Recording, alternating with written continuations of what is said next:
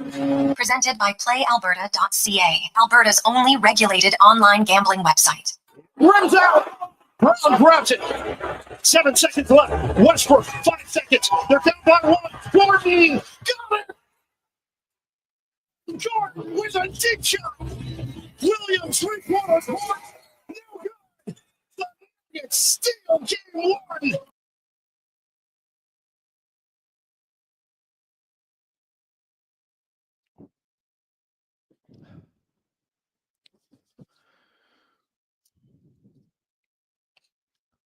What a tremendous Tuesday afternoon. How are you? And welcome to the Jason Gregor Show on Sports 1440 Oilers Nation. YouTube, Facebook, X, and Instagram, as well as sports1440.ca. And we are ready to rock and roll, as it is, of course, game 1 tonight. The Oilers and the Vegas Golden Knights in the Pacific Division Final. It is the Gregor Show, as always, presented by our title sponsor, PlayAlberta.ca, where tonight also $75 million.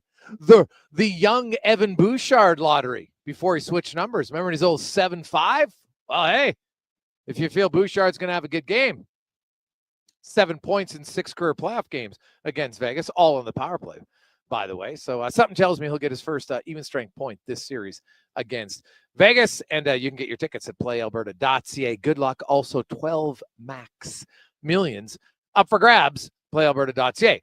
We are coming to you live at OTR, Jasper Ave, and 118th Street. Of course, your place to watch the game tonight and Thursday on the weekend. I highly recommend to make some reservations in advance. Get yourself a table. There's unreal seating to sit here. Big screen TVs, multiple big screen TVs to watch the game. And then, if you're sitting at a table, there's tons of TVs around. So there's no bad seat in the house, and always all sorts of specials. It's a Tuesday, so it's $2 Taco Tuesday. The feature taco today, the Philly cheesesteak. Not the chili feast steak, but the Philly cheesesteak. Oh, my goodness. That was terrible. Good one at OTR. I'm Jason Gregor. He is Connor Halley. We got a loaded show for you today, but because it's the second round of the playoffs, we're going to switch it up a little bit. We always get text messages, which is great, but we're going to go old school. I'd like to hear the emotion. If I have to say there's one thing I miss about doing the post-game show, and I loved it when I started out. It was great. Was just like the energy, the excitement, or sometimes frustration of callers post-game. It was great. You get the heightened emotion. And now you're into round 2. And we'll get your thoughts. Nervous, excited? What do you make of the Edmonton Oilers? We'll open up the lines coming up at 2:20, 833-401-1440. Right? You can text the same number, but we're usually promote the text. We're going to promote callers, see how people are feeling about the team as we head in to round 2. It started last night. Okay, should we all just stop? Are we allowed to talk about anything else? Like, hey, you know what? I understand, and I said this many times. Fans, they can be fanatical. They can be completely biased. That's at the point of being the fans. But my good, there's some media people that should be kind of embarrassed that are calling out Sam Bennett. Like, that's a blatant cheap shot. What? Go look at the Sam Bennett collision, and then go look at the Mikko Rantanen one. How many people even thought the Mikko Rantanen one was like, oh, geez, that was pretty tough? No one in Edmonton was acting like, oh, my God, Sam Bennett. Like, should he be in jail right now? I haven't checked. Like, have they put out an arrest warrant for him? Because this is so egregious. Like, my God, give me a break. Okay, it's really unfortunate what happened to Stolarz. But as you listen and you watch, and I thought that Chris Nowinski, who, of course, is a medical doctor, studies concussions, something I'd actually never heard the acronym before, and it made sense, right? So Chris Nowinski, of course, he's a doctor. He talked about shake, SHAAKE, which is spontaneous head shake after a kinematic event. It predicts concussions 72% of the time.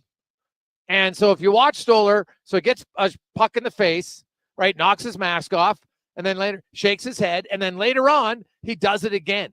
And, they say that it's it happened 25 seconds after, right? So if you do it right away, okay, but then he waits and he did it again 25 seconds after. So this is a guy who studies concussions. So here's my question. Who's your concussion spotter? Because now that we have an actual name for it, right? The shake, is that what we got to call it? Because it's 2 A's. Like, what's the concussion spotter looking for if he's not looking for that?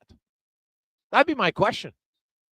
And, we put in a request to try to get concussion spotter on last time, and the NHL said, no, okay, fine. But eventually, I need to know, who are the concussion spotters and what are they looking for? Because when you read Chris's statement, like, this is something that can predict a concussion 72% of the time. That's pretty damn accurate, man. And if you would play Alberta.ca, if you're hitting your pick 72% of the time, you'd be doing cartwheels, right? If you could pick in your bracket 72% of the time, you'd be pretty happy. So we will see. But my goodness, hey, Bennett goes to the net and just kind of runs into him. It's unfortunate, sure, right? Stolarz, he ends up upchucking. That's obviously not great. But I remember when there was lots, for a while there, concussions were really prevalent in the NHL. And we did lots of conversations. We learned a lot. We had lots of different doctors on talking about concussions and, man, second impact syndrome. So lots of times it's not the huge blow that does the damage, right? It's repeated blows. And so if Stolarz had this and he's a little bit, and maybe he's feeling okay, because sometimes you can be concussed and it doesn't really impact you till later. But then he gets hit by Bennett, and that just exasperates the initial one. Because if you'd watch how many times a goalie will get hit or players get hit like that and nothing comes of it. That's why concussions are so difficult, because from one hit to the next, you don't know. Some guys, we can have huge hits. And the concussion spotters even talk about sometimes a massive hit doesn't always mean it's a concussion. So either way, Toronto, they played a good game. Right? They had a great first period. They're up 4-1, scored on their first shot of the game. And, they let it get closer. It was 4-1. Florida bounced back, but they never took the lead. The game was never tied. So a big win for Toronto on opening night of round 2. Tonight, you'll have the appetizer for Oiler fans, if we want to call it that, as you have Carolina taking on the Washington Capitals. I have the Caps winning that series. Con Man, back at Sports 1440 headquarters. Who do you like in that series? I think I'm going to lean Capitals. It's the Carolina Hurricanes for whatever reason, similar to maybe when people would say until Ovi wins a cup, you're always going to bet against him. Until the Carolina Hurricanes actually go out there and do it, I just think that their firepower falls apart after a round or two. So I'm taking Ovi in the Caps. Ovi in the Caps, yeah. Wow. That's kind of the exact same for me. I don't see Carolina, and I give them credit. They tried to get Rantanen. Yeah. They had him, didn't want to stay. And so rather than just losing for nothing, they got Stankoven and some other players. Okay, no problem. At least you're going to take a swing. And I think they recognize what they needed. And the Mikko Rantanen you saw in the last few games of the Dallas series, that's the guy they were hoping to get. And it took him a while to get really comfortable. But, man, once he did, what a horse. He's got 113 points in 88 career playoff games. This guy is a pretty good competitor in the postseason. No debate about it. And so he's exactly what Carolina needed. Unfortunately, they weren't able to keep him. And when I look at that series, they could win, right? Like Freddie Anderson, that's big news. Freddie Anderson is going to play tonight for Carolina, so he misses one game, but that's it. And when Freddie Anderson's in, he's pretty darn good. The question is, how long is he going to play? Maybe 1 year he'll be able to not get injured for an extended period of time. Missing one game, obviously it didn't hurt Carolina. But that's a guy who's really struggled to stay healthy for many stretches. But look at his salary. They already gave him a contract for next year. When he's healthy, he's good. And maybe they just say, hey, we know that Freddie Anderson's going to miss 4 or 5 games in the playoffs, and so we'll play Kochetkov. And I think that's probably their strategy. Logan Thompson, very quietly, if you were putting together, now it's infinitely too early, but for fun, if you were doing the Conn Smythe, Logan Thompson would be near the top. He was excellent for Washington. One of the few goalies who who didn't have a bad first round. Like when you look at some of the goaltending numbers in the first round, like I wonder if Oiler fans, because they're, you'll never win with Skate. Look at the goalies. Look at Hellebuck's numbers. This guy's going to win the Vezina. Look at his numbers. Look at Darcy Kemper's numbers. The Oilers just lit him up. Right, look at Vasilevsky. Go down the list. Like, it's a tough position, and I think it relies a lot on the environment. And to me, you have a tandem of goalies that and if you have a good environment in front, you say, hey, can he win us one game here or there? Sure, and then just be steady. That's kind of what you want, I would think. 833-401-1440, 833-401-1440. Hey, Gregor, repeated blow or not, Bennett meant to knock him in the head. It was a dirty play, and it's just unexpected hits that do the most damage. From JP on the island. Well, JP, what level are we calling this cheap? Like, you're going to the net with the puck. I honestly, I didn't see that as a flagrant one. Obviously, we see it different. I didn't see that.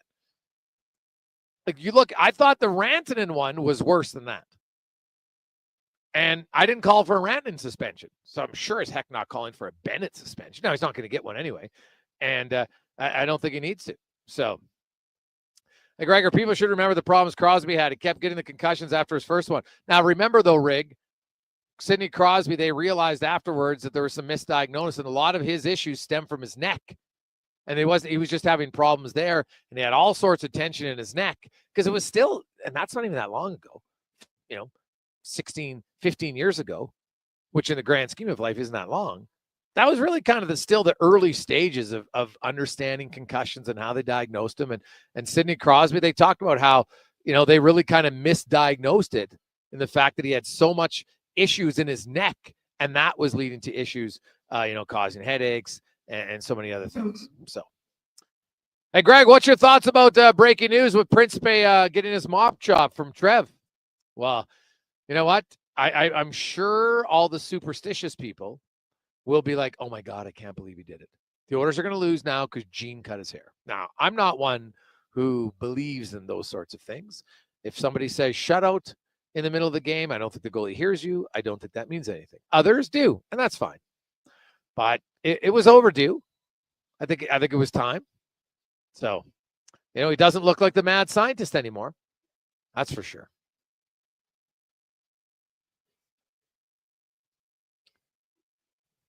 Hey, Gregor, don't goalies shake their heads and helmets around often, trying to distinguish between that and a normal head shake? Skinner does it all the time. Dizzy Craig. Well, great question. And we're trying to get Chris on. He talked about after it where, and you see somebody get it, and you have to go watch the video that he posted on, and if you go to my Twitter feed, I had quote tweeted it on the Chris Johnson one, and he had it in there. He had two different tweets describing how it works. And it comes after so if the goalie, like Patrick Waugh, tapping his goal post, he's doing that. That's not the same. It's after, obviously, you take a shot to the head, whether it's a puck, whether it's a stick, whether it's a shoulder. That's what they're talking about. So,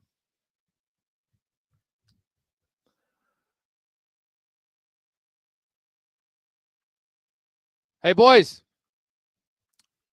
what's your thoughts on the Oilers goaltending? Well, Calvin Pickard deserves to start. I'm not sure why that's a conversation. He deserves to start. Now, what's interesting about it is the numbers that Calvin Pickard has. If Stuart Skinner had those numbers, people would be freaking out. Right? It's a different approach. You're like, hey, when you win, they don't seem to care as much. But when you lose, it's all on the goalie. But it's not like Calvin Pickard, as Kevin Woodley. Guess what? The Edmonton Oilers, when Stuart Skinner played goal, they had an .872 expected save percentage. Not Skinner, but the environment in front of him. Pickard's 4 games, .914. The Oilers played infinitely better. Now, Pickard, to his credit, made some key saves. I don't think Skinner played poorly. I don't think he made any big saves. Pickard's made some big saves. That's why he stayed in. But he's also played in a much better environment than Stuart Skinner. Now, the Oilers, if they continue that, like if their expected save percentage is .914, like on an average goalie based on the environment, if it's .914, the Oilers are going to win a lot of games. No question in my mind. Their head coach talked about it. The self-inflicted turnovers, they lowered them. Like game 1 and 2 was awful. Now, game 6 was the one game where the Oilers were not very good defensively. Even in game 1 and 2, it was more so just the huge gifts they gave up. And as Nombach said, there's a difference between defending poorly and just making a big crucial mistake. And I thought the big crucial mistakes is what hurt them early in those first 2 games. Now, game 6 was not a Picasso when it comes to playing team defense. And that's going to happen every now and then, right? And Pickard, I love what he said. Hey, my job is just to make one more save. And he did. So good for him. It was a no-brainer for me that he's going to start. But do I think they're going to ride him all the way to the Stanley Cup final? I do not. I think you're going to see both goalies. At some point, you'll see Stuart Skinner back in. And when he does, Oilers fans are hoping he does what he did last year. When he came back in, his final 15 games were outstanding against Vancouver, Dallas, and Florida. You had no issue with it. Had no issue at all. He only allowed more than 2 goals 4 out of 15 games. Pretty solid. Before we go to break, hey, Greggs, can you please tell all the people listening, stop flicking cigarettes out the window? I've seen 2 in the last 15 minutes. What are people really that dumb from G-Man? Well, hey, there's the huge grass fires on the west side of the Henday. So please, smokers, anybody, do not throw your cigarette butt out the window, okay? It is ridiculously dry right now. It's like tinder. You got grass fire. You don't want it. So save yourself. Save everybody else. Please be smart. No flicking of the butts. That would be very much appreciated at this time. Now, we'll return, and I want to get your calls, 833-401-1440. What's your level of excitement, nervousness, confidence? Give me your reasons why you think the Oilers are going to win, or maybe if you're a Vegas fan, why you think Vegas is going to win. 833-401-1440. 833-401-1440 in our Well inbox. It's the Gregor Show presented by PlayAlberta.ca, live and on the rocks, Jasper Ave and 118th Street. Summit Restaurant, located in the heart of the Silent Ice Center and just minutes from South Edmonton Common. Summit is your destination for exceptional house-made pizza, delicious entrees, and expertly crafted cocktails. Experience the perfect blend of flavor and ambiance in a modern setting. Join us for a straightforward yet elevated dining experience where our commitment to quality speaks to every bite and sip. Make Summit Restaurant your next night on the town. You've got a go-to coffee spot, a trusted barber, even a lucky game day jersey. But when it's about looking your absolute best, there's only one name you need. Mr. Dirk. Family run since 1939. We're experts in crafting impeccable tailor-made suits and offering a wide variety of everyday styles. Pair that with personalized one-on-one fittings and the convenience of on-site tailoring. Mr. Dirk elevates your style game. Visit our Edmonton store or explore MrDirk.com. Score big on style with Mr. Dirk. I won't shave till we bring home the cup. And I like to do a shot for every playoff goal. My jersey's not coming off until we're the city of champs again. Want a playoff superstition that always wins? Pick up a bag of Wilhauk beef jerky for every game. Because when it comes to the playoffs, where there's a Wilhauk, there's a way. Make every playoff game a Wilhockey game day with Wilhauk beef jerky. Only available in Leduc. Get yours today because you don't bring home the cup with salad. Day or night, tasting just so right. You can order Oodle Noodle at oodlenoodle.ca, delivering you the news almost right away. Remember, you can order Oodle Noodle at oodlenoodle.ca. So stay on your couch all day and order oodlenoodle.ca. Oodle Noodle. It's Customer Appreciation Day at Vitality Health Foods. Take 25% off select products like Golax by Healthology for healthy digestion, Salus Milk Thistle Extract to protect your liver, and Healthology's Gut Effects. Customer Appreciation is the first Tuesday and Wednesday of each month. Visit Vitality Health Foods today. Hey, sports fans, we've got a clear choice for you. At Crystal Glass, we provide customers with the perfect glass for any job. From home to auto and even commercial, installation or repairs, we're your team. Call 310-GLASS or visit crystalglass.ca. Crystal Glass. The Bricks tent sale is on now. With so many items to clear out, they've had to set up tents in the parking lot. Save up to 60% off clearance items in the tent and store. With new specials every day and a bonus gift with furniture purchases over $999, these offers won't last long. Save up to 50% off select mattresses, up to 25% off of bedroom and dining furniture, and the more you buy, the more you save, up to an extra $1,000 off appliances. Some exclusions apply. See in-store for details. The Brick, saving you more. Hi there, I'm Ryan Reynolds, and like most actors, I have a list of things that I like to have on set. It's called a rider. It's just little things like wind chimes being blown by an easterly breeze, a 7-year-old calico cat with a crow on my lap, and, of course, 2 freshly cracked eggs scrambled with crispy hash brown sausage crumble and creamy chipotle sauce from Tim Hortons. It smells amazing. Now, where did I put that hand-carved wooden spoon? From my rider to Tim's menu, try my new scrambled eggs loaded breakfast box. It's that time again, Edmonton. Dig the Schwab in. Schwab Chev Buick GMC knows that it's playoff season. Right, Schwabbing now. But even with some late nights ahead, their boss still has the Schwab team fighting Schwabbing hard to get you into the perfect ride. That price isn't Schwabbing good enough. Come score a great deal on your next vehicle with up to $12,000 off 2025 diesel trucks at Schwab Chevrolet Buick GMC in Leduc. Dig the Schwab in.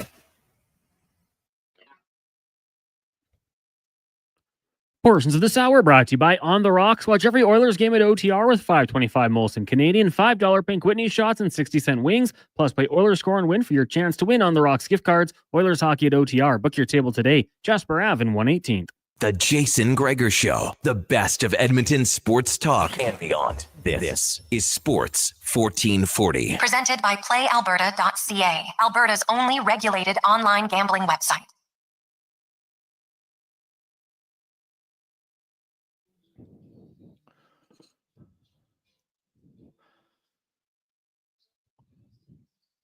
Game day continues on Sports 1440, sports1440.ca, Orders Nation, YouTube, Facebook, X, and Instagram, as always, presented by playalberta.ca. Get in the game tonight, $75 million up for grabs.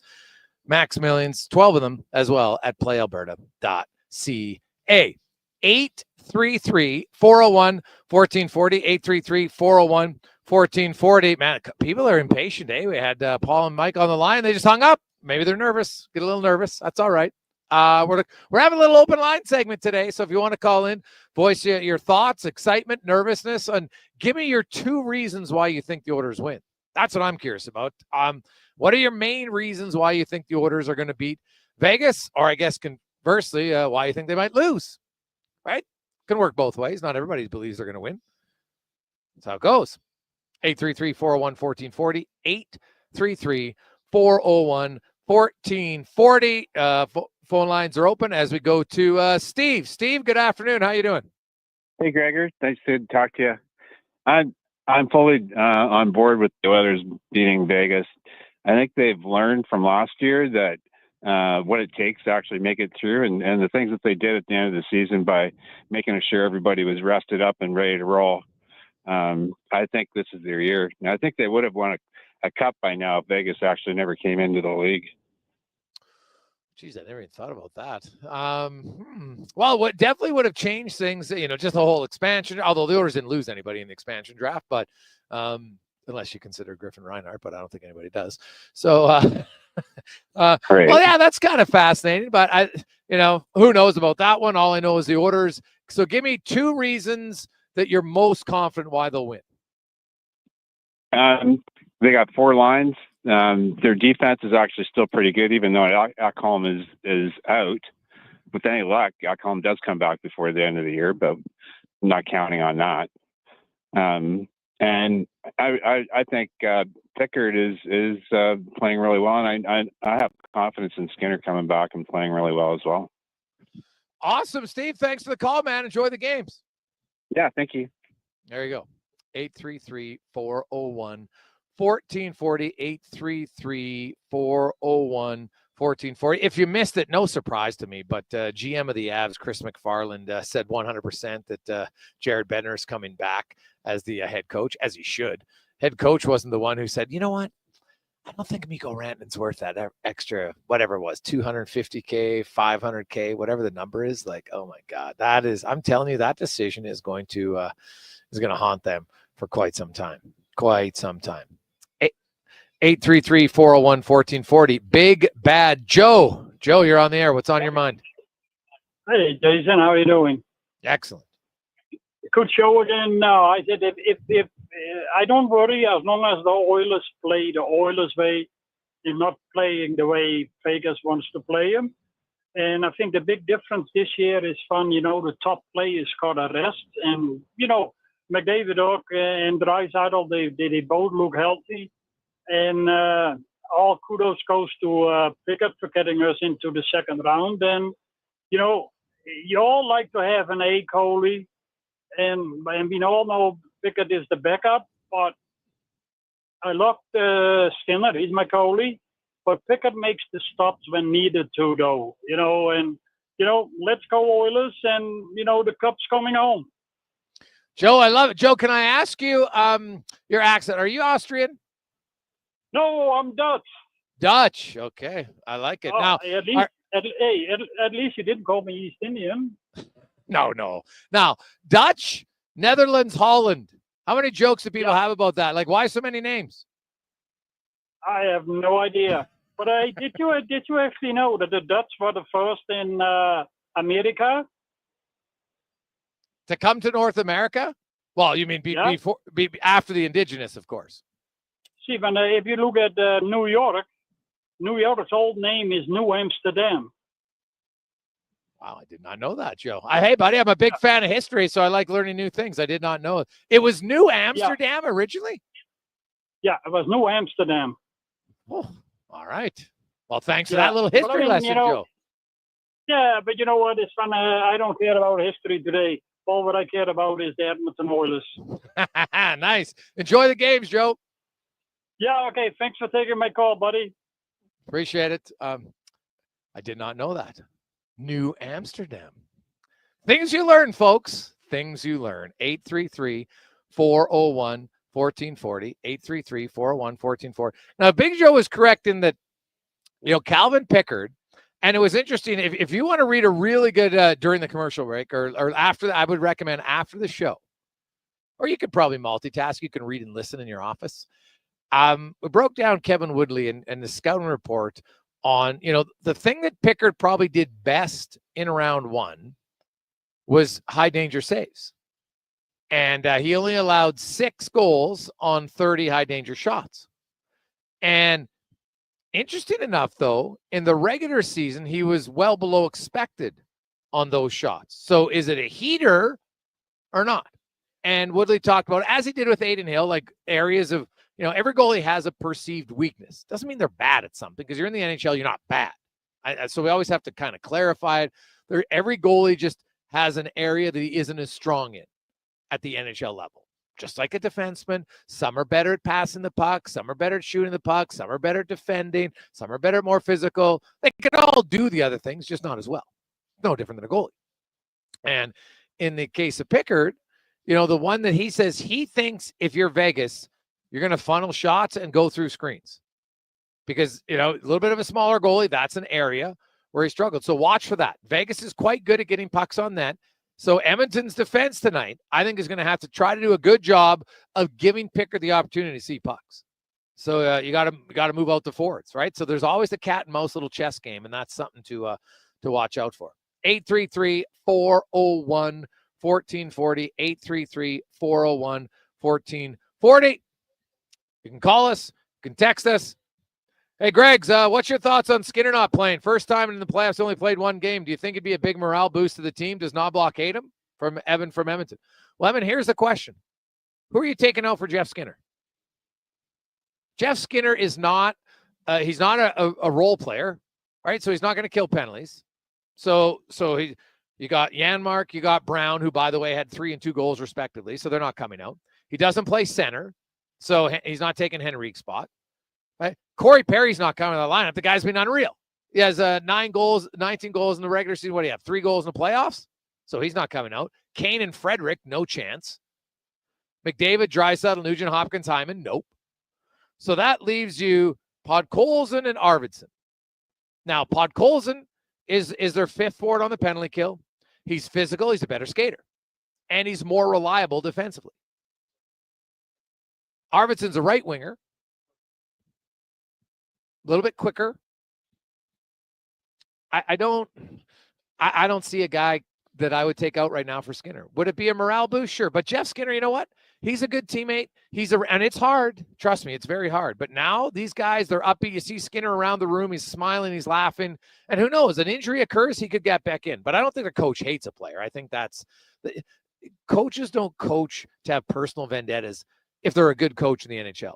Now, everybody has a certain thing they like or style, but at the end of the day, Knobloch's put in the lineup he thinks is the best chance to win, and that's what they've done. Cons, where are we going next? To Nails. Nails, good afternoon. How you doing? I'm pretty good. How are you doing? Good. That's good. Well, two things. Just listening to that Skinner comment. Yes, absolutely. He's there if we need him. Short of that, I think we've got depth is the first reason we're going to win the series. And I think the boys want it. I really do. You look at Connor McDavid, Leon Draisaitl, they've set their caps. They're going after it. But that's my take on it. All right, man. Enjoy the game. I do agree with you that the superstars are definitely hungry. And Joe's point about them being rested because of injury is something that maybe doesn't get talked about that could be a benefit the longer you go in the playoffs, for sure. Health is I think, the biggest factor that never gets talked about consistently. And I understand why, because no one wants to talk about injuries. But you know what? Getting guys injured or being healthy at the right time. Like, what if Evander Kane was fully healthy in the series against Florida? Could he score a key goal in a game maybe that ties a game or pushes it to overtime or wins? We'll never know. But I definitely think he adds more than some of the guys who are in the lineup. That's just how it is. So, awesome. 833-401-1440. 833-401-1440. John, good afternoon. You're on the air. Good afternoon. I'm phoning because I'd like to get your opinion on the face-offs. It seems every face-off, there's a discussion when people get kicked out and all that. Why can't the linesman just drop the puck? Well, fair question, and I've talked about it, and I even talked to the league. And so after game one of the LA series, the linesmen were set basically a memo saying, hey, you're not doing what we asked. And they want them to face-offs are important. Some people want to discount them, but they're pretty important, right? Like, you can win. What did LA score? I think 4 goals off of face-offs in that series. So they want guys to not be able to cheat. And the reason that Draisaitl gets kicked out as often as he is because he's moving beforehand. Right now, Draisaitl, to his credit, has said, hey, man, I'm trying to get a jump on guys. He obviously doesn't want to get kicked out, but he likes to time it. And so sometimes he gets kicked out, and he's probably pushing the boundaries. I don't love it when the linesman, doesn't drop the puck. He's talking, but they're trying to set a level that, and this is coming from the NHL. They set the standard. The league wanted them to be more diligent to people to drop the puck, not having wingers encroaching inside the circle, and not having the center iceman, like the guy who puts his stick down first in the defensive zone. He has to put it down, but then he can't just move it around. He has to wait until the offensive guy puts it down. So now there's a bit of gamesmanship that goes on in there. Excellent. Thank you for clarifying. Hey, no problem, man. Hey, trust me, at times you're just like, what is happening? Right? But Draisaitl, and I've talked to Leon about it, and he did kind of spirit goes, hey, could I be better at it? Yeah. But he's playing to see, hey, if I can get the jump, and it's literally a millisecond, right? If all of a sudden the linesman drops it and he's moved, now he's got the advantage. And I think in some cases he's not worried about it, especially when he plays with McDavid, because he has another center iceman on the ice. Yeah, that's a good point. It would be great if they could win the face-off on a penalty when they have the power play. I mean, right? Yeah, that first face-off, they're losing it every time, and it's going down the ice, and they're killing seconds. But something to work on. Awesome. Thanks, man. Appreciate the call.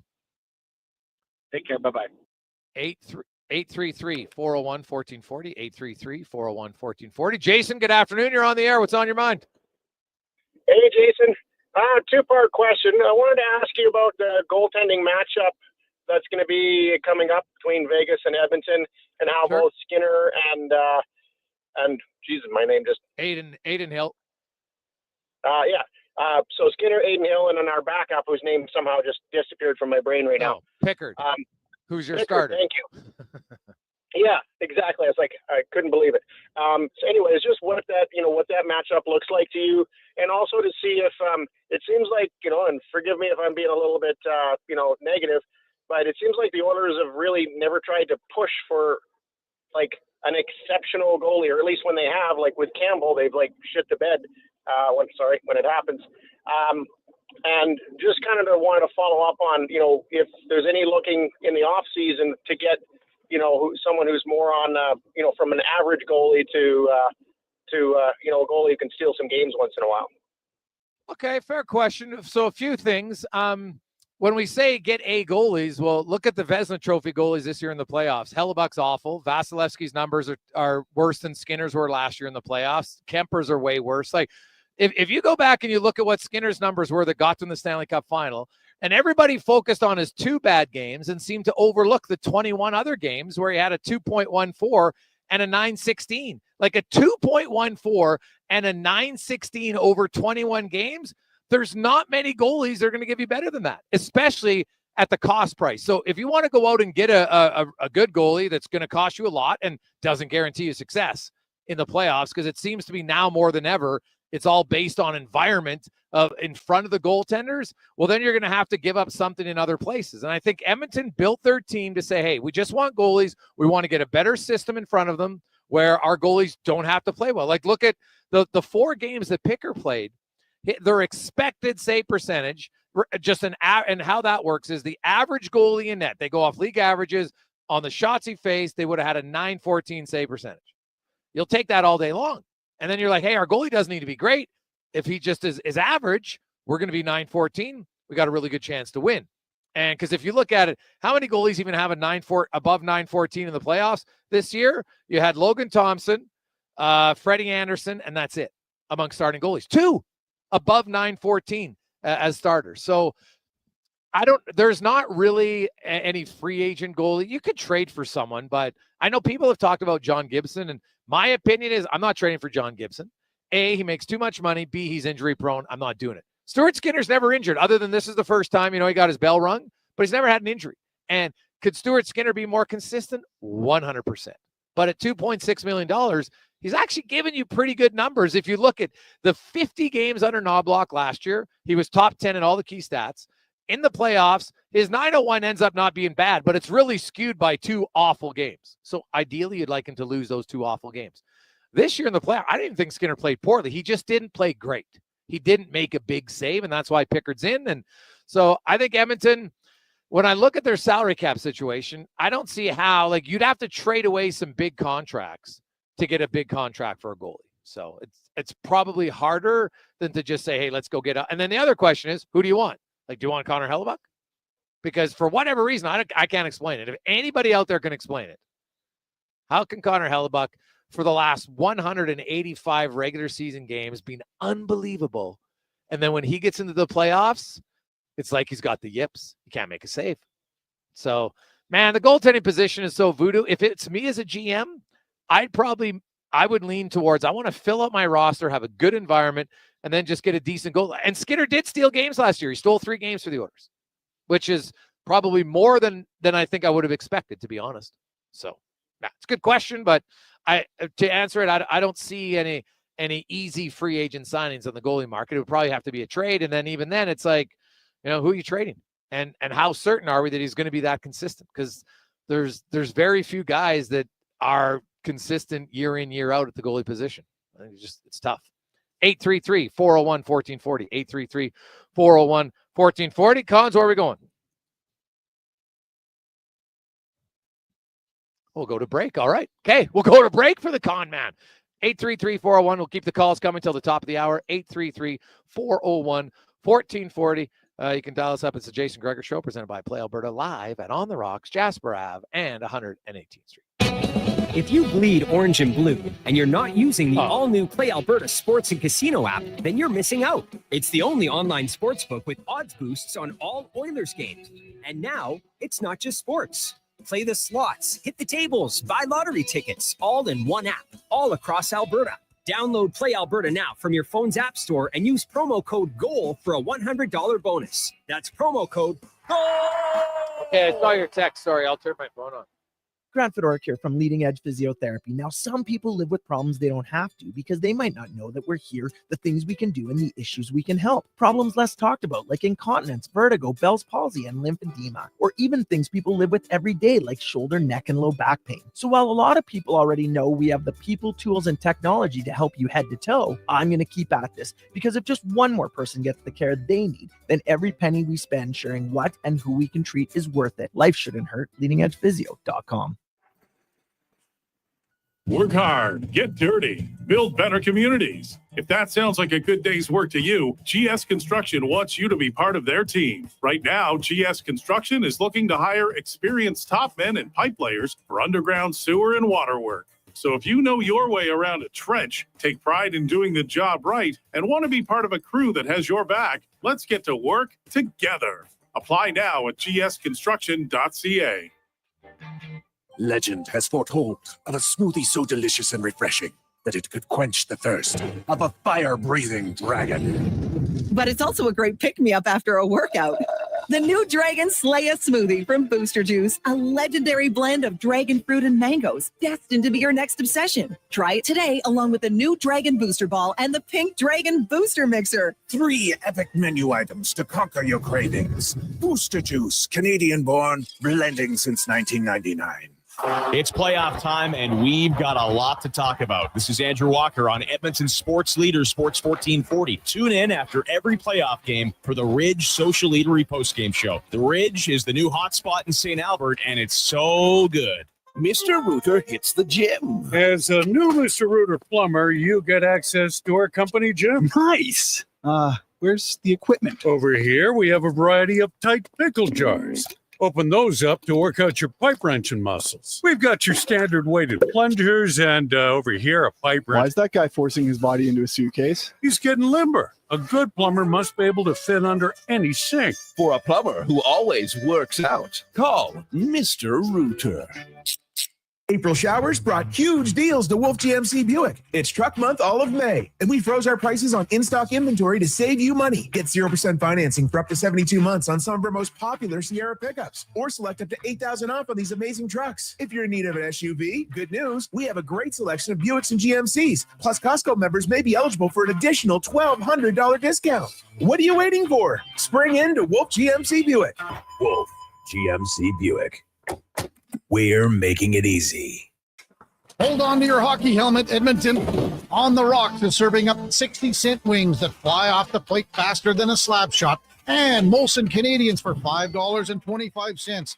OTR's TVs, hey, they're so clear you'll see the puck better than the ref. That ain't hard, is it? And every game night during Edmonton's playoff run, specials start 30 minutes before puck drop and last for the whole game. Be a part of the legend. See the menu at ontherocks.com.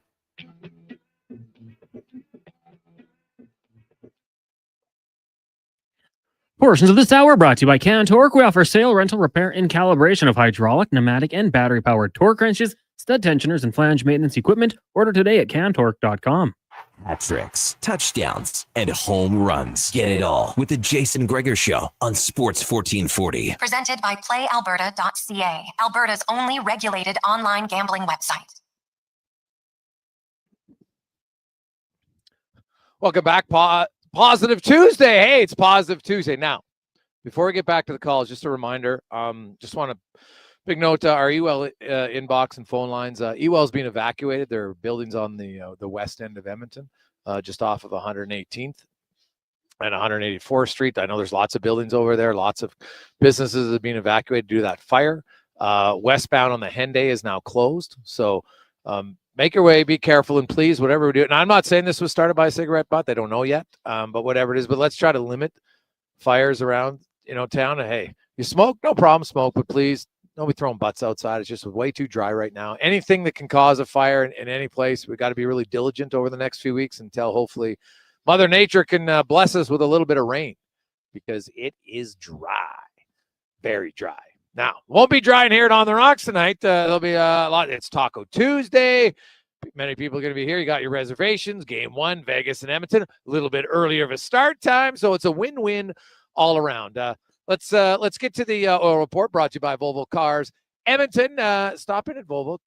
course, they are Canada's #1 Volvo dealership for new car sales. And right now, their May Day sales event is ongoing for the month of May. You can lease an XC90 for 1.49% and save $5,000. Plug-in hybrid. That's VolvoCarsEdmonton.com. We continue on talking Oilers. 833-401-1440. 833-401-1440. We go to Elvis. Elvis, you're on the air. How you doing? Jason, first of all, I just want to say thank you for so much for everything that you do in our community. All the charity stuff you do, the work is like second to none. And I spoke to a lot of people when the 1260 disappeared, and then everyone thought, like, what are we going to do without all the fundraising you do? Thank God for 1440, and thank God for you, Jason. I really appreciate what you do in our community. Oh, thank you. As far as the Oilers go now, my friend, I am 100% pumped about this series. I personally think the run they went on last year, all the way through to the Stanley, going to Game 7 in the Stanley Cup final, all that other stuff, that's going to have a huge, huge advantage for the boys, just simply because of the mindset, 100% mindset. And I think we've got some big bodies. We could compete. It's going to be way different than 2023. I love the show, Jason. I'm going to keep on listening. I got one final question for you. Are we going to bridge Bouchard? And I'm listening, sir. Ooh, Bridge Bouchard. I would tell you, I can see reasons why you would, depending on, but even if you bridge Bouchard, like a bridge is probably going to be 7.5, right? Or 8. That's a bridge deal for him. When you put up the offensive numbers, I know people will look at some of the defensive gaps, but I always try to remind people, watch some of the other games. Did you see Cale Makar's playoffs for Colorado? Did you really notice him? They had the one game he had 3 points. The rest of it, nothing. So I know Evan Bouchard can frustrate you with some of his plays, but he also makes a lot of good plays. And he's going to get paid. And the thing about Bouchard is his first 2 games of the first round kind of mirrored the team, not great defensively. I had no issue with Bouchard's game the last 4. And he's not playing with Ekholm.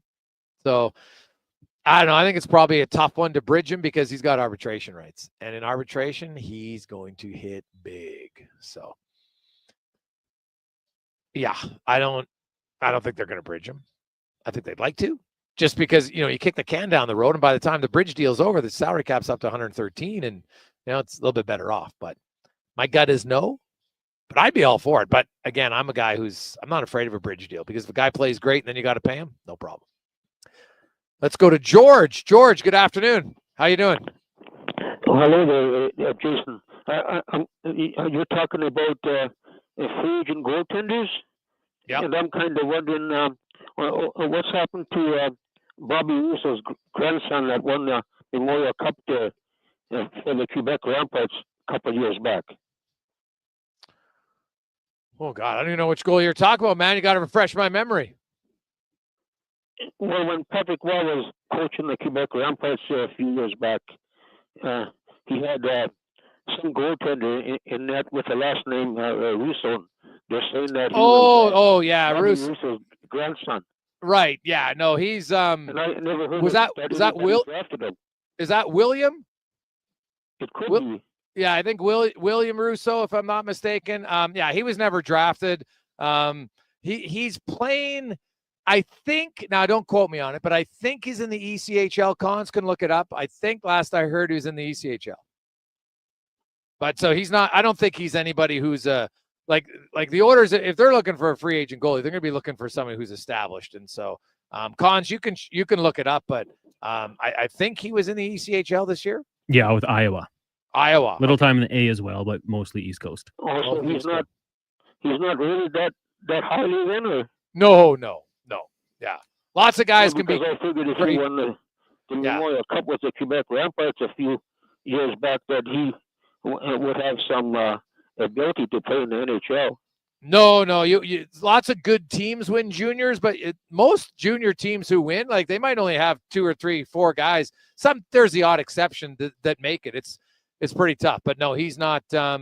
he's not really considered a prospect at any regard by anybody at this stage of the game. He is only 22, so maybe he can develop later, but he's not someone I think the Oilers are looking at. But he could be signed by an NHL team, like he's older than the age of 20. Oh yeah, no, he's under contract by somebody, but he might only have an AHL only contract, is what I'm guessing. So yeah, technically he could get signed as a free agent, but I don't see the Oilers going after. Okay. All right, Jason. Thanks, George. Well, man, that was a name. I wasn't thinking we'd be mentioning Willie Russo on the show today, Cons. It kind of came right out of the blue there. Yeah, undrafted, played 29 games regular season this year, had a record of 17-7-5, spent 3 games in the AHL. So that was a deep pull. Whenever people talk about Memorial Cup goalies, Gregor, I always think of Fucali with Halifax. Oh yeah. Well, he also is on the World Junior team. Yeah, I was like, this guy's going to be a stud. Never really happened, but that's the name that comes to mind for me. So now Russo is. So if he played in Iowa, so then is he signed by Minnesota or is he just on an AHL deal? I'm guessing he's on an AHL deal because they've also got Wallstead, but maybe he's on an entry level deal. I honestly don't even know. So I'll pretend to know every goalie in every organization, but that was a big pull. It was a big pull. 2-way AHL contract for the remainder of this year. 1 year, 1-way AHL for next year. Okay, so it's okay. There you go. Awesome. 833-401-1440. Got a lot of text coming in too. Hey guys, something that's bugged me for a long time is when a team, let's say the Oilers, are hemmed in their own zone and they're getting tired chasing. They finally dump the puck out and an Oiler gets it in the neutral zone and sees his teammates changing. He skates close to the other team's blue line. They just dumps it and goes for a change, thus turning the puck over. They're seldom challenged by a back checker. They're also changing. Why not take a couple more strides over the blue line, flip it over the glass, and get a face-off in that zone? No penalty as it's an offensive zone. Would that work in the penalty kill as well when single player skates the puck up the ice? That one comes in from Bill. Well, Bill, even if you're in the offensive zone and you fire the puck over the glass in the offensive zone, guess where the penalty is? The face-off. It's not in the offensive zone, right? So it's coming out. So number one.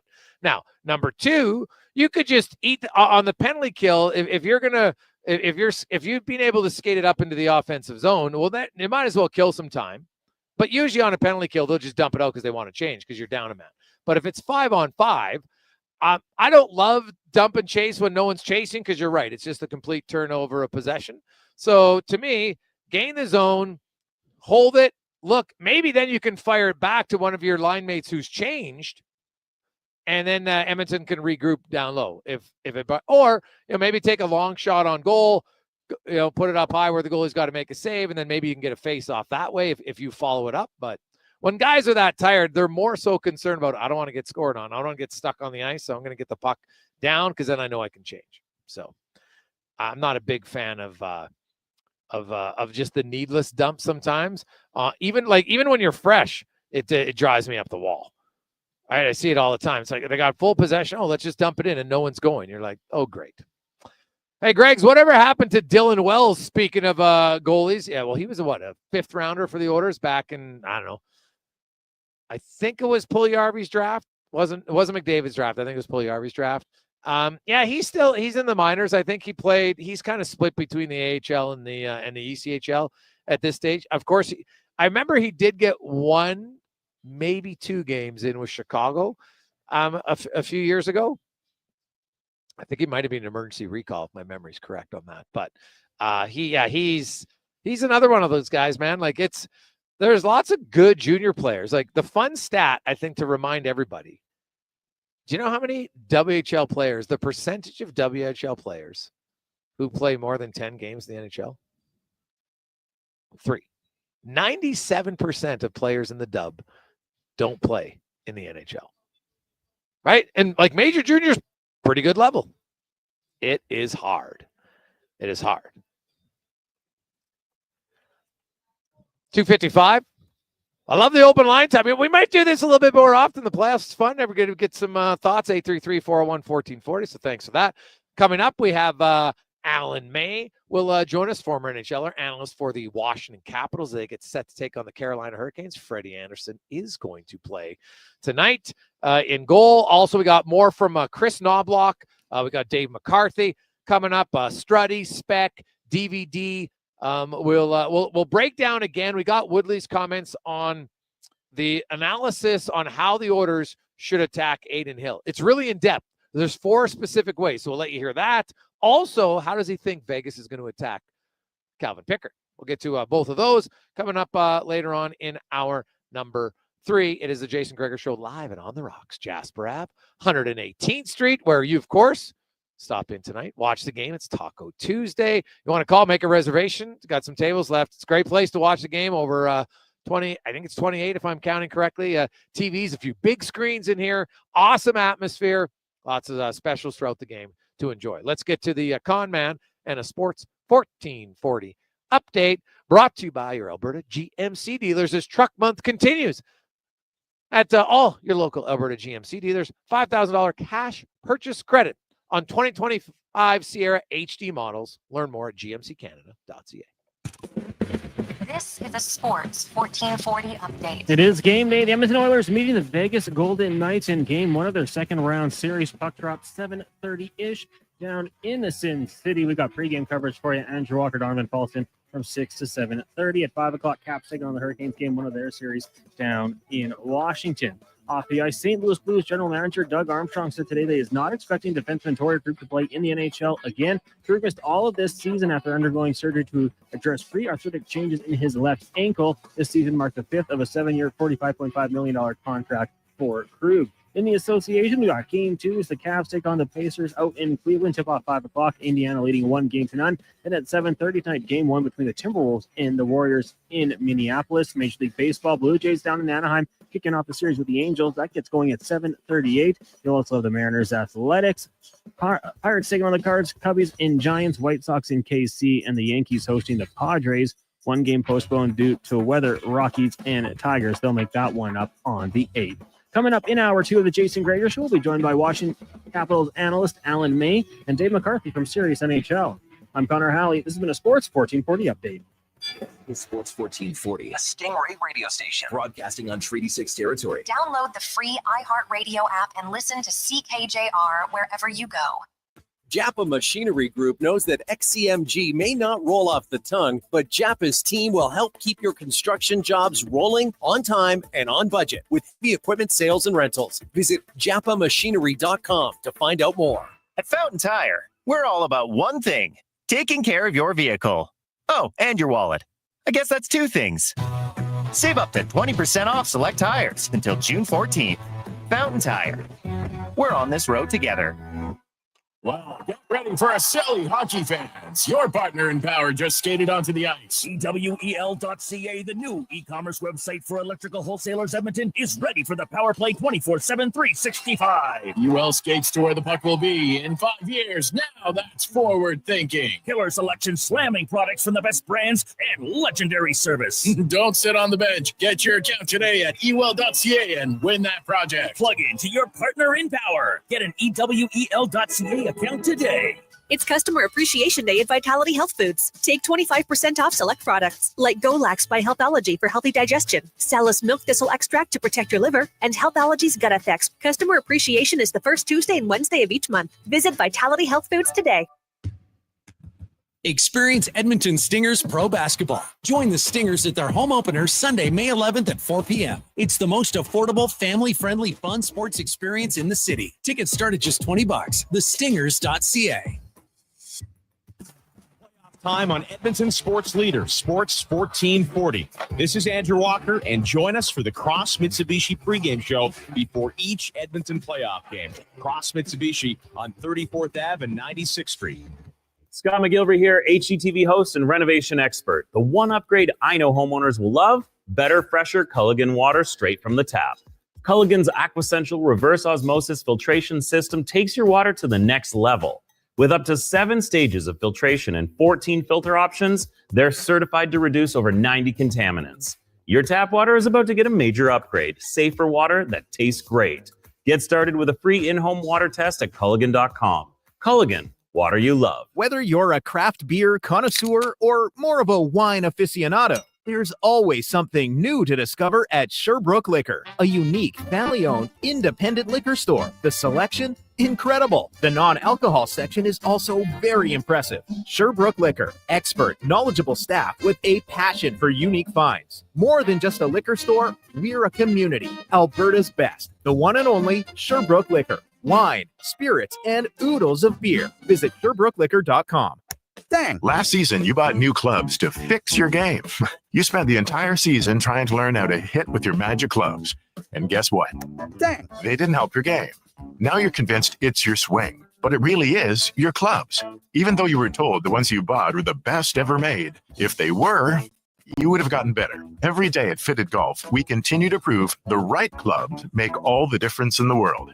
From beginners to pros, Fitted Golf makes all the difference. Yes! FittedGolf.ca. O'Hanlon Paving is looking for Finnish skid steer operators, Finnish grader operators, Class 1 drivers, and more to join their Edmonton road crew team. Bring your positive attitude and great work ethic to their job fair, Friday, May 9th from 10 till 3. Visit o'hanlonpaving.com/careers.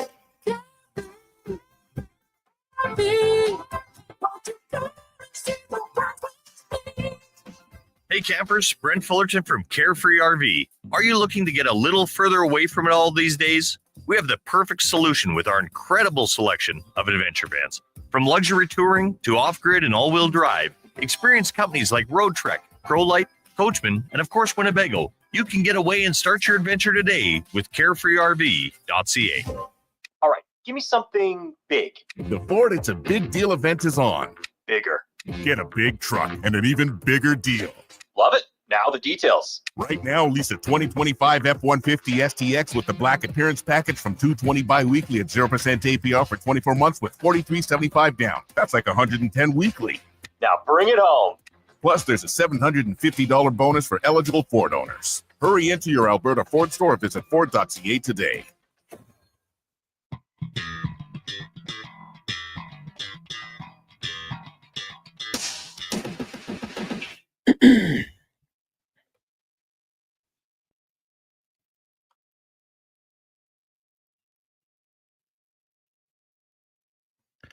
Portions of this hour brought to you by Culligan for all your residential water needs. Your local water treatment company, more than just big bottles. Culligan.com. Hat tricks, touchdowns, and home runs. Get it all with the Jason Gregor Show on Sports 1440. Presented by PlayAlberta.ca, Alberta's only regulated online gambling website.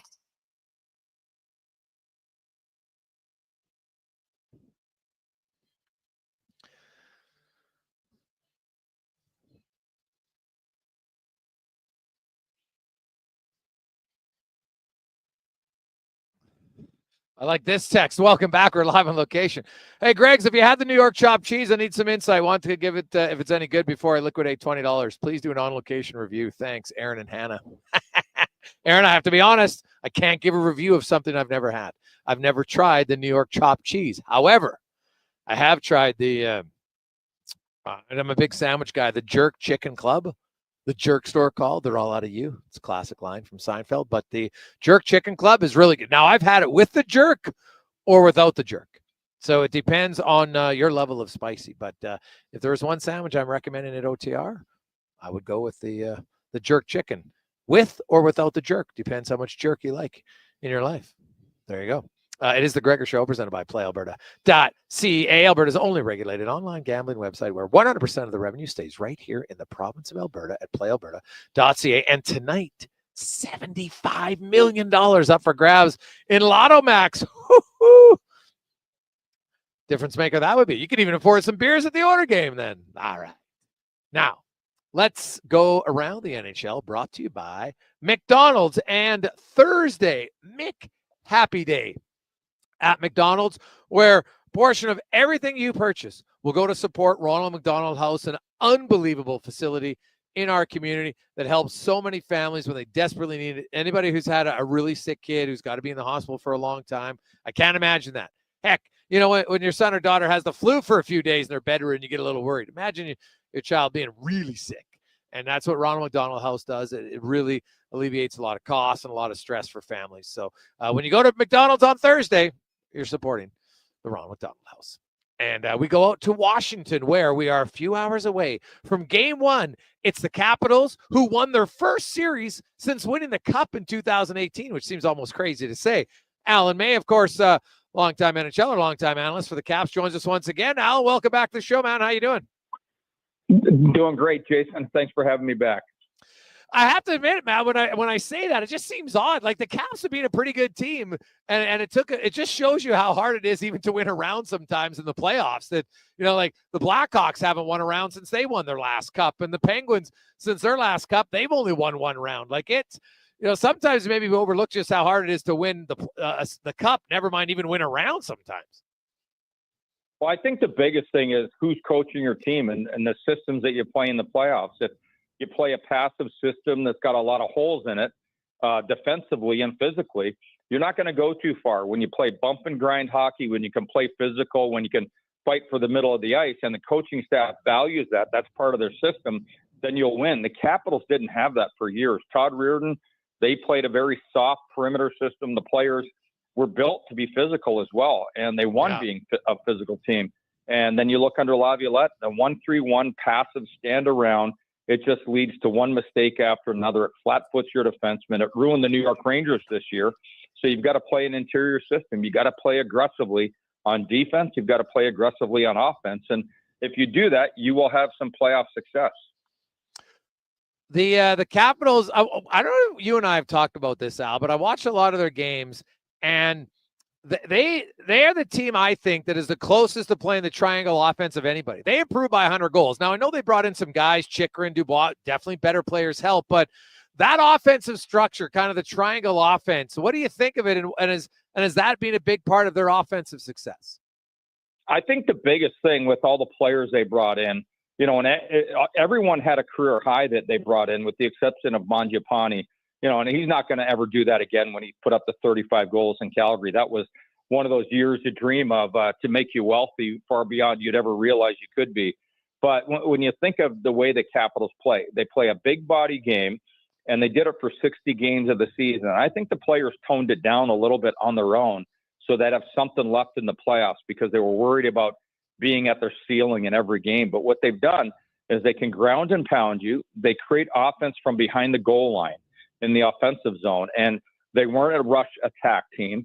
They were getting their cycle, goals off the cycle, goals off of turnover, scoring chances, but a lot of plays from below the goal line to the slot, the interior slot, wherever they could get to, and they had net traffic, and that was very successful for them when they were playing the first 60 games of the season. In the playoffs, they've gone back to that. They've gone back to the aggressive type of hockey where they're pounding your defenseman, they're playing uber physical, and they're finding quick pucks to the front of net with a lot of traffic. So that's the recipe for their success. If they want to go far in these playoffs, that's how they have to play every single night. What's the update on Protas? Well, he played last game. He was very, very effective. He will be in the lineup, and he'll be in the lineup every game. And you know, they're going to bounce him all over, you know, all four lines tonight. He's going to play right wing and left wing. And I doubt they play him at center, even though I believe they drafted him at center and he played there when he first got here. But he is so efficient and so good at what he does now. And the growth in his game by moving his legs, the strength on the puck, the fact that he hits and forechecks and wins all of his board battles now has made all the difference in the world. Last game, they were setting up against Lane Hudson, and Lane Hudson had nowhere to go. And he just kept getting a stick in the way. His body, I laugh all the time. He's so large and such a great skater, you can't get the puck through him. So the puck hits him in the shin pads, the skates, the stick. And I don't know how much the wingspan is, but Joe Beninati, our play-by-play guys, knows the exact wingspan of him when he reaches out. And he knows how to use his size. He's a very intelligent, cerebral hockey player. And he's been very effective at shutting other teams down. He was plus 40 this year. And a lot of times I don't really care about the plus, but when you're plus 40, but it was a result of how good he played defensively, not just offensively and scoring the goals, but he was one of those guys that turned turnovers into offense for the team on a regular basis. And I can't believe how much growth he's had in his game. Well, man, I remember seeing him as a young player in Prince Albert, and he was such a large human being, even at 17 years of age. And, you know, you saw the raw talent. It just took him some time, and they've been very patient. Now, him, Dubois, and Wilson as a line this year might have been the biggest line in hockey, Al. Ultimately, when they're rolling, is it best to have them as a trio? Well, it's certainly effective, and you can't argue with the line. But, the way they rotated their top six, they were just – some nights they'd interchange the right winger, sometimes the center, sometimes the left wing. And it worked. It always worked for all the lines. But if you go to that line, and I think that Carolina's got some smaller players and smaller lines, I'm pretty sure that you could neutralize them. And not to mention that Wilson scares the hell out of the majority players that he plays against. When he's moving his legs, and if you pissed him off, you better watch out because someone's going down. You throw that out there with Dubois, who plays with some snarl. Protas just continues to take all your space away, and I can't imagine how difficult it would be to play against those guys, 2 6'4" and a 6'6" that can all skate. That's a pretty scary line. Oh God, yeah, they're massive. Alan May joins us. The Capitals. Anthony Beauvillier, when you know what, it's funny, there's lots of talk about trade deadline acquisitions and big names and, oh, geez, they went and got Beauvillier, but oh my goodness, in that first round, Al, like he was incredible in the role that he was expected to play, but then the contribution he made far exceeded, I think, what expectations were. Well, I think the Capitals, ever since they bought Cap Friendly, You see everything that's happened. The players that they signed in the offseason, everyone had an incredible year. Everyone seems to fit. And then at the trade deadline, they were pretty cagey. They knew that Leonard was coming out of school. They're going to have to leave money for a signing bonus in his contract and what it would take up on a salary cap. And they went out there and they knew that they had to waive Jacob Vrana, who was mostly out of the lineup here and really wasn't that effective. Still a hockey player that I hope that can continue his career. But Beauvillier came here with 33 playoff points in his career. People don't realize the first couple of seasons in the playoffs, he put up huge numbers. And you can play him on left wing or right wing. He's second or third on the team in hits right now in the playoffs. He's a straight line player. He's fast. He doesn't play intimidated. And I look at how tough his last season had to be. Basically in the last 3 years, he's played on 6 teams. Last year it was 3. This year it was 2. He played the majority of the year at Pittsburgh. But he's been effective. And when I watched him play in Pittsburgh this year, he was very effective. So he's fit in well. The skating style, the analytics that, ultimately brought him here, not just the eye test, but all the other little things that this team's taken into, the factors that why they're acquiring, trading, or signing for players. He's just another guy on that list of great management by this team. And he's fit in very well on any line, whether he's on the fourth line or the first line. He's been effective every night. Al May joins us. Al, let's look at the matchup now. Canes and the Capitals pretty even in the regular season. The Caps won twice. Once I think was in a shootout, and the Canes, of course, won twice.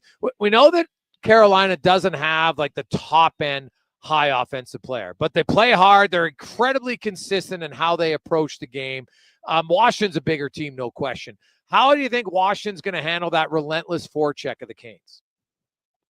Well, the biggest thing is on that forecheck, you're going to have to be very accurate with your passing when you put the puck into the middle of the ice. And, at home, especially when they're in Carolina, it's even harder. That's such a loud atmosphere that they play in front of there. But here on the road, they're not going to have that same bump. I think the biggest thing is get the puck out of the zone and get the puck into Carolina's end and just ground and pound their defensemen. And anytime the wingers get the puck, finish your hits on them. They don't have the biggest wingers on the right side of the ice. Jarvis, Blake, they're not very big guys. And you look at them, Stankoven, another smaller player. You have to wear them down. You have to take a piece of them every chance you get.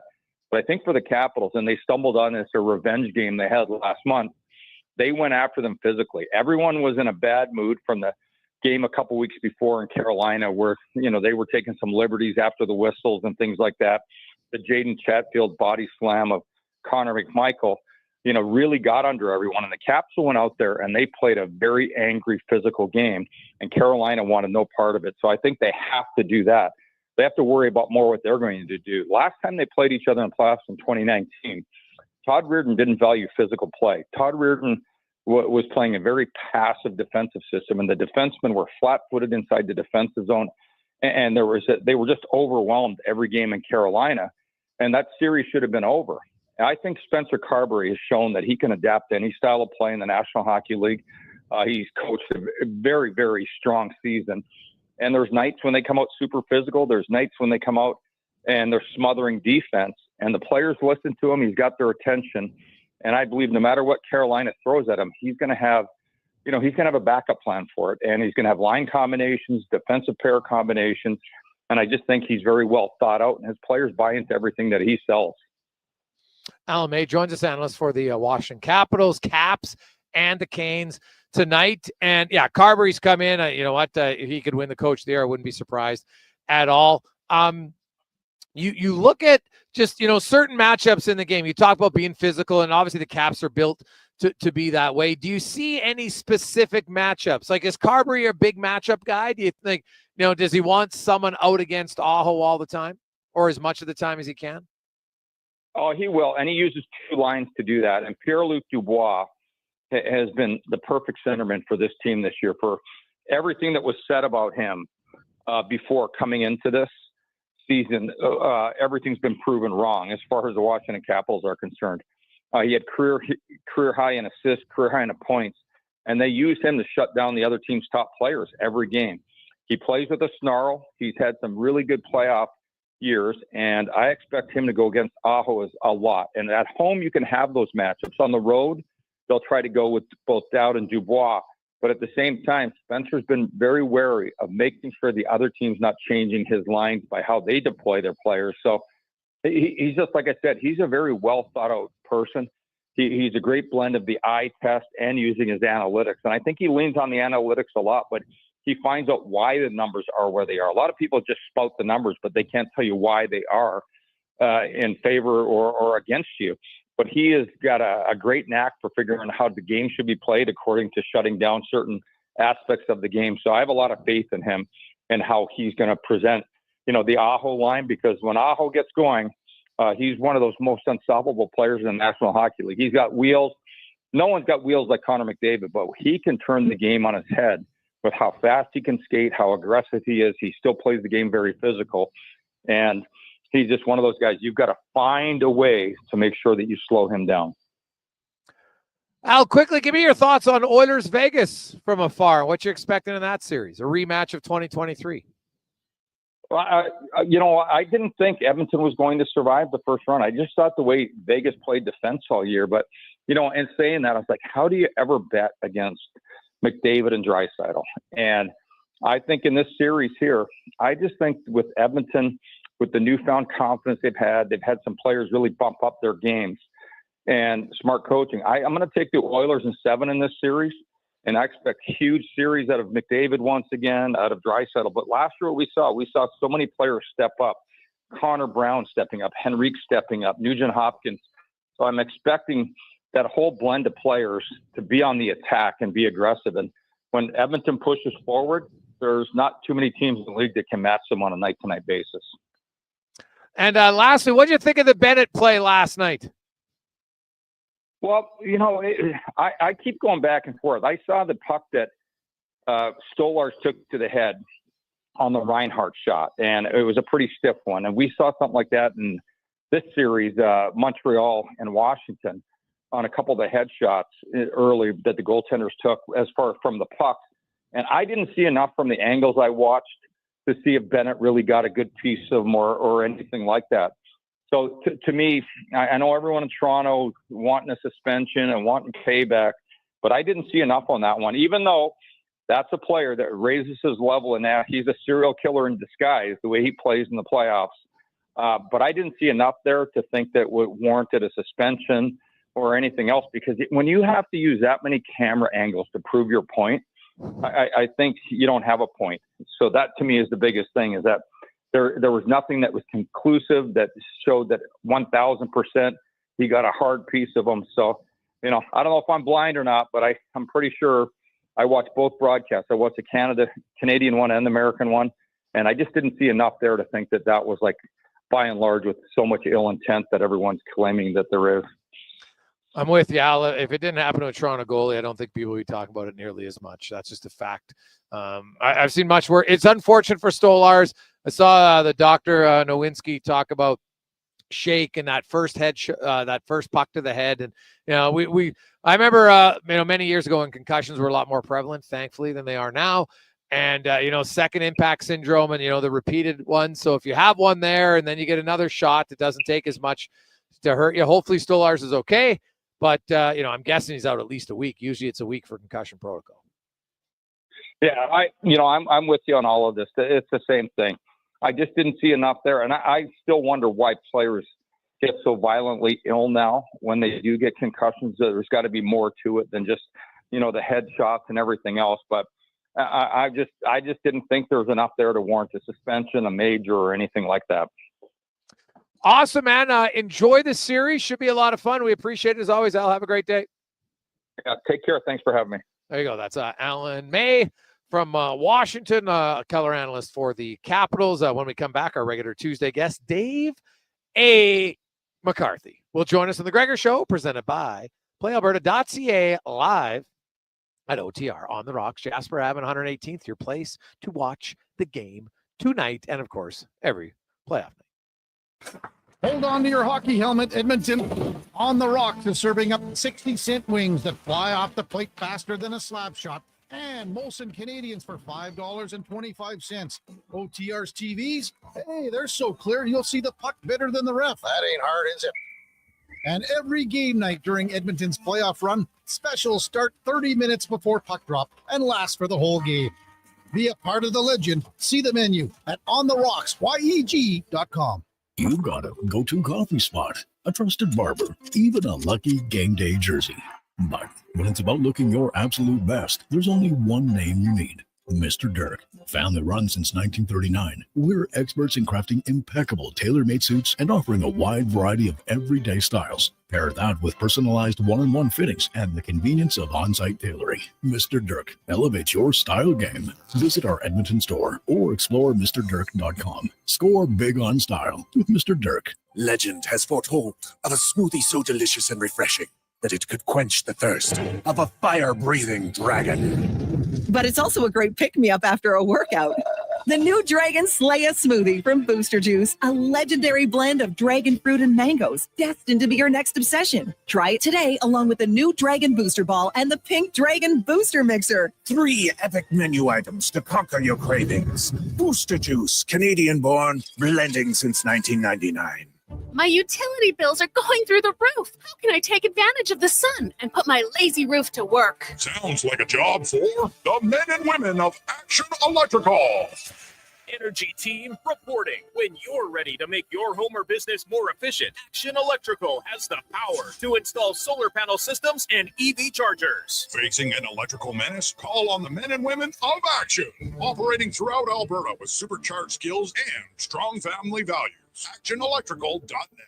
Excavators, loaders, lifts, compaction equipment, and more. Find the XCMG construction equipment you need. Available for rental or sale at Japa Machinery Group. Japa, helping build Alberta from the ground up for 50 years. Visit japamachinery.com.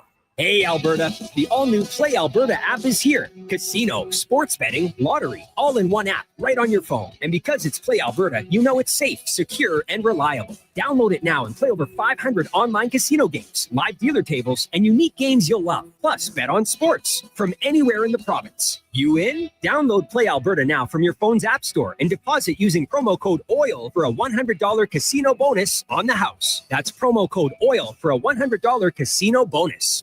Oodle Noodle origins. In 1864, Francis Oodle took over his dying father's business as a leatherman. He was quite proficient, but his heart was never truly in the trade. After his father's death, Oodle met a cocksure young man named Vladimir Nudel, who was a trailblazer in the popular new art of food boxes. They formed a partnership and aimed to ply their trade in the new world. At Ellis Island, Nudel was renamed David Noodle, and henceforth, the franchise has been known as Oodle Noodle. It's Customer Appreciation Day at Vitality Health Foods. Take 25% off select products like Golax by Healthology for healthy digestion, Salus Milk Thistle Extract to protect your liver, and Healthology's Gut Effects. Customer Appreciation is the first Tuesday and Wednesday of each month. Visit Vitality Health Foods today. At Vision Credit Union, we've been around a long time. In fact, we've been serving rural Alberta communities for 75 years. We launched in 1950 with $128, 21 members, and a mission to help our communities. It's still our mission today. That's why we return 75% of Vision's profits to members, offer full-service banking in underserved rural communities, and prioritize contributing to charitable causes in our hometowns. We're here for good. VisionCU.ca. Diablo Boots sells only Canadian-made work and biker boots made by Canada West. No American or boots made in China, so no tariffs. All of Diablo's boots have replaceable soles and heels for longer life. Sizes 6 to 14 triple E. Buy quality, buy Canadian. And support Canada West and Diablo, the two best names in the boot business. So save on boots by Save On Foods. That's Diablo Boots, 3340 Gateway Boulevard on the east side of Save On Foods. Buy Canadian. They're terrific. Low Tide, Jason Gregor. They are all ready for the Cup run. Sports 1440 is your home for all things hockey, including our pre- and post-game show with Andrew Walker. Sports 1440 is Edmonton's sports leader.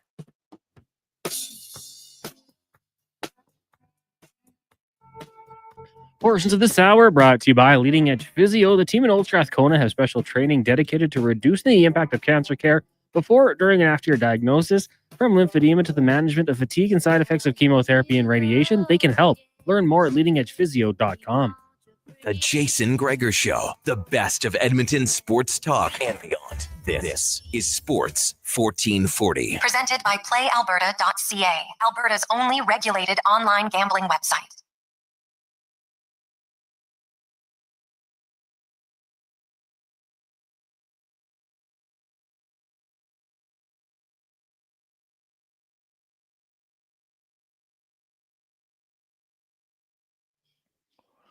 .326.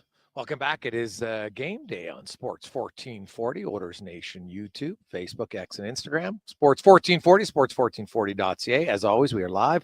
It's game day at On the Rocks, Jasper Ave, 118th Street, your place to watch the game tonight, Thursday, Saturday, and hey, any night if you want to watch playoff hockey.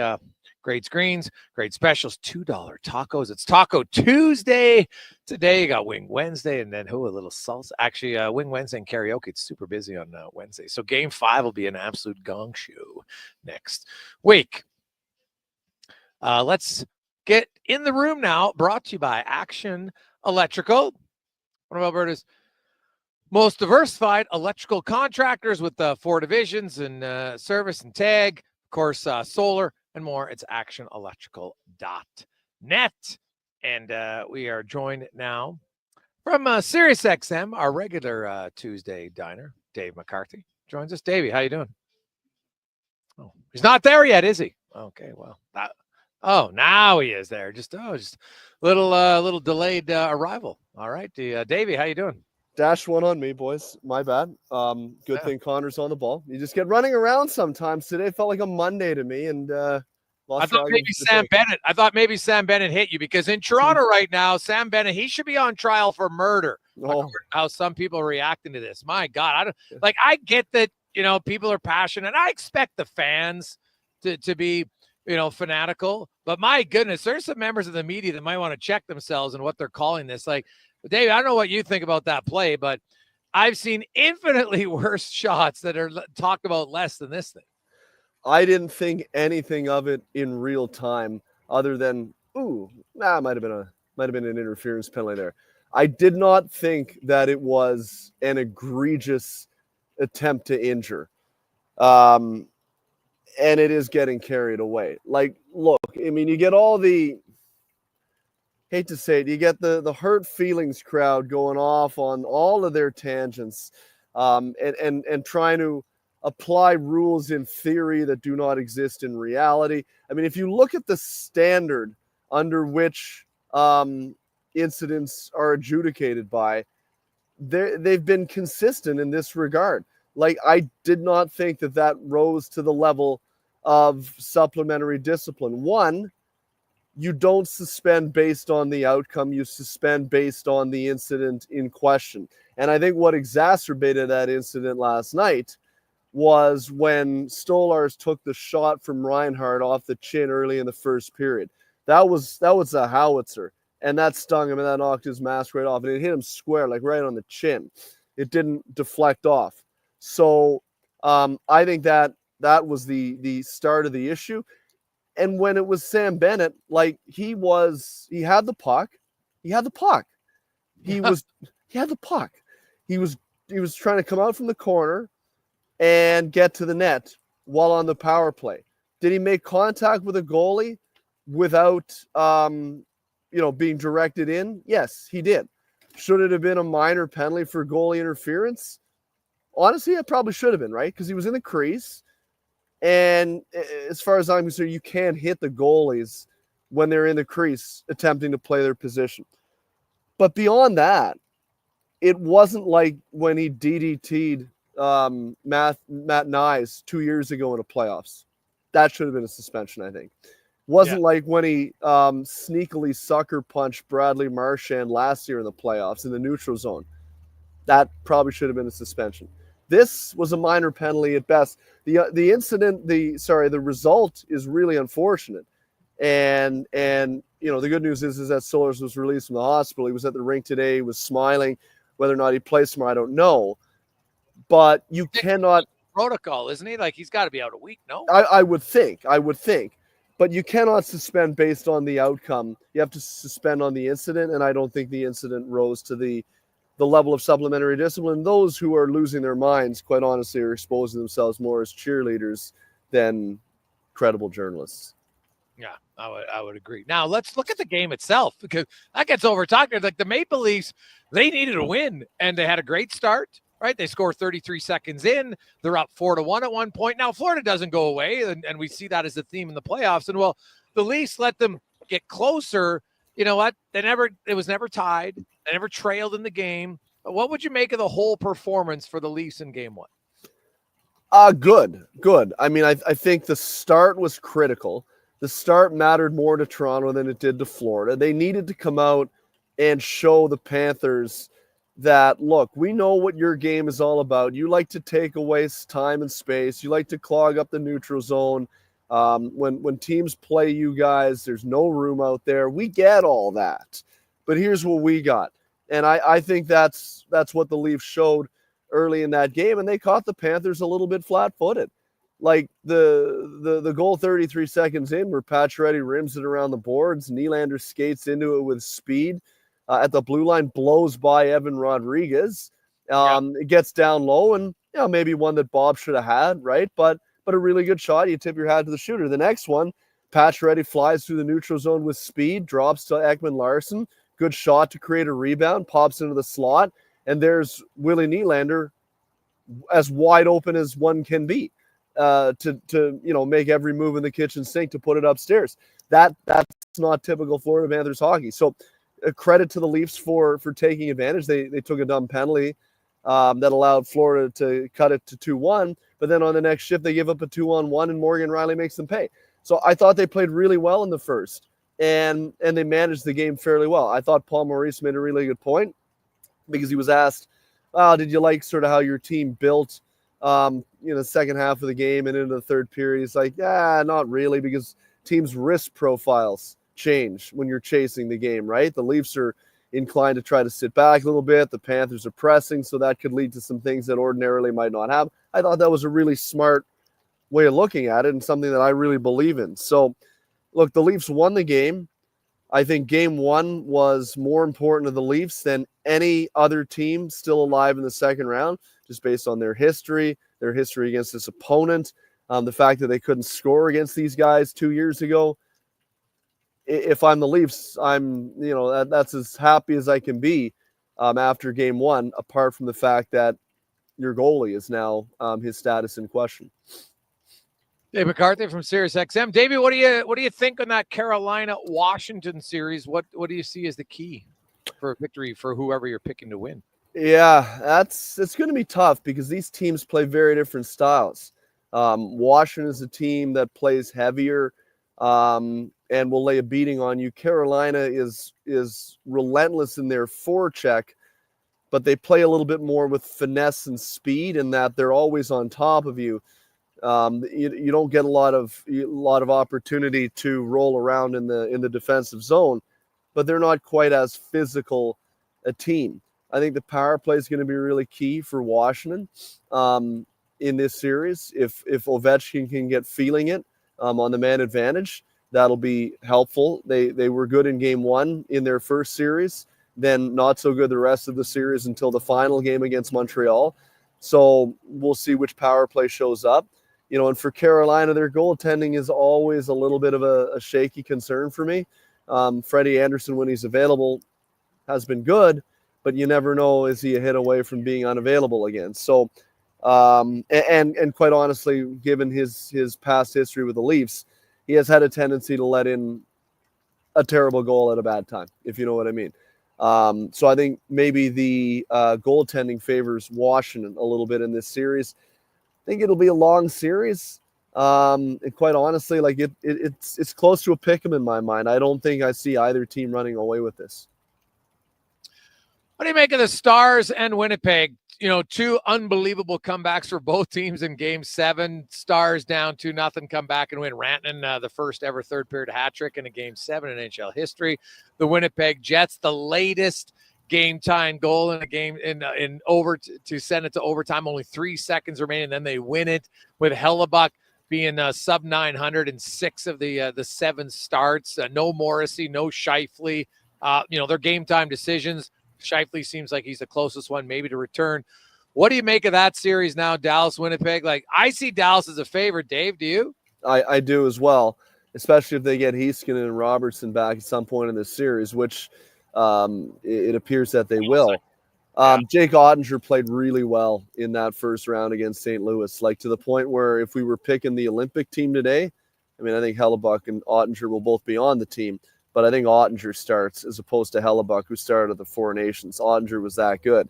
So I think goaltending favors them. We'll see. Hellebuck, credit to Scott Arniel. I would have given him the heave-ho after 2-0 there. I really would have in Game 7. But he stuck with him. He was good in overtime. And maybe this will allow him a bit of a reset here and to get past whatever mental hurt. Because it looked like a golfer who couldn't putt, to be honest with you. He looked like he had the yips. Yeah. I mean, some of the goals that were going in, it's like, are you kidding me, man? Like, have you ever played goal before in your life? Which obviously he has. So the only explanation that lends sense in my mind to why those went in is just there's something in his mind. So see if he can clear that and play more like the guy that we saw in overtime. If he can, I think Winnipeg's in this series. But I like Dallas's depth more. I like their D a little bit more, probably, especially with Morrissey's status in question. So I'm going to go Dallas in 6 in this game. I've liked Dallas for a long time, and I just kind of get the feeling that this might be their year to push through. Dave McCarthy joins us. Davey, the Edmonton Oilers lose 2 and then win 4 in a row. The last 2 without McDavid or Draisaitl even get a point 5-on-5, which is very rare. And, their depth came through. They lit up Darcy Kemper, who's a Vezina Trophy finalist, scored the most goals in the playoffs. What do you make of them in Vegas?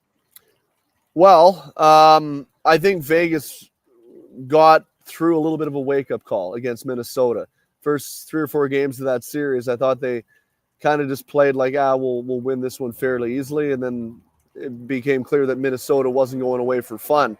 I picked Vegas, I believe, to go to the Cup final, if memory serves correct. You make picks 2.5 weeks ago, then things change. I'm pretty sure that's what I picked. I really like Vegas. Nobody talks about them for whatever reason. It's wild that a team in Vegas tends to not get very much attention. But you look up and down their lineup. Jack Eichel had a career year. I didn't think he played that great in the first round. Got bought a little time here to find his game. I'd expect a better series from Jack Eichel. I thought Aiden Hill was somewhat pedestrian in that series.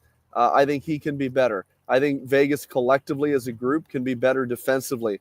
So, look, I still think this is another series where McDavid and Draisaitl are going to have to carry the mail.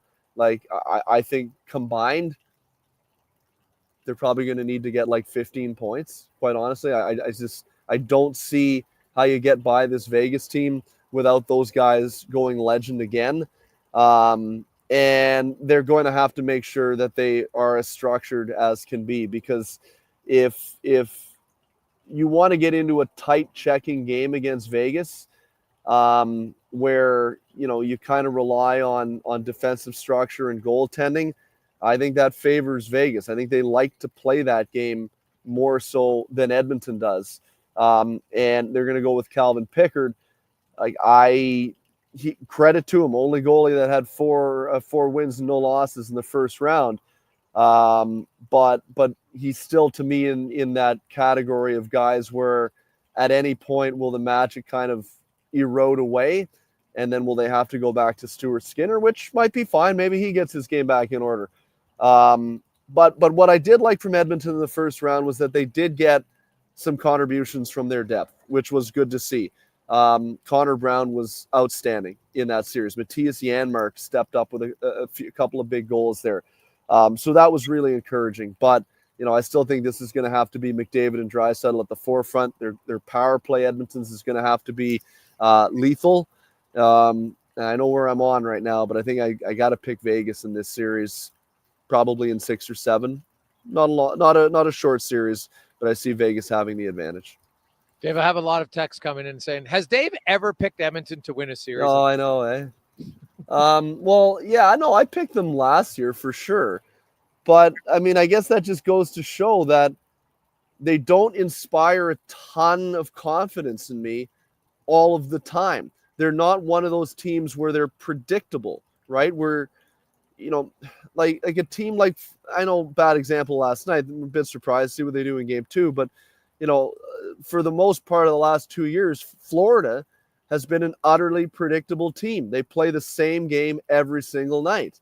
And if they have a bad game, it's a one-off and they bounce right back. Edmonton hasn't given me that level of predictability in my mind. They tend to go through spurts where they look great, and then other times where, like the first 2.5 games of that Kings series, they looked like an absolute mess. Like, come on, right? You agree? They look terrible. No. First 2.5 games. Said, to me, the Oilers' biggest problem is themselves. And Chris Knobloch admitted it, self-inflicted wounds. I actually thought Edmonton defended quite well, and they don't give up much. But then when you pass the puck up right to the middle, that's not LA beating you with a great play. That's you beating yourself. And I think if Edmonton doesn't beat themselves, they'll beat Vegas. And I think Edmonton, they kind of got away with one. I don't think they had obviously they had a terrible start to the series, but then they found their game. They played quite well. And I think their experience from the last year is going to help them. I'd be surprised if it'd be hard to match as bad as they were in game 1 last series when it comes to just execution. My big question is going to be, how is Edmonton, because Vegas plays a totally different game, but I don't think Vegas is as quick as Edmonton. Actually, I know they're not as quick. No, all the numbers on the forward, and so they play better, but Vegas kills you off the rush. And so if Edmonton can limit their turnovers high in the offensive zone, then I picked them to win the series. I actually picked them to go all the way to the Cup, the start of the playoffs, and people were mocking me, but I was like, I think the Oilers are quite good. They just, and now that you got Kane and Frederick, I would put their depth against any team in the NHL. Yeah, see, the point you made just a minute ago, to me, is the one that really stands out, is that if Edmonton doesn't beat themselves, they have a really good chance to win, which I agree. But I'm not confident that they won't beat themselves, just because they have shown a propensity to do that at times, and they did it just about as much as they possibly could in the first round before it would have been too late. So credit to them that they were able to come back from that. But that's what I mean. The teams that usually win are the teams that do not beat themselves. You look at Tampa on their runs to the Cup. They never beat themselves. They won every game like 2-1, especially as the series got later on. They never made mistakes. Florida never made mistakes. Vegas, the year they won, they didn't make mistakes that came back to bite them. It wasn't necessarily the most entertaining stuff, but they weren't turning the puck over. And if you don't turn the puck over, to your point, if you're Edmonton, Florida, Vegas, Toronto, whoever it is, if you don't beat yourself, you've got a really good chance to win. But certain teams have a tendency to want to beat themselves more than others. And to me, Edmonton is still higher on that list than I'd like them to be. No, that's totally valid. I think the Oilers probably be the first ones to admit that you know what, if there's a concern in their game, that is still the concern in their game, and that's why they play the games. It makes it a lot of fun. Davey, quickly, the Islanders. What do you make of them and Utah both having huge jumps in the draft? And I'll say this, why did it take so long to do the draft lottery like this? That was way more entertaining. Yeah, I mean, it certainly was dramatic, and I think the fact that the draft lottery resulted in significant winners only added to the drama of it. Like when Bouchergras was like, wow, like that was good TV right there. Like I found it funny that the governor of New York sent the commissioner a very angry letter yesterday after they decided to change the All-Star game to an Olympic kickoff event. It went on and on and on and on and urged them to reconsider this matter immediately. And then they turn around and they win the draft lottery. It's like, you good now? Is that okay? You happy now? So, hey, look, good for the Islanders, good for Utah. I like the fact that teams that did not purposefully tank their season were rewarded for it. I hate seeing teams that purposely go out there. Let's be honest, no one's ever going to say it, but we know who is getting rewarded for it. So it adds another stake in the ground to say, hey, don't go out, tank your season, try to win games, might fall in your favor. And the fact that it did on 2 occasions last night, pretty cool and helpful for the Islanders because they need more than anything some young talent into their lineup. And now they're going to get it. And a guy that, hopefully can help them sooner than later when they still have guys like Matty Barzal and Bo Horvat and Dobson, who are sort of right in that window now where like they're getting to the point where they need to start to win something. This should help to propel that team forward maybe a little bit more quickly than they otherwise would have been able to do. So pretty cool, pretty entertaining. I love it. Davey, enjoy the games, my man, and good luck to see if Bennett, you can bail him out when he goes into jail, because clearly he should be in jail if you talk to people in Toronto. I'll get the Amex blackout, buddy. Awesome. There's Dave McCarthy from Sirius XM. Jason Gregor, Connor Halley with you, Sports 1440, Orders Nation, YouTube, Facebook, X, and Instagram. We are live at OTR, Jasper Ave, and 118th Street. We'll come back. Chris Knobloch spoke today. Now, we got a lot of people wondering, Nurse Bouchard. I know they practice together. But again, here's the numbers from the last game. Bouchard played 843 with Wallman, 501 with Nurse, and 452 with Kulak. Okay, it's not Bouchard and Nurse exclusive, right? Just because you see it in the lineup doesn't mean they're going to play there all together. They haven't actually for the last few games, and I expect that. They basically go with 5. Emerson gets slotted in here or there, and that's how they're going to rotate. You know what? Wallman's playing with Bouchard. He's going to play some Kulak and then Nurse, and then you got Bouchard and Kulak. They're all mixing around. Klingberg will play with Wallman. It's a little bit of a mixed bag amongst all of them. Quick break. We'll return on the Gregor Show presented by PlayAlberta.ca. The month of May brings machines, mud, and for us, many an opportunity. We're GS Construction, and we love the warmer weather because it means we can get to work. But to keep things moving, we need the right people on our team. You built your skills. You know your work matters. Now's the time to bring that experience to a crew that gets it. We're hiring experienced top men and pipe layers. So if you're ready to dig in and be part of a team that has your back, apply now at gsconstruction.ca for this great opportunity. At Fountain Tire, we're all about one thing, taking care of your vehicle. Oh, and your wallet. I guess that's 2 things. Save up to 20% off select tires until June 14th. Fountain Tire. We're on this road together. The job isn't done until the last load is hauled, and having a semi-trailer out of commission is not an option. Whether replacing or adding to your convoy, Edmonton Trailer has a huge inventory of new and used semi-trailers, trusted by the gravel, logging, oil field, fluids, and freight industries. Find a trailer right for you online or at one of their 3 locations. For sales, service, parts, rental, and finance, when you're in it for the long haul, Edmonton Trailer. It's Customer Appreciation Day at Vitality Health Foods. Take 25% off select products like Golax by Healthology for healthy digestion, Salus Milk Thistle Extract to protect your liver, and Healthology's Gut Effects. Customer Appreciation is the first Tuesday and Wednesday of each month. Visit Vitality Health Foods today. Thursday, May 8th is McHappy Day, when every menu item purchased at McDonald's helps support families with sick children. So you can feel the good that comes from doing good, just from ordering. So if I order a Big Mac, I'm helping. Yup. What about a McFlurry? 10-piece chicken McNuggets and apple pie? You got it. Every single order helps. Join us at McDonald's for McHappy Day on Thursday, May 8th. Do good, feel good. A portion of food and beverage sales will support RMHC chapters and local children's charities across Canada. Get ready to revolutionize your job site with Edmonton Kubota's game-changing compact construction equipment. From mini excavators and skid steers to track loaders, carriers, and utility vehicles, they have a model to fit every need, all powered by legendary Kubota diesel engines. These machines are built for performance and reliability. Transform your work with Edmonton Kubota's top-of-the-line compact equipment. Visit them today and see why they're the name you can trust for power and precision.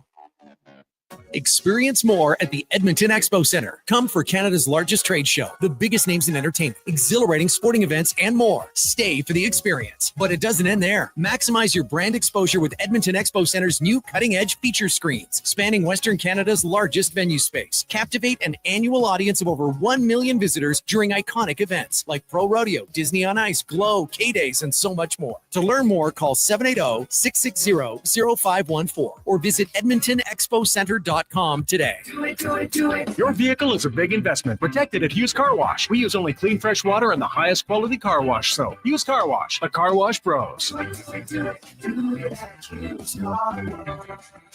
us at HughesCarWash.com. Is it Riverside Motorsports? No. It's Riverside Motorsports. Over 55 years in business, and people still get it wrong. Guess it's time to get it right. Riverside Motorsports. What you do for fun is our business. Struggling to make ends meet? You're not alone. Many people are facing tough times and finding it hard to afford the essentials. I'm hearing from people experiencing this every day. My name is Parveen Middleton. As a licensed insolvency trustee at BDO in Edmonton, I'm here to help you take control of your finances with a solution made just for you. Call 1-833-BDO-TALK or visit bdodebt.ca to book your free consultation and discover your debt-free future. Portions of this hour are brought to you by Action Electrical. They're the most diversified electrical contractor in Alberta with 4 divisions in project, service, tag, and solar for commercial or residential. Contact them today at actionelectrical.net. The Jason Gregor Show, the best of Edmonton sports talk and beyond. This is Sports 1440. Presented by PlayAlberta.ca, Alberta's only regulated online gambling website. 352. Oh, I love it. Guys, Dave McCarthy's got you fired up. I might have to take a picture of our chat line and send it to Davey. Oh, it's public. I mean, you guys all want to Sam Bennett him right now. It's fantastic. Hey, you know what? If we all agreed to be boring, it would be boring if everyone came on. The Oilers are going to win. Now, I know people are like, well, everyone says the Oilers are going to lose. I'm like, have you guys not been listening to the show? I picked the Oilers to win. Said they'd win last series in 6 when most people picked LA. Now, there's no guarantee they'll beat Vegas, but the reason why I think they'll beat Vegas is what I've said all along. Edmonton's forward group has more depth. Now, Ekholm injury definitely puts a wrench into it. The one thing I don't know, and the only concern, and I've been pretty consistent with this, can Edmonton just, I don't know how it continually happens, but it's been the one consistent in their game. I don't care who the coach is. I don't care who the GM is. They can still gift goals to the other team. And so I'm telling you, it's not coaching. No coach is like, hey, guys, when you have possession, can you just shoot up the middle of the ice? Give it to the other team? Okay, coach, we'll try that one. Like, no, that's not how it works. So collectively as a group, and I know they went all the way to the Stanley Cup final last year, and they cut it out of their game for the most part after, some tough ones. This year, that first game especially was awful with the giveaways. But since then, it's been pretty good. Now, they had a sloppy defensive game. That's going to happen, right? Even the best defensive teams, LA Kings, Winnipeg Jets, look at their numbers, right? Like, you're going to have an off night. That's going to happen. The other team's going to play well. But if Edmonton can just get it out of their system, the glaring errors, they're going to win because I think they're a more skilled team. I think they're quicker than Vegas. Now, and I think this group is built better to handle Vegas's big defense because last time, Draisaitl and McDavid did their job. The rest of the forwards scored a combined 5 goals in 6 games. I don't expect that to happen this time. I think you got more depth. They're a bigger team. They'll get to the areas better. It's going to be a battle. I'll say this. I'm going to say this right now. Before the game, by tomorrow, there's going to be more animosity from Oilers fans than you had towards any Kings player. I'll be stunned. There's going to be somebody who pisses you off way more because it'll be a much more physical series, and that's going to make it awesome. Awesome. 833-401-1440, 833-401-1440. Let's get to the head coach, Chris Knobloch, and just the potential of having McDavid, Draisaitl up against Eichel and Stone a lot in this series. Yeah, we'll wait and see what they do. We will obviously have our lineup, and they'll be able to match, and we'll see what they want to do. If they want to go top line against top line, and how top heavy is it for them, and vice versa. There's a lot of things that we have to be prepared for. And, I don't think they're a team that they'll want their matches, but I don't think they're one to hide away from it. Like, I think they feel comfortable with their fourth line playing some shifts against our top line because they feel comfortable with their depth, and we're in that same situation. Like, I like our four lines, and last series we talked about our rolling those lines and not worrying about who's playing against who. And we want to play a little bit of that same mentality of everyone contributing, everyone playing in situations.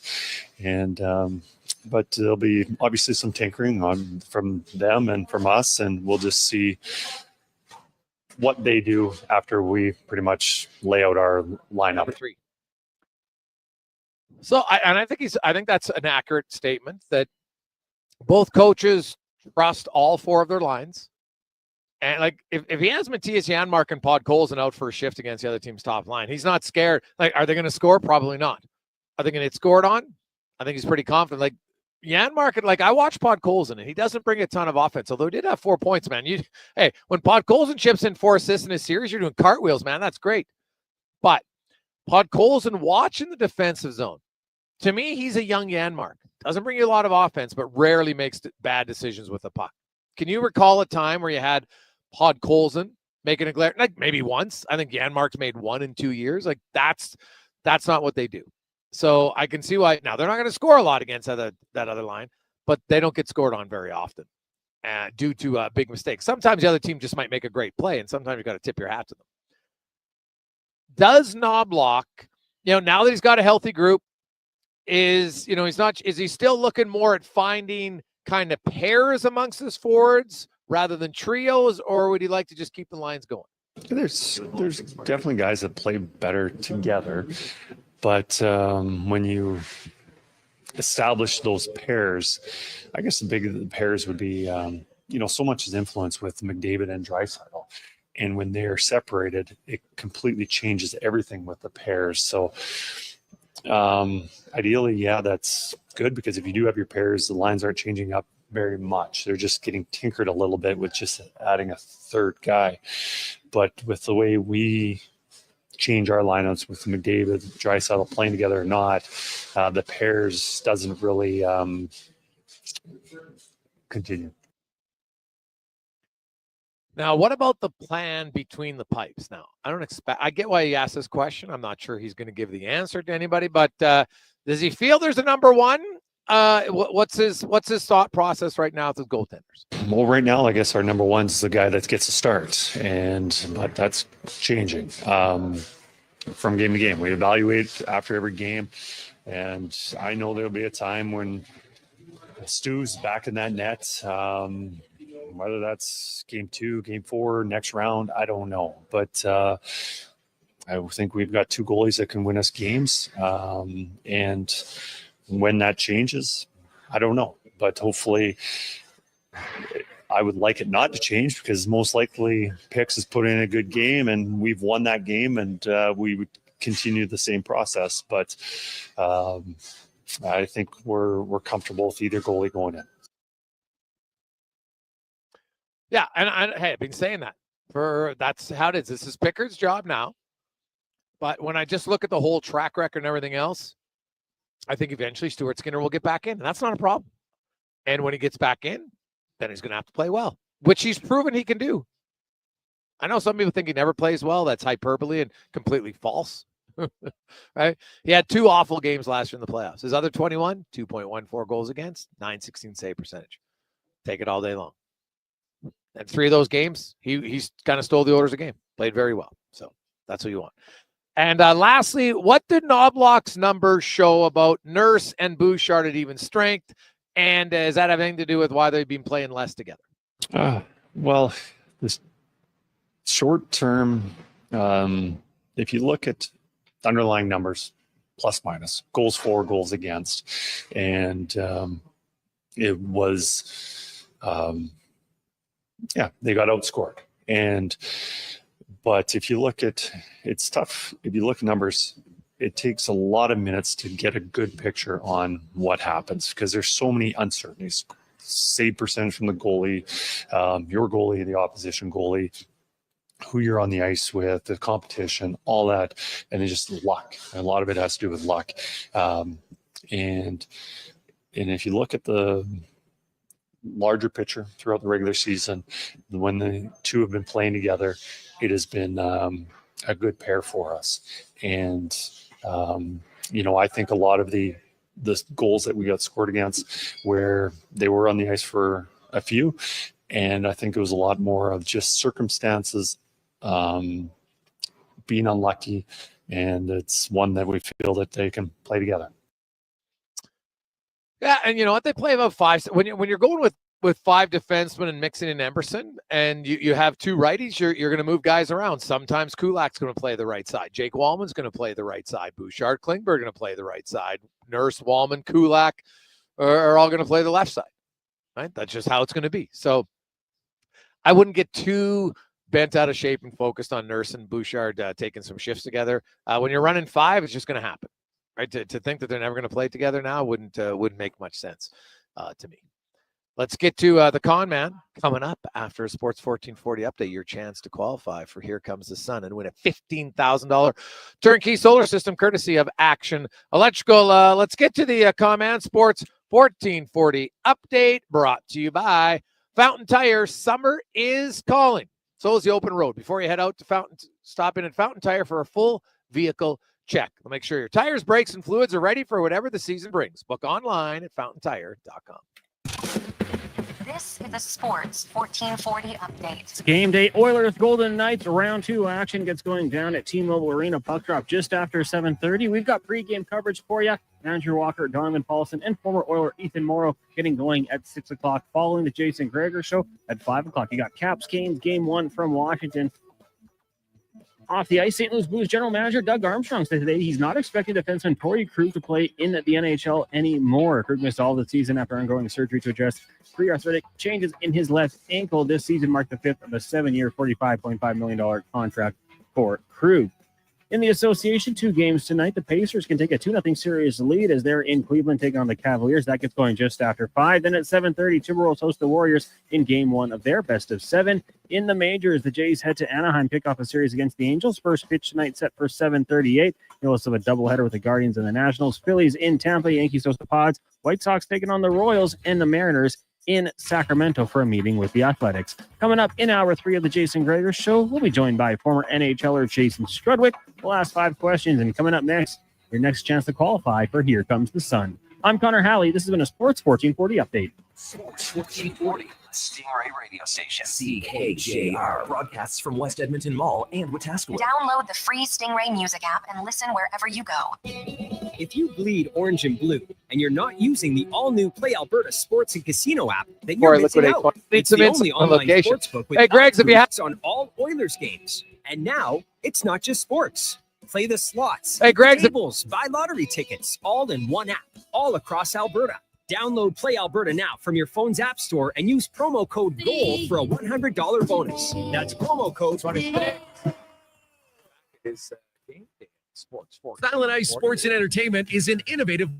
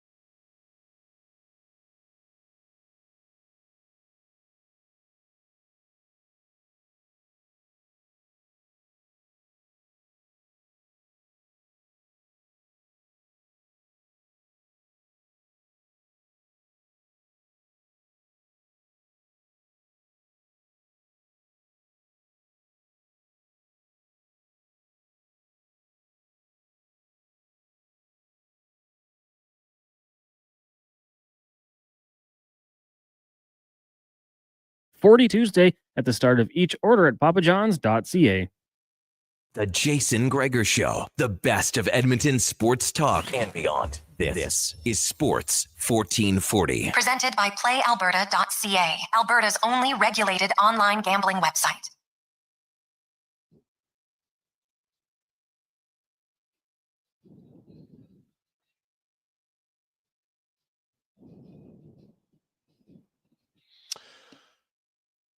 A tremendous Tuesday. Welcome back, Jason Gregor Show, Sports 1440, sports1440.ca, Oilers Nation, YouTube, Facebook, and X. Thanks for listening, watching, taking in the show.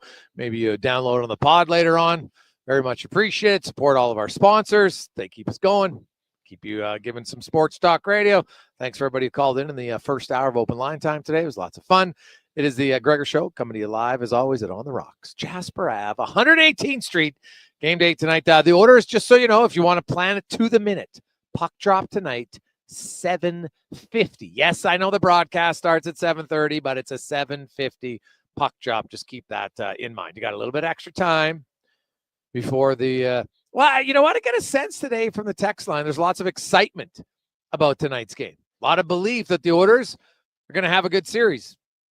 Obviously, no one knows for sure who's going to win. That's what makes the series so exciting. But I think there's a fair amount of confidence in Edmonton amongst Oilers Nation right now. And hey, get in at playalberta.ca tonight if you want to get in on some of the action. Of course, Oilers a little bit of an underdog on the road tonight in Vegas. So you can take them there at playalberta.ca. Time now for Here Comes the Sun. Your opportunity to win a $15,000 turnkey solar system for your home from actionelectrical.net. So you will qualify if you're the winner today. So I was thinking about a good question. We got to tie. We like to tie things in every now and then to what's happening kind of in the moment. Okay, so that's what we're going to get to today. But just remember, here's some things that you need if you qualify. You need to be a homeowner. All right, we don't want to put this on a rental place because then you don't get the benefit. It's not only the $15,000 installation. You get all the benefit and all the savings for years to your electrical bill. This is a massive, massive deal. So be a homeowner. You have to, the house has to be within Edmonton or 50-kilometer radius outside of Edmonton. So you can gift this. So if you live outside that distance, but you want to gift it to someone who's inside the 50K radius, knock your socks off, okay? Also, shingles 12 years or newer. Otherwise, you know what, if they're older, then you put it on, it's going to cost you way more money when you take them off to have to replace your shingles. So that's we're trying to plan ahead a little bit. Something that doesn't happen all the time in government. Let's be fiscally responsible and smart with Here Comes the Sun, courtesy of Action Electrical. So today, here's, you know the routine. You're going to text in the correct answer, include the answer and your name. All right? So just remember, here's my hint. Think of recent stories in the National Hockey League. Jason Strudwick joins us every Tuesday. I need you to name the NHL franchise that drafted Mr. Jason Strudwick. Which NHL team drafted him? Your name, the team who drafted him. 833-401-1440. 833-401-1440.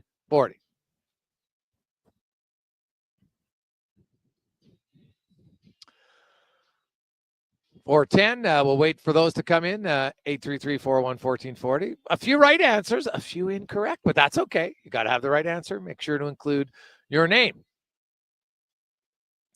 And then we will announce the winner coming up after the next break, right before Struddy comes on. You know, sometimes you got to fluff his ego a little bit, right? So a trivia question about him, that'll make his day. Who drafted a young Jason Strudwick? 63rd overall. Should mention 63rd overall. Now we wait for those to come in. We got a lot of other texts to get to. 833-401-1440. Hey, Gregor, sorry, I don't like the term built better. We went to game 5, great seats in the blue line. On the seat was a towel that read built for it. See how well that worked? Sat on the plane to LA behind Spec from Super K. Who put the term built better? I don't even know. Built for it. Hey, you know what? I will have to say, I like the towels better than the the pom-poms. And I also think each towel, when it has the game on it, for somebody who goes to one game a year, maybe you go to multiple games, you can collect those. It's kind of a unique thing to put up in your house. You keep it around. Maybe it's going to, you know what, if you wanted, you could get the old rivet put in it. It could be a golf towel, whatever. It's decent size, good for swinging in there. I actually like the towels better than the pom-poms. Cons, what about you? Where'd it come out? Are you a towel or a pom-pom guy? I do like making it an individual thing, kind of a memento there for you. Yeah. I'm going to go towel because I just think you can, fold it up, put it away if you'd like to. I go back in the day, when they had like the foam noodle type thing. That was back in the Oilers Stars. We'd all go Bell for. That's probably my favorite, though, just because of the nostalgia. And I think I have mine lying around still. Oh, okay. Yeah. All right. Probably not them they're going to go with this time around. But yeah, between the two, I'll go towel. Between the two, you're going towel. All right. I like the towel. I like the orange. I'm a big fan of orange, though. It's one of my favorite colors. So I get behind it. I didn't mind the pom-poms, but I don't know. They're just, I don't know. There's something about them. Like, they're kind of wasteful. Like the towel, you could keep it around. Hey, if you want to end up just using it, some people are going to hang it in their garage. Right. But it is something like, what are you going to do with them instead of pom-poms? Really? How long do you keep them? They're in the garbage bin pretty quick, I would think. The towel, I think, has a longer shelf life. For certain. Longer shelf. Greg's, I miss it. What's the trivia question today? Very easy if you're just getting in for Here Comes the Sun from Action Electrical. I need your name and also the team who drafted Jason Strudwick. 833-401-1440. 833-401-1440. We've got lots more questions coming in on the text line as well, some that I'd saved from earlier in the show. Hey, guys, I remember when you were talking about goalies who would be good. I thought Justin Pogge was going to be a stud from Ramon. Yeah, so did the Toronto Maple Leafs. They traded Tuukka Rask because they had all these young goalies. They ended up trading Rask, kept Pogge. Goalies they can be witchcraft at times to try to figure out who you think is going to be better. Difficult, man. Even the pros can't do it, honestly. If there was a scout who was accurate all the time on goalies, then there would be an endless pipeline in a team. And that just doesn't happen. Some teams are really good at drafting defensemen. Right? Anaheim for a long time was very good at it. Carolina's been pretty good. A few others. But I'm not sure if we can look at, now, you get a good starting goaltender, well, then you don't really need another one. That's the other thing, right?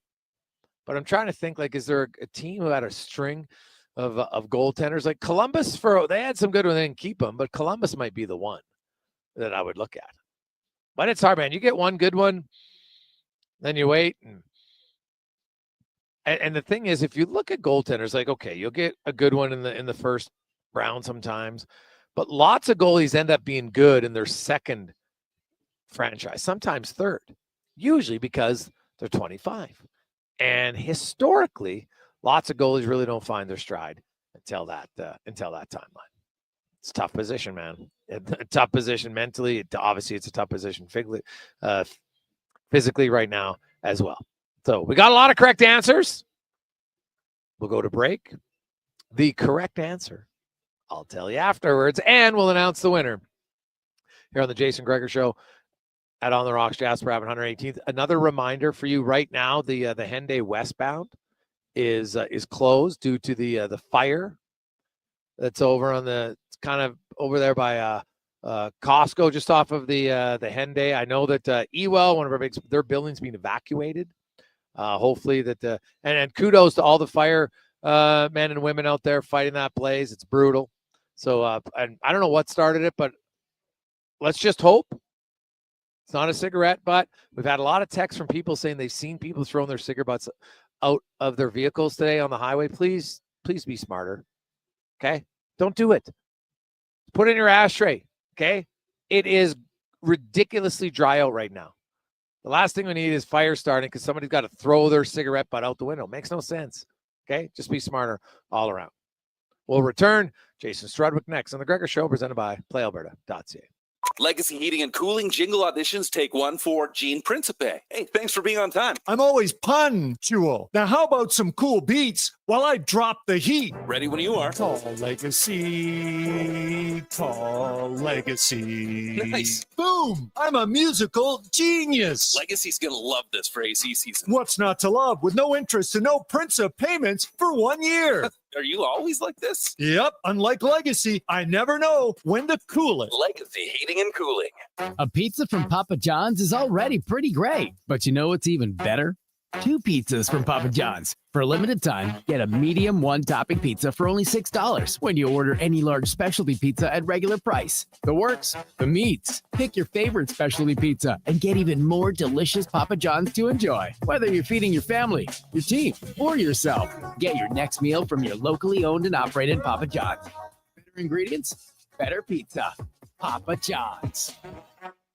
Spring style and road-ready performance are more affordable than ever. Now at Volvo Cars Edmonton. Lease or finance a 2025 XC90 plug-in hybrid from 1.49% and save up to $5,000. Lease a 2025 XC60 plug-in hybrid from 4.9% and save $3,000. Lease or finance a 2025 XC40 from 0.49% and save $2,000.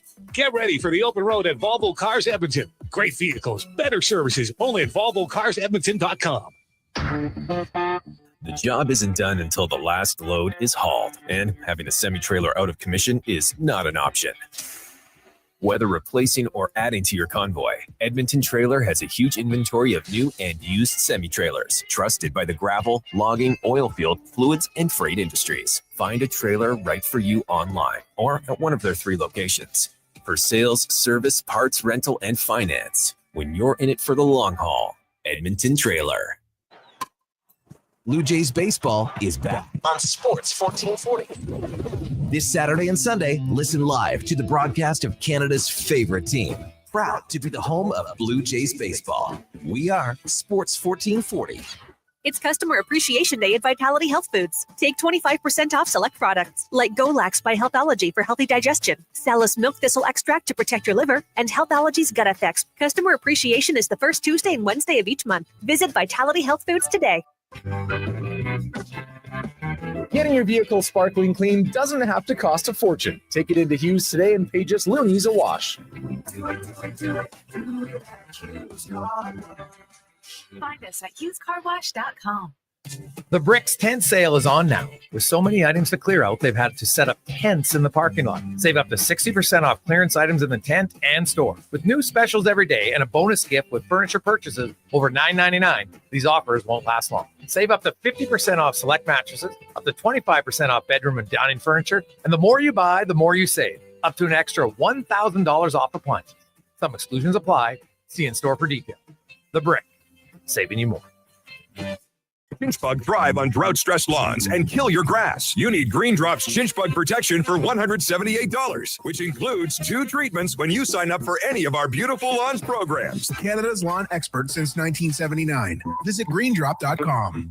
O'Hanlon Paving is looking for finished skid steer operators, finished grader operators, Class 1 drivers, and more to join their Edmonton road crew team. Bring your positive attitude and great work ethic to their job fair, Friday, May 9th from 10 till 3. Visit o'hanlonpaving.com/careers. Mother's Day is happening Sunday, May 11th. And whether it's your mom, your grandma, your wife, or a special lady in your life, you should call her and tell her, hey, we're going to the Ridge. The Ridge Social Eatery St. Albert invites you for their special Mother's Day menu. Enjoy all-day features like nacho hummus, salmon fettuccine Alfredo, smoked salmon flatbread, even a specialty crafted drink that tastes like Mom's cherry pie. And brunch features a smoked salmon eggs Benedict. Make her day special by dining at the Ridge. For more, visit theridgestantalbert.com. At Vision Credit Union, we've been around a long time. In fact, we've been serving rural Alberta communities for 75 years. We launched in 1950 with $128, 21 members, and a mission to help our communities. It's still our mission today. That's why we return 75% of Vision's profits to members, offer full-service banking in underserved rural communities, and prioritize contributing to charitable causes in our hometowns. We're here for good. VisionCU.ca. Hey, Alberta, the all-new Play Alberta app is here. Casino, sports betting, lottery, all in one app, right on your phone. And because it's Play Alberta, you know it's safe, secure, and reliable. Download it now and play over 500 online casino games, live dealer tables, and unique games you'll love. Plus, bet on sports from anywhere in the province. You in? Download Play Alberta now from your phone's app store and deposit using promo code OIL for a $100 casino bonus on the house. That's promo code OIL for a $100 casino bonus. A pizza from Papa John's is already pretty great, but you know what's even better? 2 pizzas from Papa John's. For a limited time, get a medium 1-topping pizza for only $6 when you order any large specialty pizza at regular price. The works, the meats. Pick your favorite specialty pizza and get even more delicious Papa John's to enjoy. Whether you're feeding your family, your team, or yourself, get your next meal from your locally owned and operated Papa John's. Better ingredients, better pizza. Papa John's.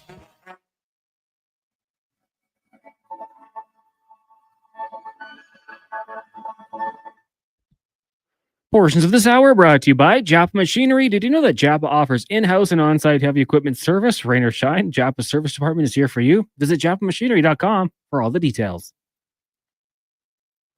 From puck drop to kickoff, it's the Jason Gregor Show on Sports 1440. Presented by PlayAlberta.ca, Alberta's only regulated online gambling website.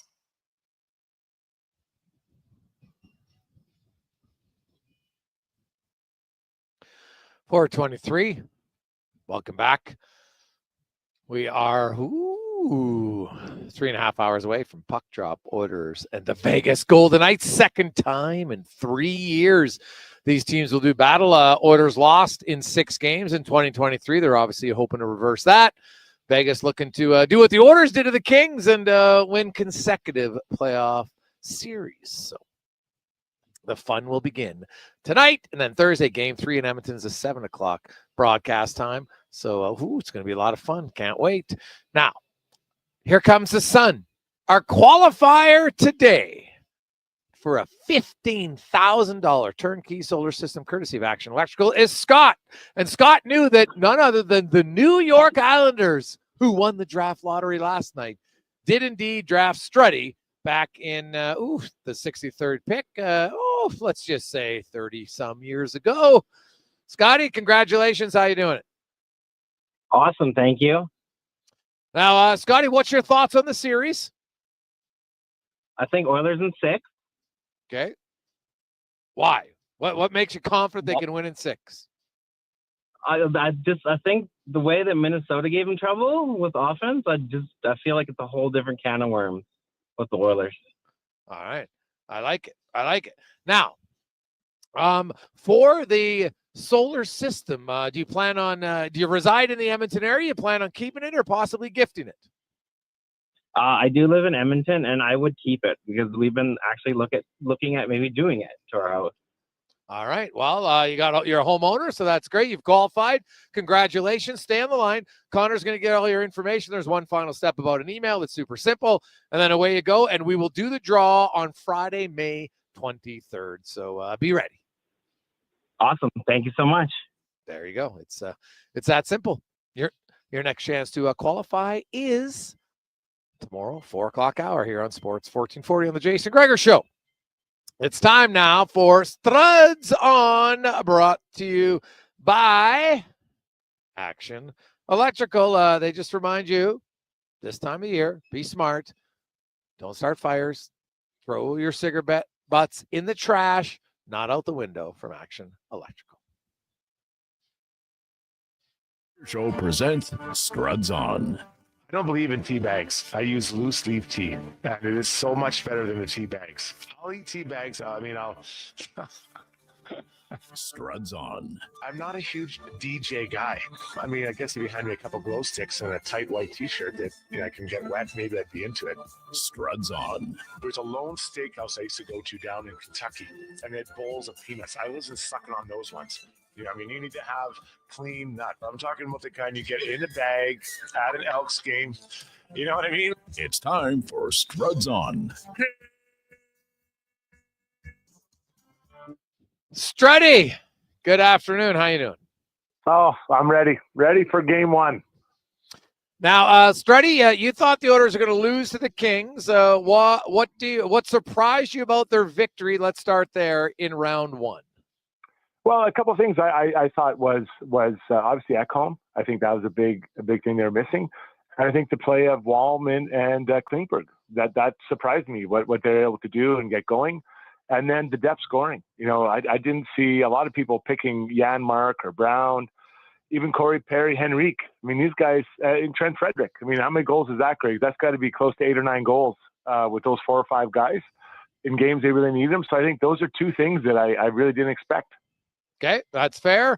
Now you look ahead to this series, and how do you see this matchup unfolding? Well, I look at the Vegas D. I mean, they're big, right? They take up a lot of space, and so the Oilers need people that are willing to get to the middle of the ice and can take the puck there. And as the lines are currently constructed, there's a guy in each of those lines, and let's leave Leon and Connor to their own stuff because that's a little bit different conversation. But Trent Frederick, Evander Kane. Guys like Connor Brown, these are heavy players at Podkolzin that are willing to take the puck to the net and get inside, and they have to play inside that group because they're happy to let you play on the outside, and it feels like you're getting something done. So I think with a heavier player on each line, that are willing to and have broken into the middle, that'll hopefully get other people to do the same, and the Oilers won't be satisfied with just staying on the outside. Well, I agree with you that I think the Oilers, and I've said it all along, that I think Stan Bowman went out and, obviously they knew Kane was coming back, but getting Trent Frederick, like those are a big body now on each line. And you know what? They're not going to be intimidated. They're going to go after the big Vegas D. You got to get to the inside of them. There's no question about it. Do you like Draisaitl and McDavid together now more because of what the other lines have produced? Well, 100%. I mean, it's a lot easier to swallow it. Like I didn't even consider changing it heading into the series. Now that I'll leave a little asterisk beside that because that could be changed, obviously, depending how it goes. But I look forward to seeing Eichel and his line against the Oilers' top guys and see what that looks like. Then the other 3 lines of both teams who can carry play. Right? I think it's Vegas has quite a few guys that have scored double-digit goals, but so do the Oilers. So. Let's see what this looks like when those other 3 lines get at each other. I'm gonna say that the Oilers' top line will be best, Eichel's best. I think that's true, but the other 3 lines still have to saw off and/or win their individual battles night in, night out. Well, you look at, I thought in 2023 they lost because Woodcroft wouldn't put McDavid against Eichel. Eichel's line murdered the Oilers. And he, especially on home ice, he didn't play against him very often. I never understood that decision. And I think ultimately it cost him. It wasn't the only thing, but it was a big reason that cost them the series. Their depth scoring didn't produce much. Their forwards only had 5 goals if your name wasn't McDavid or Draisaitl in 6 games. So clearly not good enough. When you look at the Oilers, and Chris Knobloch said it a few times, like, hey, self-inflicted wounds. I think most of us saw that. That was the killer definitely in games 1 and 2. Game 6 was just kind of a sloppy defensive game overall, and that was really kind of an outlier. When you look at Vegas and their ability to beat you off the rush, despite not being an overly quick team, it really points to just bad turnover strategies in the neutral zone or high in the offensive zone. And are you confident Edmonton can remove that from their game? Because it's kind of like a lip balm addiction. It's hard to kick. It is. And I call it puck management, understanding the situation. So there's time of games, but then also situations. If you're out against Jack Eichel's line, probably not the best time to take a lot of risks. But they also have a guy named Brett Howard who scored north of 20 goals, who's playing in their bottom 6. So he can also score. So you have to understand where you're at and what's this play worth. Like, is trying to beat someone at the blue line, is that worth it? Is there a breakaway behind on the other side of that guy, or is there another 2 defensemen against Vegas? There'll be other people through there. So I think it's about puck management. I understand you want to play below the tops of their circles. Because, Vegas, they're going to try to beat you in transition and get you, to make a bad choice, and then they're gone. And then they're off the rush, and they're very talented off the rush. And then they want to get in the zone, and they're going to kind of ground and pound you, right? Those big bodies hang on to it. Not super fast, but they're going to hang on to it. And if I'm Vegas, I want to get in the Oilers zone and play against a Klingberg. What can he do defensively? What can Bouchard? What's he going to bring this series? Is he going to be like he was we've seen him in the past at his best, or sometimes some poor choices. Same with Nurse. Kulak's been pretty steady. So that's what I'm interested in seeing in that battle of puck management for the Oilers. The matchup as far as goaltending goes, Struddy, how long do you think Pickard's going to remain the starter? Well, I think we'll see both guys in there at some point. So that obviously means I think that, Pickard will have a night or two that, isn't what they want. But he deserves to start this series. He has earned the net. This isn't a situation where you're punishing Skinner. You're rewarding someone who's done a really, admirable job in a tough situation, coming in, winning 4 straight. So I think it's his net now. And if he has an off night or if the team struggles, then I could see them coming back to Skinner. I'd be highly surprised if it happens in game 2. Let's say the Oilers lose 4-2. I'd be surprised if right away they go to him. But I think he will be in there, and I think you'll see a motivated. Not that he's not motivated all the time, but I think Skinner will come in and he'll want to reclaim the net and prove that he is this team's number 1 netminder. Well, in a weird way, it is a good position. They got to look back and say, can Stuart Skinner, when he comes back in, do what he did last year? Because his final 15 games of the playoffs, he really had no complaints about. Yeah, and he's a very calm guy, and I think that he has bounced back well. And there's no doubt this year has been inconsistent. It is true, a true statement. But he can rewrite this year's story by the way that he plays when he comes back in. And what an opportunity I'd look at if I was a player. Oh God, yeah, 100%. Struddy, what did you make of? Now I don't know if you've been on Toronto radio or not yet. Did you have to go bail Sam Bennett out of jail? Like, my God, I get that it's crazy, but the overreaction to this is beyond me. Or maybe I'm missing the boat here, but it seems a tad over the top, even for Toronto. Yeah. Oh, everything's over the top with Toronto. I do think that they were trying to get into the netminder's personal space. Now, and I didn't see it as that egregious. I mean, people are acting like just body slammed him off the top rope. Yeah, he pushed him, and yeah, it's a bit of it. I would call it in the dirty area of the game, but it's not gross. That should be suspended and reviewed and give me a break. So now it's interesting because Joseph Wall goes in there and you see with Stolarz and leaving an ambulance, but it sounds like he's doing okay, not written off for game 2, but. If that's what happens after game 1, I have a hard time believing that, your medical staff can say you're okay to play in game 2. So I'm guessing it's Joseph Wall. Now Wall's got to figure it out. Seemed like Florida kind of found their game the third period, scored a few on Wall. So I'm sure that Florida's just thinking, guys, we got to get this guy early. We're going to win this game, we'll go back to Florida, and then we're going to make it very uncomfortable. Because you could tell they were trying to make it uncomfortable for Toronto with hits, but give Toronto some respect. I thought they stayed out of it when there's time to stay out of it, but also responded with some own big hits of their own. Well, that's, to me, is kind of the part that's lost in it. I thought Toronto played a pretty good game yesterday. Yeah, they did. And you could see Tkachuk, Marchand, and those guys are trying to goad him into stuff. And I love that Toronto, they talked about it. And you will in the room. We don't want to play after the whistle. As soon as the whistle's over, skate away. They slash you, just skate away. You don't need to get involved in that. But during the play, stand up for yourself and get hits. You're going to take some shots, but give them back as well. And I thought Toronto did a really good job of that, on top of some of their top players like Nylander showing up big time last night. Yeah, well, that's obviously, we've talked about that for years, Struddy. When guess what? When your best players show up and are your best players now, like Edmonton in game 5 and 6, not that McDavid and Draisaitl were bad, but they got contributions from everybody else to win those games. And to me, that's, I think, the biggest positive heading into game 1 tonight. McDavid and Draisaitl don't get held off the score sheet 3 games in a row, 5-on-5 together, right? It just doesn't happen very often. And, to me now, they might only get 1 point each. And so you can say they're held off the score sheet anymore. But I just think that's a bonus that they got some rest. Those guys, they're prideful players. And they're going to look and say, man, we didn't really do much here offensively the last 2 games we won. That's a positive, but we got to get going here tonight for game 1. And the game 1 curse, Struddy, they're 3-10. This group in best of 7s, 3-10 in game 1, right?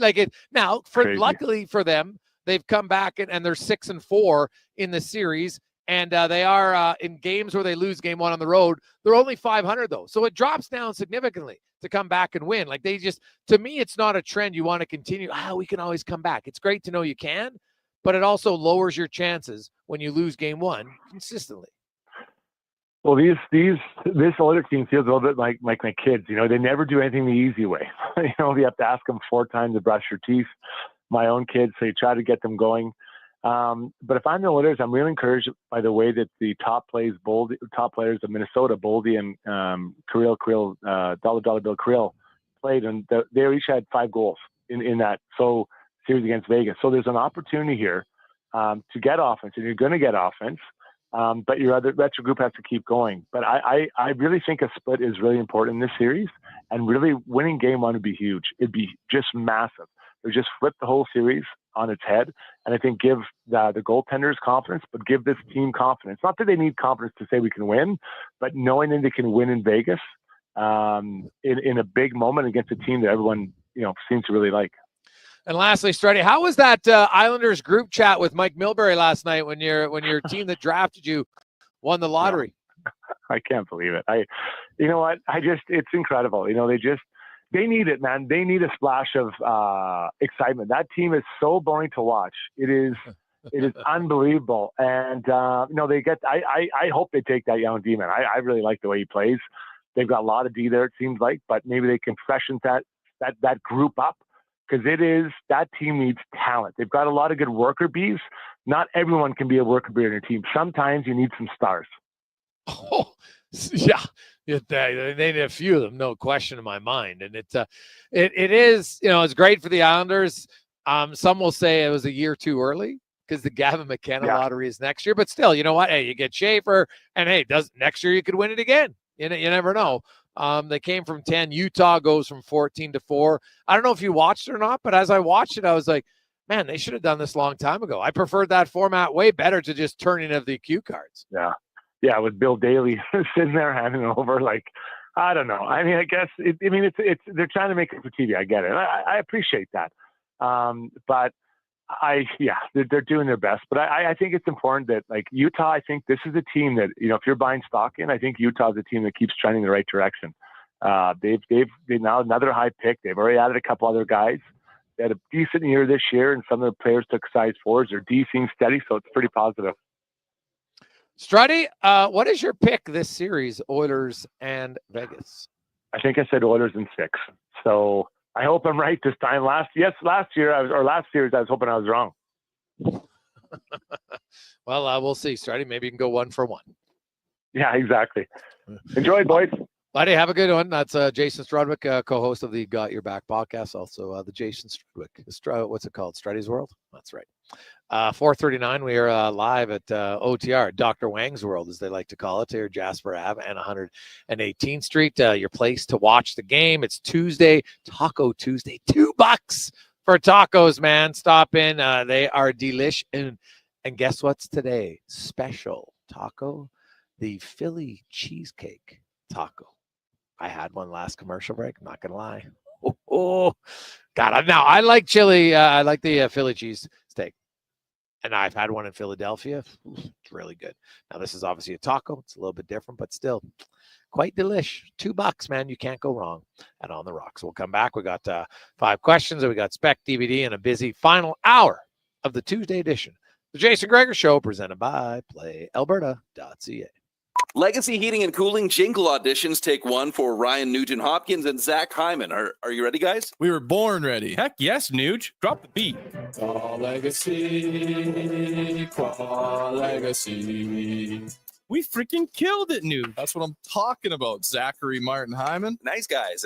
We're going to sell a lot of air conditioners. Hey, doesn't Legacy offer no payments and no interest for a year on those? Yeah. Well, thanks for the assist on the copy points there, Nuge. It's just what I do. Legacy Heating and Cooling. In 1973, deep in the basement of an Edmonton family home, an elite team of specialized forces came together to form Action Electrical. Action Electrical Divisions, assemble. Projects team reporting. Service team reporting. Testing team reporting. Energy team reporting. Supercharged with skills in their electrical fields and grounded by strong family values, facing an electrical menace, call on the men and women of Action. Operating throughout Alberta at actionelectrical.net. Silent Rides is one of Alberta's premier bus charter companies. With state-of-the-art motor coaches, we provide our customers with the safest and most reliable ground transportation. Our seatbelt-equipped buses have become the preferred carrier for many local sports teams, tours, corporate outings, and other various travel across Western Canada. For more information and to request a quote, call 1-877-748-0991 or visit silentrides.ca. Dang. Last season, you bought new clubs to fix your game. You spent the entire season trying to learn how to hit with your magic clubs. And guess what? Dang. They didn't help your game.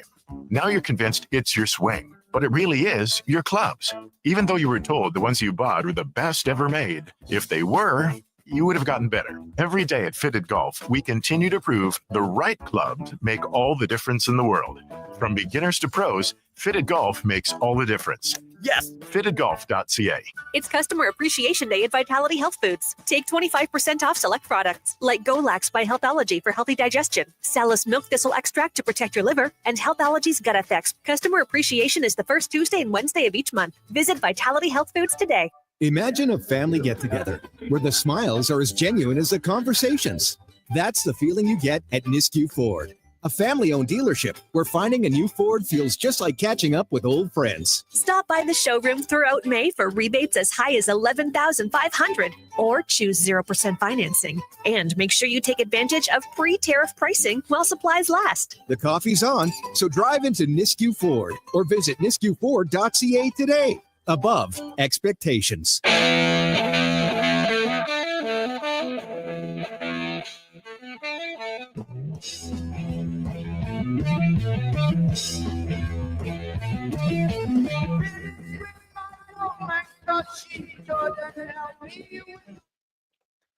Portions of this hour brought to you by Garage Superstore by Premier Built Garages, your one-stop shop for everything garage, from accessories and storage solutions to cabinets, vehicle hoists, storage racks, and Traeger grills. We've got everything you need to maximize your space. Visit our 8,000 square foot showroom at Calgary Trail and 34th Ave, or visit us online at garagesuperstore.ca. The Jason Gregor Show, the best of Edmonton sports talk and beyond. This is Sports 1440. Presented by PlayAlberta.ca, Alberta's only regulated online gambling website.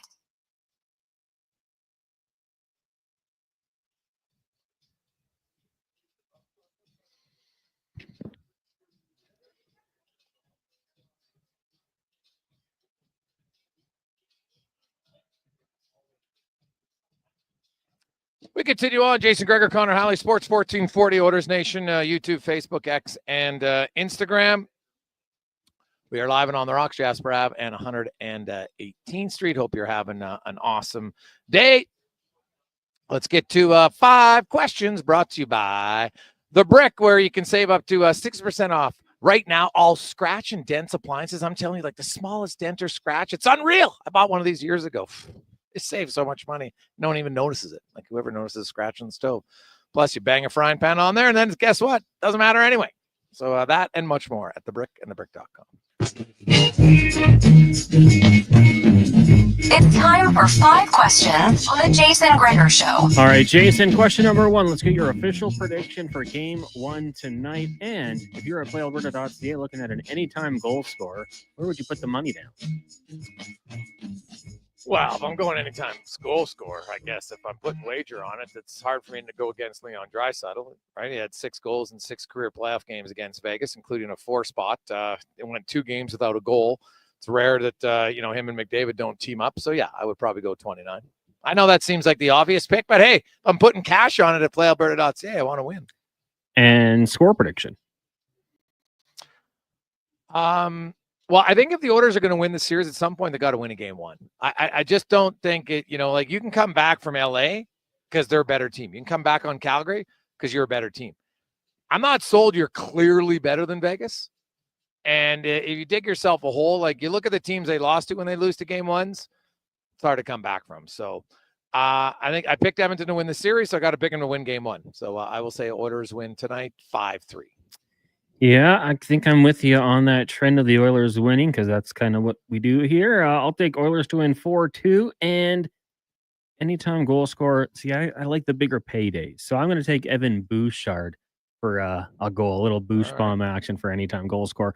Question 2, for the Vegas Golden Knights from their perspective, what do you think is the biggest key to victory? Go ahead. For me, I'm going to say stopping the top line. I think if you can neutralize McDavid and Draisaitl in this game, it can go a long way. And I know the other lines have been really good, but I'm just going to go with that. If you can stop McDavid and Draisaitl and go head-to-head with them and neutralize them, I think that's a good place to start. Well, for Vegas, honestly, I think you probably are going to play the odds that Edmonton's going to give you a few big chances because that's part of their DNA. And if they do, you got to capitalize on them. So you can't let Edmonton off the hook. It would be, I think, the key for Vegas if they're going to win. Question number 3. If you were to venture a guess, do you think Stuart Skinner will get a start in this series? To take it a step further, which game do you think it would be? Oh, God. 3. I'm going to say no. So I don't have to venture that guess. I'm going to say it's going to be Pickard throughout the entirety of this series. I'll probably be wrong, but that's what I'm going to go with. Question number 4 for you. Since the Oilers are in Las Vegas, I know it's a town you and I both like to go to. If you're there for one night, Oilers aren't playing, what hotel would you stay at, and what are you doing to pass the time? Well, New York has a really good piano bar, and it's close to the arena, so that would probably be my first choice. But man, I've always stayed at the MGM, and I love it there. So, if I'm going to Vegas, I like to know where I'm at, feel a little bit comfortable. So I'd probably stay at MGM. And what would I do to pass the time? Well, buddy, I'd play blackjack switch at some point for sure because I like it there. It's fun. Enjoy that game. It's different. You can't play it here in a lot of places. So I would play blackjack switch. And depending, like if I was there and, I wasn't working, and so let's say you were going there for Tuesday game and then you're going there for Thursday, I would look and hopefully there was a show to go to on the Wednesday, or maybe just slide over to New York, and hang out in the piano bar. I'm going to say Bellagio. We stayed there a couple of years ago, had the fountain view. Okay. And so that's where we're staying. And I'm probably going to go to a Cirque du Soleil show and just walk the strip. Go to the early show and then just walk the strip. I love the energy down there. So that was what it would be for me. And final question for you today. George Clooney turning 64 years old today. Obviously, he's got a long resume of movies. When it comes to all of them, what would you say is your favorite? Go ahead. It's pretty easy for me. Ocean's 11. As much as I liked Ocean's 11, didn't like Ocean's 12. That wasn't for me. But Ocean's 11 for me will always be a classic. All-star cast, kind of sticks with the Vegas theme that we're in right now. And just love the whole heist movie. Yeah, you know what? It was pretty good. I'm not gonna lie. It was Pitt and the whole cast and crew I thought was excellent. I'll go different only because I think he has enough good ones that I could go different. I would go. I guess I would go Out of Sight. Not surprising. Don't think I've seen that one. An oldie. It's like it's kind of the late 90s. It's that old. Almost 30 years. Yeah, I guess so. I like that flick. So, Jennifer Lopez, kind of in her prime in that movie. It was good, man. She was good in it. So, maybe that's a little bit more Jennifer Lopez, but I like Clooney in the movie too. So that's why I'll pick that one.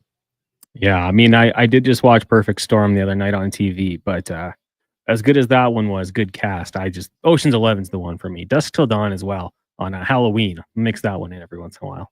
I can't remember the name of it, but the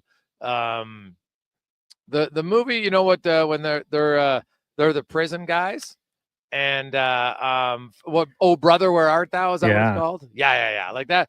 That movie's it's kind of stupid, but it was quite funny, right? Yeah. George's character was pretty comical in that movie, so I might have to go with that one. So, yeah, I think that's a popular one. Yeah, we got a lot of texts coming in. Hey guys, Sugar Sean likes Three Kings. Boys, Dust Till Dawn from King of Fort Nasty. Big fan of them. Guys, Clooney's best role has to be Batman only because the suit showed the nipples and it was hilarious from Fat Efron. That's a bad suit. Hey, Greg's, I thought we were 3-10 going to the LA series. Yeah, but I didn't include the Chicago series because it wasn't a best of 7. I'm talking 3-10 in best of 7s. Best of 5, you lose game 1. It's pretty much lights out Irene. So if you want to include that one, then they're 3-11. But I was only including best of 7s series. And the whole, that play-in round, whatever, wasn't technically not the playoffs. It's a play-in round. Then you got to 16. On a technicality, I would say if you didn't make it to the 16, you didn't make the playoffs. Some might agree, some wouldn't. Hey, boys, you agree with the sentiment that Canes would be a much sought-after hired gun for any team looking for sandpaper skill guys heading for a playoff run? Rockford? Yeah, possibly. But he has a limited no-move clause, so he controls, he has to agree to the trade if it's to one of those 16 teams. So, there is that factor. And trust me, Kane will be very strategic when he puts it out, because usually he'll have to put it out here by June 1st for next season. And you know what? You look and say, okay, well, the Oilers aren't going to trade me to Vegas, right? So you put the list of teams of all the places that, they wouldn't be interested in. So it makes it very difficult or teams that are just like, well, I'm not trading for Evander Kane if I'm, let's say, the Chicago Blackhawks or other bottom feeder teams next year. Now you're projecting it. There's always a few surprises, of course, but yeah, I think Kane would have interest for teams, no question. I think the Oilers would have interest for Kane, like at $5 million, right? Like Kane's a pretty valuable player because he's unique. He can score goals. He's pretty much almost a lock when he's healthy at 20-goal, 25-goal scorer. Right now, the thing with Kane has always been more of, he beats to his own drum at times and can be a little bit of a disruptor. Can be a little bit selfish if we're being completely honest.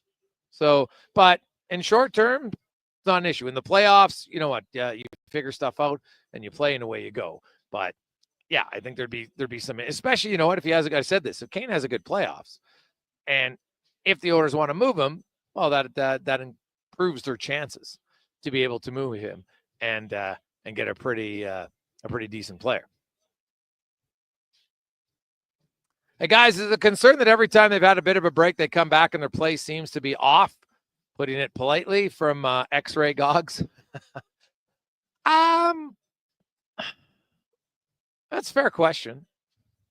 Like, I looked at game 1 against Vancouver after that, they won in 5, then they had time off, and then they played the Canucks, and I think they had 4 days off in between, maybe 5. They didn't play horrendous that game.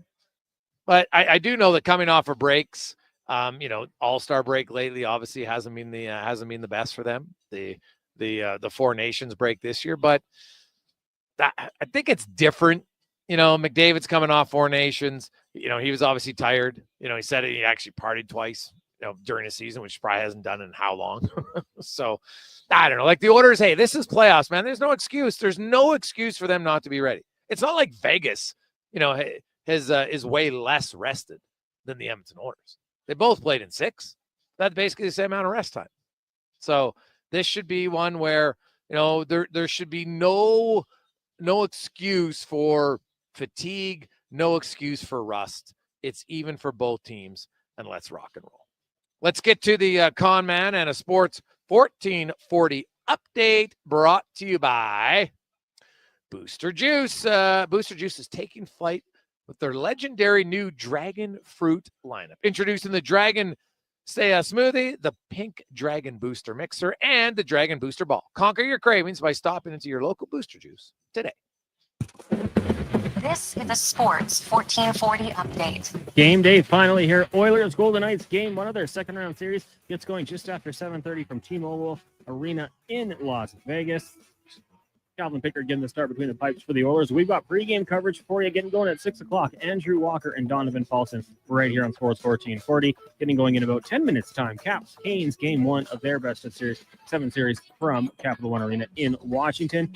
Off the ice today, St. Louis Blues general manager Doug Armstrong saying he is not expecting defenseman Torrey Krug to play again in the NHL. Krug missed all of last season with an ankle injury. The season marked the 5th of a 7-year contract worth $45.5 million. In the association, Cavs are going to get back in their series against the Pacers when they get going in about 10 minutes time. Indiana leading 1-0. Then at 7:30 tonight, Warriors and Timberwolves meeting in Game 1 of their West semifinal from Minneapolis. In the majors, the Blue Jays kicking off the series against the Anaheim Angels tonight. That gets going just after 7:30. Right now, the Dodgers have a 1-0 lead over the Marlins in the bottom of the first. Later on, you got the Padres, Yankees, Braves, Reds, Orioles in Minnesota to take on the Twins, Diamondbacks, and the Mets. Earlier today, Nationals get past the Guardians 10-9 in a thriller. Those two teams meeting again right now in Game 2 of the doubleheader. Coming up in Hour 4 of the Jason Gregor Show, we'll head down to Vegas and be joined by Mark Spector of Rogers Sportsnet and Derek Van Diest from NHL.com. I'm Connor Halley. This has been a Sports 1440 update. Sports 1440 in West Edmonton Mall and Wetaskiwin. CKJR is a Stingray radio station. Download the free radio player app and listen wherever you go. A pizza from Papa John's is already pretty great, but you know what's even better? 2 pizzas from Papa John's. For a limited time, get a medium 1-topping pizza for only $6 when you order any large specialty pizza at regular price. The works, the meats. Pick your favorite specialty pizza and get even more delicious Papa John's to enjoy. Whether you're feeding your family, your team, or yourself, get your next meal from your locally owned and operated Papa John's. Better ingredients, better pizza. Papa John's. I take possession of my commercial space in 3 months. I need lighting. I need a fire alarm. I need data. I need a generator. I need panels. Sounds like a job for the men and women of Action Electrical. Projects team reporting. We design, build, and construct all the electrical systems for your projects. Need everything to work right? Get the Action Electrical project team on your site. Facing an electrical menace? Call the men and women of Action. Operating throughout Alberta at actionelectrical.net. Legacy Heating and Cooling jingle auditions take 1 for Gene Principe. Hey, thanks for being on time. I'm always punctual. Now, how about some cool beats while I drop the heat? Ready when you are. Tall legacy, tall legacy. Nice. Boom! I'm a musical genius. Legacy's going to love this for AC season. What's not to love with no interest and no Principe payments for 1 year? Are you always like this? Yep. Unlike Legacy, I never know when to cool it. Legacy Heating and Cooling. Spring style and road ready performance are more affordable than ever. Now at Volvo Cars Edmonton. Lease or finance a 2025 XC90 plug-in hybrid from 1.49% and save up to $5,000. Lease a 2025 XC60 plug-in hybrid from 4.9% and save $3,000. Lease or finance a 2025 XC40 from 0.49% and save $2,000. Get ready for the open road at Volvo Cars Edmonton. Great vehicles, better services, only at VolvoCarsEdmonton.com. It's Customer Appreciation Day at Vitality Health Foods. Take 25% off select products like Goalax by Healthology for healthy digestion, Salus Milk Thistle Extract to protect your liver, and Healthology's Gut Effects. Customer Appreciation is the first Tuesday and Wednesday of each month. Visit Vitality Health Foods today. The Bricks tent sale is on now. With so many items to clear out, they've had to set up tents in the parking lot. Save up to 60% off clearance items in the tent and store. With new specials every day and a bonus gift with furniture purchases over $999, these offers won't last long. Save up to 50% off select mattresses, up to 25% off of bedroom and dining furniture, and the more you buy, the more you save, up to an extra $1,000 off appliances. Some exclusions apply. See in-store for details. The Brick, saving you more. Whether you're a weekend camper or you want to spend the summer on a great golf course, Silver Creek Golf and RV Resort has something for everyone. Over 200 service sites, enough room for large groups, and their new online reservation system for campers. See what Silver Creek RV Resort has in store for you. Call 780-855-3982 and book your reservation online today at silvercreekgolfcourse.com. Every morning, you look in the mirror and see less of yourself. Hair loss can feel like losing a part of who you are. But it doesn't have to be that way. Hi, I'm Dr. Vance Elliott. At Advanced Hair and Skin Surgery, we understand the pain of hair loss. Our advanced hair restoration solutions won't just bring back your hair. They'll help you face the mirror with confidence. Good morning, you sexy beast. Visit drvanceelliott.com today because it's time to be the man you remember. Spring has sprung at the Varsity. Fresh new flavors are here just in time for the sunshine. Meet the delicious new spring feature menu with choices like the Spring Fling Burger and the Bourbon Glazed Brisket Sandwich, served with endless forever fries. Try the new Hearty Beef Stew and the pulled beef rib poutine too. No meal is complete without dessert. Sip on the new Leprechaun or Bailey's milkshakes for some extra goodness. Check out the Varsity at White Mud Crossing. Find the full menu and order online at varsityburgers.ca. Blue Jays baseball is back on Sports 1440. This Saturday and Sunday, listen live to the broadcast of Canada's favorite team. Proud to be the home of Blue Jays baseball. We are Sports 1440.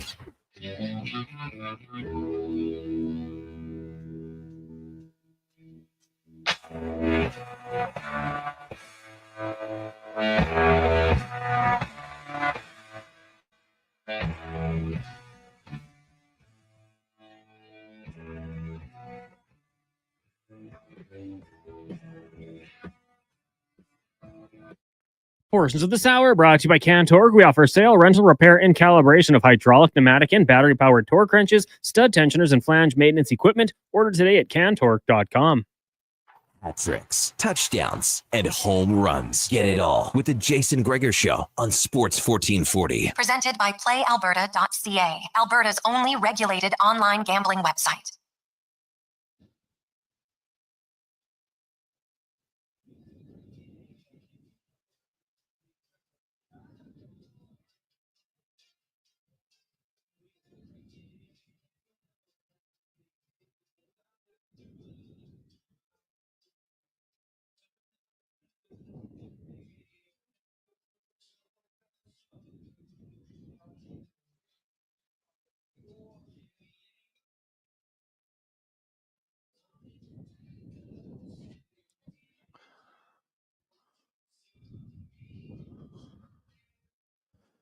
Just after 5 o'clock.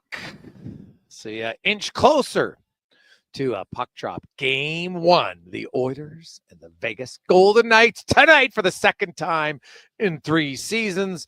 Vegas looking to win for a second time in a row. Oilers obviously want to win and get to the third round for the third time in the last 4 seasons. Obviously, them and Vegas, 22. The Oilers went to the conference final. 23. Vegas went to the conference final. 24. The Oilers went. So, you know what? Hey, that streak's going to continue. Just a matter of who it's going to be. Obviously, the Oilers hope it's them. Welcome back. It is the Jason Gregor Show, as always presented by our title sponsor, PlayAlberta.ca, where the Oilers at PlayAlberta.ca. If you like them on the road tonight, a little bit of a good underdog. Check it out, PlayAlberta.ca. And while you're there, get your tickets for Lotto Max. $75 million. Get your tickets, PlayAlberta.ca. As we are live and on the rocks, Jasper Ave and 118th Street, your place to watch the game tonight. Of course, you got the early game, the Capitals and the Hurricanes set to get underway right away. Now, let's get out to Vegas for the Spec Report, brought to you by GS Construction, your underground infrastructure specialists. And they, like you, are huge Oiler fans, and all they're saying at GS is go Oilers go from GS Construction, as Mark Spector joins us from Las Vegas. And Spec, no surprises. Calvin Pickard's in goal. The Oilers lineup remains from what we saw in Game 1. But Pavel Dorofeyev out for Vegas. He led them in goals with 35. He was second with 13 power play goals. That's a pretty significant loss to the offense of Vegas to start this series. Oh, man, he's a huge goal scorer for their team, right? Dorofeyev, for sure. So that's unfortunately out here, just to give you the lay of the land, the Vegas, they practice way out in a place called Summerlin. It's basically like practicing in St. Albert. So I wasn't at the practice today, didn't get a chance to talk to anyone from their team. But what's the word? What are you hearing on this guy? How long is he out for? Well, we had Ken Balke on. He said at best he's back later in the series. And he's heard, though, that even if he is, he's not sure how effective he'll be. So he thinks it's like a leg knee injury. And so, you know, like they have Keegan Kolesar there in the second line in place of him, although I won't be surprised if we see Brett Howden move up and get some looks there. Well, but I look at him and it's not good. And so, you know, if he does come back, sounds like it's later in the series. And because what he said, hey, Vegas has had guys day to day for 6 weeks, which sounds kind of similar to some of the injury news in Edmonton this year. Yeah, you never know. That's why I asked what the latest is. Listen, everyone lies about injuries, especially at this time of year. Dorofeyev comes off the wing and gives you a huge presence. Like, he can score, man. He's like, how would I say, some of these guys that show up, like some of the guys that come from Russia, for instance, you get a guy like Kuzmenko, who's a bit of a one-trick pony. He can score, but you're just closing your eyes when the puck's in your end, right? Dorofeyev is a much better player than that. He's a much more well-rounded player and a good player. So there, you bet. 30, 35 goals. It's like if Hyman wasn't playing for Edmonton or a healthy Kane, if you had him all year and he scored 30, if he was all of a sudden out, that puts a dent for sure in your offense. Yeah. Oh, no question. Spec, game one has not gone well for the Oilers in 7-game series. In the McDavid-Draisaitl era, they're 3-10. Now they are 6-4 when they've lost the game, so it's still pretty decent, but that drops down even lower, 4-4 when it comes to games on the road that they've lost, right, to start a series. So they got to get better here. Like you can't continue to lose game one when you look at the historical numbers are against your team. And kind of what are you expecting from Edmonton in game one tonight? Well, like 3-10, right? Wow, they know it's a problem, and I think one of the issues is they haven't started many series on home ice, right? We all know this team hasn't won a division since whatever it is, 1987, was it, or 86? Since they last finished first in the division. 87's the last time they finished 87. First. I believe it was the Smythe division back then that they won. Oh, yes. So, I think you're right. Like I do a lot of my predictions and assessment just over large sample size odd bases, odds, right?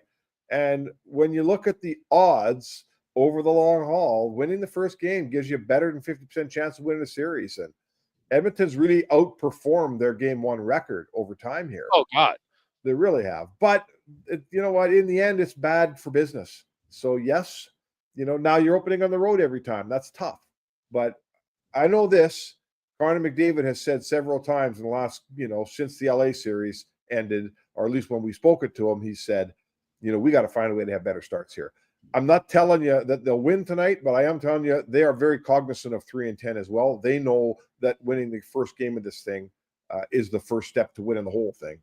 Oh, God, it pushes up to 68% if you win game one historically. So the Oilers, when they win game one, they're 2-1. The only time they lost was against Anaheim back in 2017. Okay. We heard from Chris Knobloch today say, hey, I expect that both my goalies are going to play. I just don't know when, whether it's, he says, hey, I hope it's never, because that means that Pickett's playing out of his mind. But I think the coach is basically saying, hey, we're going to see Stuart Skinner here at some point, and they probably are hopeful that Stuart Skinner can bounce back like he did last year after he missed a few games. This year, obviously, has been a longer layoff.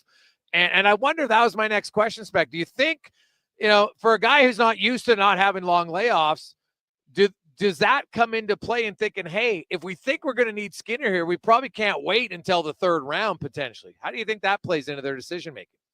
Yeah, I think we'll see Skinner this round.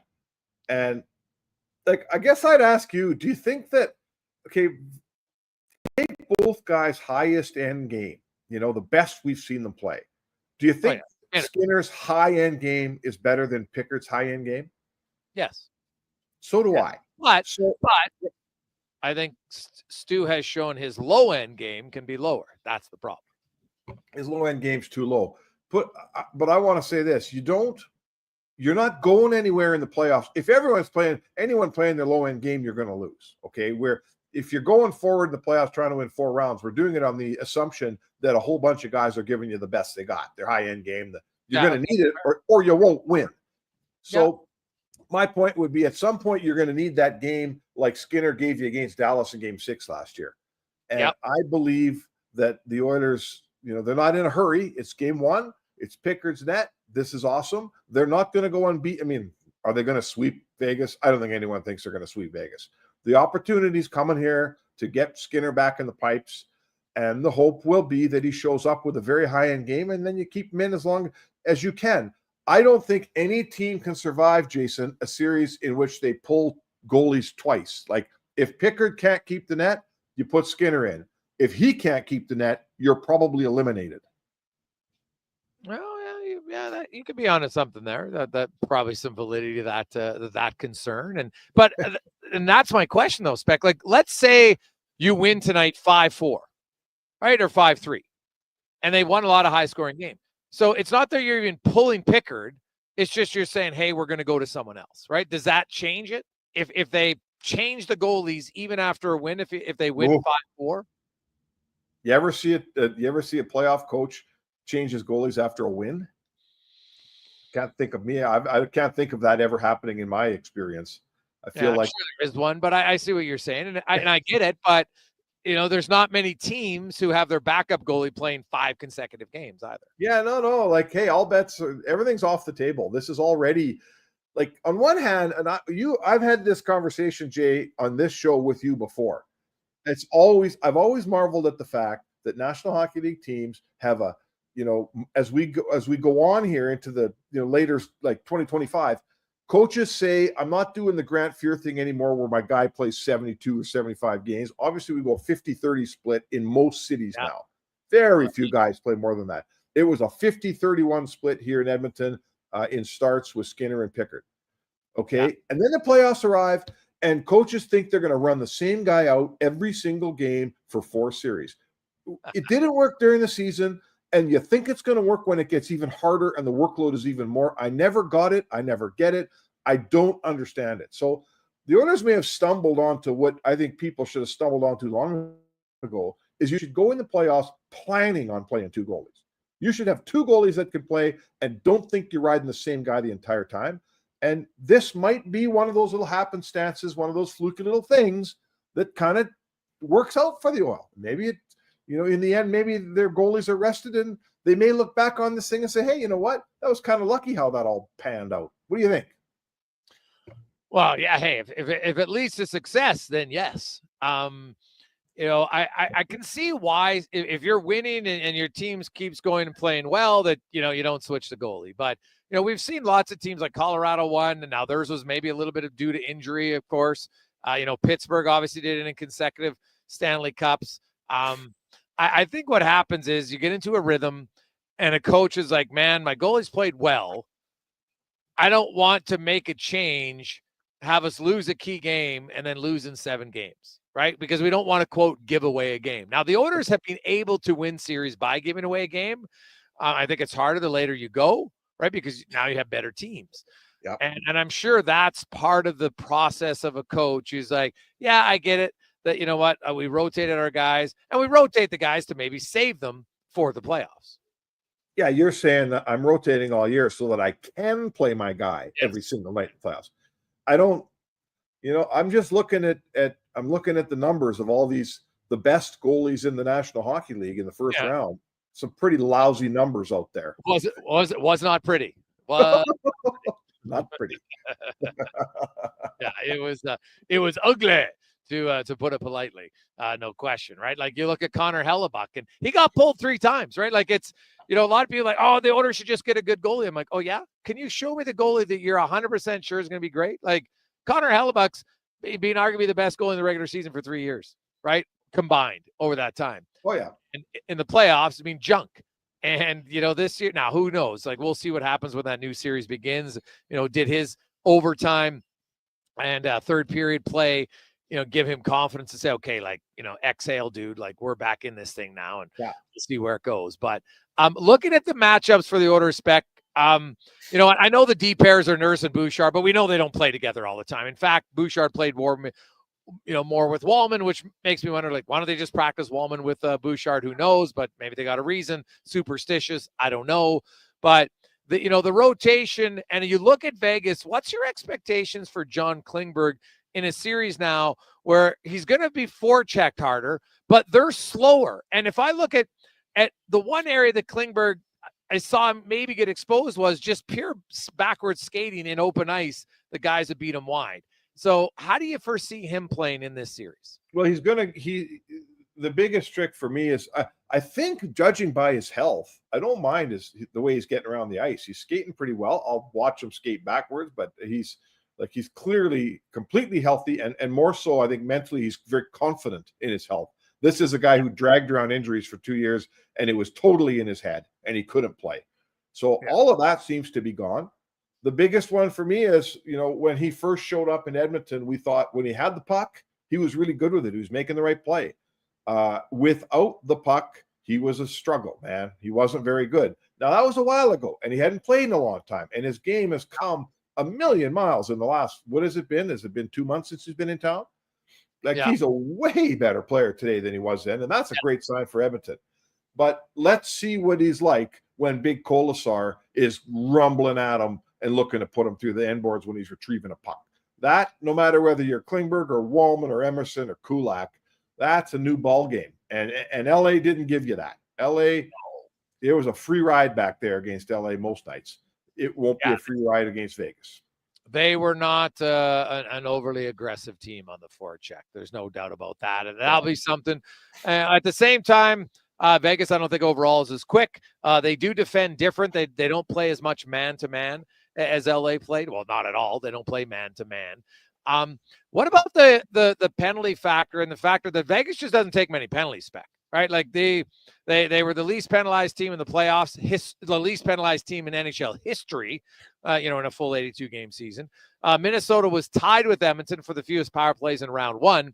So to me, this game obviously is going to be won 5-on-5. If you're the Oilers, you'd like your power play to score a few goals. You just can't rely, on getting more than 2 chances a game, most likely. Yeah, it's amazing to me this season. I know you're the one that's done the deep dive here. It's amazing how many games I covered this season at home, on the road, in the playoffs, in the regular season, where Edmonton got 2 or less power plays. It's amazing.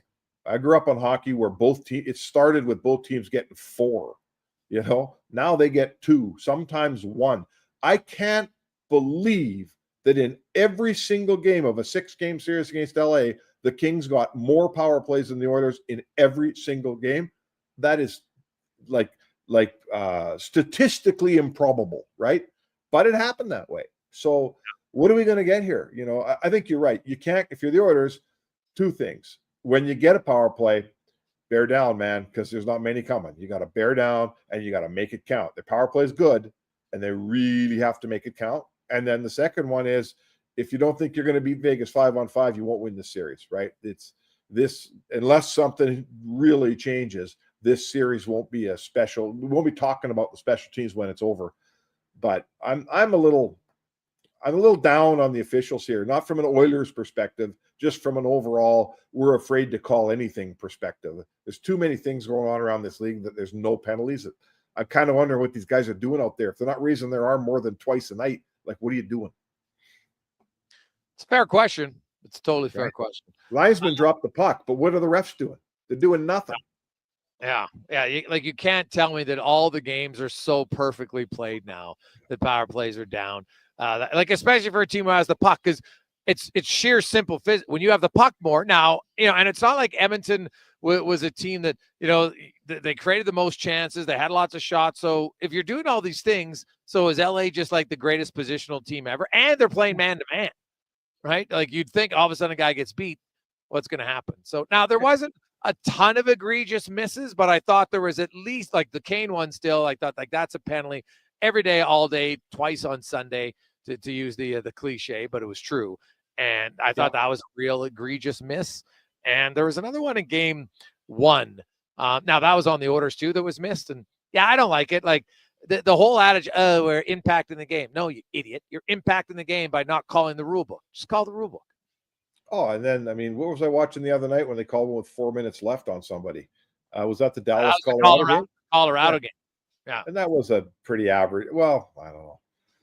Anyway. If you're going to call an average penalty, then call an average penalty, but don't then call it, the consistency is difficult, and I get everybody's going to have their own opinion from their eyes at a time, but it does seem odd sometimes when you see the lack of penalties. And I'll watch Vegas now. When you're consistently as low, now Vegas also doesn't get any power plays. I want to make that clear. They had the least penalty kills in the NHL and the second fewest power plays. Their whole games just didn't have a lot of advantages.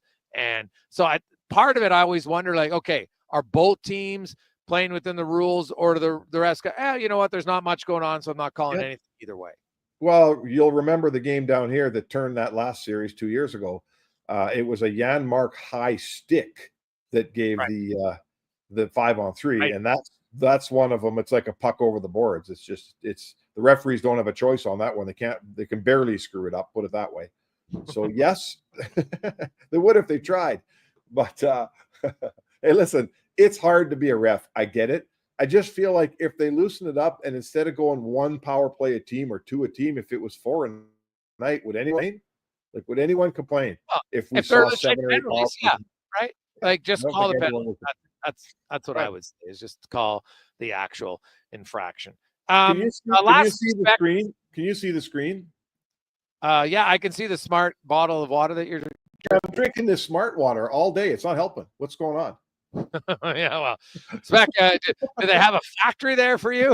I don't know. I saw it in the airport. I thought, man, that's got my name all over it. Smart water. I better get 2. Real smart water, Spec. That's what you didn't get. You didn't get the real smart water, right? That's the problem. Quickly, what were your thoughts on Bennett last night and that play? And really, I don't know if you saw the Dr. Kusnovinsky putting out there that, and I'd never heard of the shake, that happens, after you get your bell rung from that puck to the head earlier in the game. What do you make of that whole situation? And we talk about officials, but if shake is so prevalent for somebody in the concussion world, how the hell is a concussion spotter not notice it? Yeah, there's a few things here with these concussion spotters. I have heard of that shake, and it's really pretty evident. What do you do when you quote unquote get your bell rung, right? When you're a little foggy, you shake your head. You're trying to get rid of, what do we call them? The cobwebs. These are all the antic terms we used to use about concussions, right? Yeah. That's how we used to do it. We're not there anymore. We're way past that. So they pay these guys to be concussion spotters. And have you ever seen a goalie who gets drilled with a slap shot in the head get taken off the ice? Because I've never been in the rink when that happened. And to me, that might be something you'd check for. When I saw Darcy Kemper get drilled by Arvidsson last game, it was from the side. His neck snapped to the side. He stayed down, and they don't pull him out of the game. And then last night, Stolarz, like between that shot and getting run by Bennett, like his elbow right in the head, and how, I'm not saying it's a suspension. It's a 2-minute penalty. He didn't get pushed in, right? He ran into the guy with his elbow in his head as your goalie. That's a 2-minute penalty every single day. And the concussion spotter sitting in the stands having a cold beer and eating popcorn and doing nothing. And the guy's puking in the bench, Jason. What happens when you're concussed? Sometimes you throw up. Yeah. Like, what is a concussion spotter even there for if that whole Stolar sequence gets past him last night? Yeah. That's why I wanted to ask you. I was a little. What are you doing? Yeah, like when you hear about the I don't know if it's shock or how we pronounce the acronym correctly or not, if it's a long A, but either way, if that is so obvious, Spec, when a goalie does it, to me, wouldn't that seem now? Not when the goalie does it every time, because Patrick Waugh used to shake his head all the time, and not after a hit. It just was his thing, right? He's superstitious. So even the doctor talked about when it happens, within 20 seconds after taking a shot to the head is usually a sign and it's 72% accurate. You won't be accurate every time. Sometimes you won't have a concussion, but if it's 72%. And you're serious about concussions, then you're probably going to have to put them in the concussion room. They're not going to like it, but if it's 72% effective, then you're probably going to have to listen to it more often. I think this is probably a coach's thing to me. This is a coach saying, "Don't you dare take my goalie out and make me put it back up in." And I get it, but I'm not worried about the coach. I'm worried about the guy's melon and the goaltender. And I think this is something where the league has to tell the coaches, okay, you guys, we've heard you.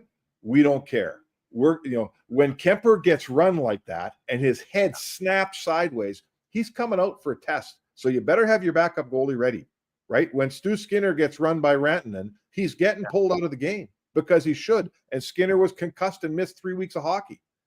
So I think you got to tell the coaches to stand down, get out of the road here, because what we're trying to do is prevent serious concussions. And tell your backup he's got to play for 6 minutes. And if he does, tough luck. It'll even out in the end. Spec, enjoy Vegas. With you tomorrow. You can give us a little update on the scene in Vegas before a playoff game. Yeah, I flew down here with about 8 people from Thorsby, Alberta. They were all singing the praises of the great Chris Sheets. Oh, they're all heading to the game tonight. Yeah, that'll be fun. That'll be a great time. I know. They weren't. They're supposed to be seeding at this time of year, aren't they, Gregor?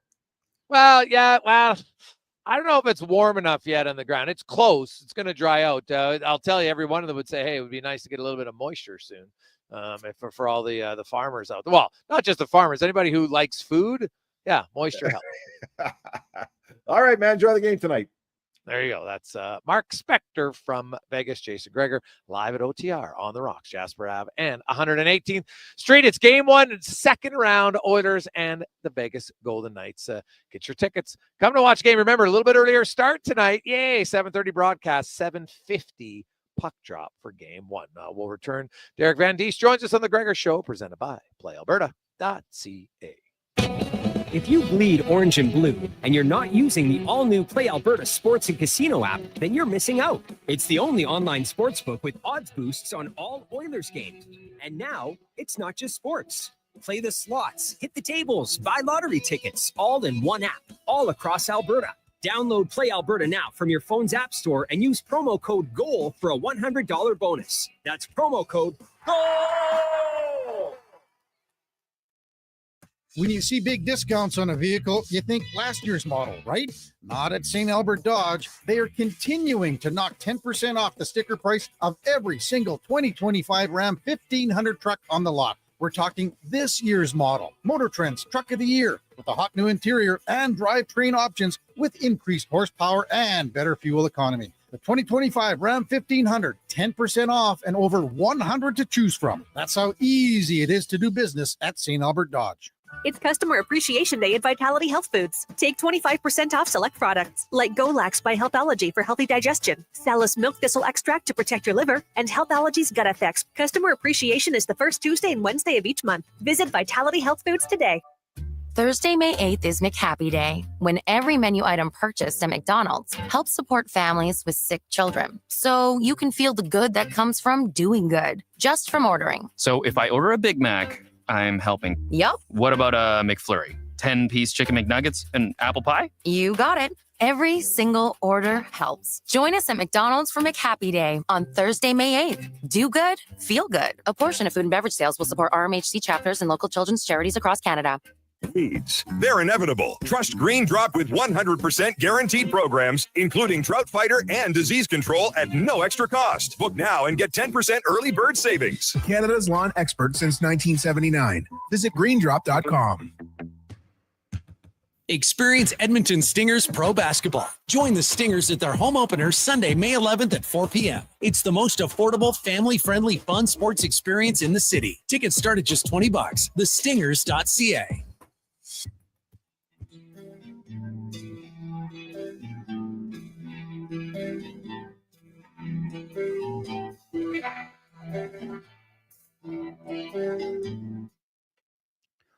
Portions of this hour brought to you by Sherbrooke Liquor. Sherbrooke is a house of curiosities, a mom and pop, a curated experience that is equal parts wine tastings and 2-4s for May long. See more at SherbrookeLiquor.com. The Jason Gregor Show, the best of Edmonton sports talk and beyond. This is Sports 1440. Presented by PlayAlberta.ca, Alberta's only regulated online gambling website.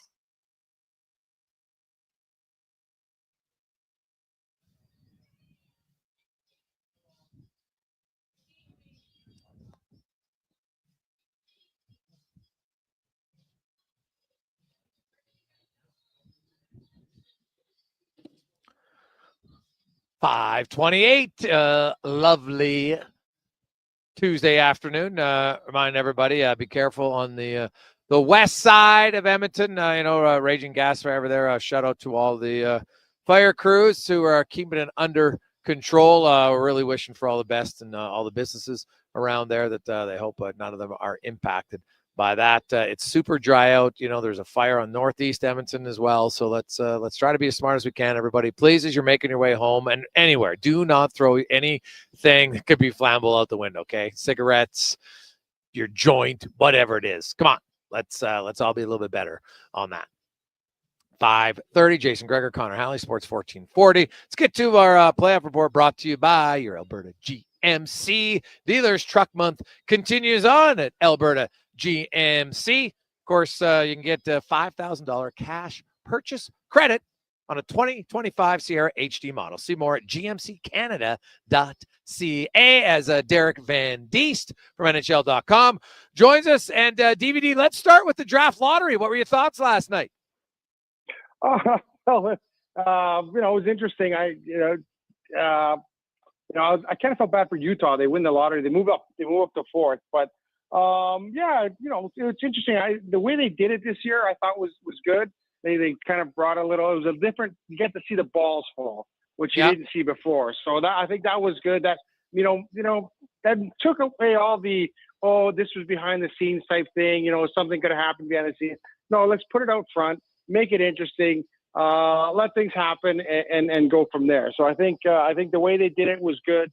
And I think it's going to be probably the way they do it. They keep tweaking the lottery. Obviously, they're trying to make it as fair as possible, but I do think that the way they did it, I tuned in, I looked on it, I was hanging in there. So I think they did it that way. I think I like the way they did it as opposed to just kind of revealing who had won the lottery, as well as you get to see it firsthand as the balls fall. Yeah, I think it removes any of the conspiracy theories. For sure, the Islanders move up, so good for them. San Jose and Chicago still in the top three, and you know what? You're going to get a lot of players. I know Schaefer. A lot of people think he's number one, and it's good. But hey, you know what? Misa, a few Hagens, those guys in 5, 6, 7 years from now, it could be much, much different. We have Carolina, Washington. We'll get to the orders in a second, but Winnipeg and Dallas get going tomorrow. The Jets saying some game time decisions for Morrissey and Scheifele, which obviously I think the series probably here, like if Winnipeg's going to win, and I know they're the home team, but to me, they're still kind of the underdog here. If they're going to win, they're going to get those guys healthy. Otherwise, I just don't think they have much of a chance. No, you do. When you have your two best players out, you need to get them back to try and get, to win a playoff series. I think the biggest thing, though, is I do think that Connor Halley got over the hump, and I think you're going to see a different Connor Halley in the second round they did in the first round. Sometimes it's just a mental thing to get over that first round, get over that bad performance last year. He had a couple of bad games this year, but I think to be able to kind of win that game, and then in overtime, I thought he was fantastic in overtime. So I think he gets an opportunity to come back and bounce back. He's going to be the difference. It's going to be a great goaltending duel, obviously, with those two goalies. But I do think that you need Scheifele and Morrissey back. Morrissey, I'm not sure. He went into the boards pretty hard. I hope he didn't break his arm. It's just one of those things that you hope it's not too bad. And Scheifele, I'm not sure what the situation is in, but you need those guys back. And if you have those guys back, I think Winnipeg got to like their chances. And I think just getting over past that first round, I think that's going to be a huge thing for Connor Halley. And I think we're going to see the Vezina Trophy winning Connor Halley in that for Winnipeg moving forward. Oh, man, it would be great. Like you think about it, if Winnipeg could somehow pull off a victory and Edmonton pulls off a victory, then you got an all-Canadian Western final. You go back to 1990, the last time of the Jets and the Oilers. Matt, I know technically it's a different franchise, but still, it's the Oilers and the Jets, and that would guarantee a Canadian team in the Stanley Cup final for the second consecutive year, which wouldn't be bad at all. What'd you make of the Leafs game, just from the outcome, how they played, and then obviously the Stolarz-Bennett situation? You know what? I didn't see the elbow. I kind of tuned in late, and they were talking about the elbow to the back of the head. And then, to be honest, when I saw it, I was like, that's it? Really? That was the elbow? I think Stolarz was hurt with taking a puck in the head 5 minutes into the game. To me, I'm a big proponent of this, Jason, and I've talked to Stuart Skinner about this. And I think in international hockey, when a goalie takes a puck off the mask, they blow the whistle. Regardless of what happens, they blow the whistle because you're dealing with a head. Here in the NHL, they don't unless your mask comes off. And I think there's a lot of situations where guys take puck off the head and they're just not all there. And I know concussions are a strange thing, and I've experienced that. I played an entire 3/4 of a football game concussed, and I didn't know I was concussed. I felt fine. I looked fine. Everything was fine. And the only reason I knew I was concussed because after the game, I couldn't remember my locker combination. And then they started asking me questions, and I didn't know who won the game. I didn't know the name of my school. I didn't know what month it was. So it's just weird the way that things happen. I think that I think the majority of the damage came on the shot.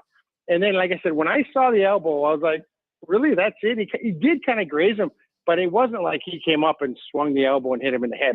It's one of those, I accidentally bumped you on purpose type thing. but I didn't think it was egregious as they're saying in Toronto that, oh, Bennett should be suspended for a vicious elbow to the head. I didn't see anything vicious about it. He grazed him in the head, but I think the damage had already been done earlier in the game.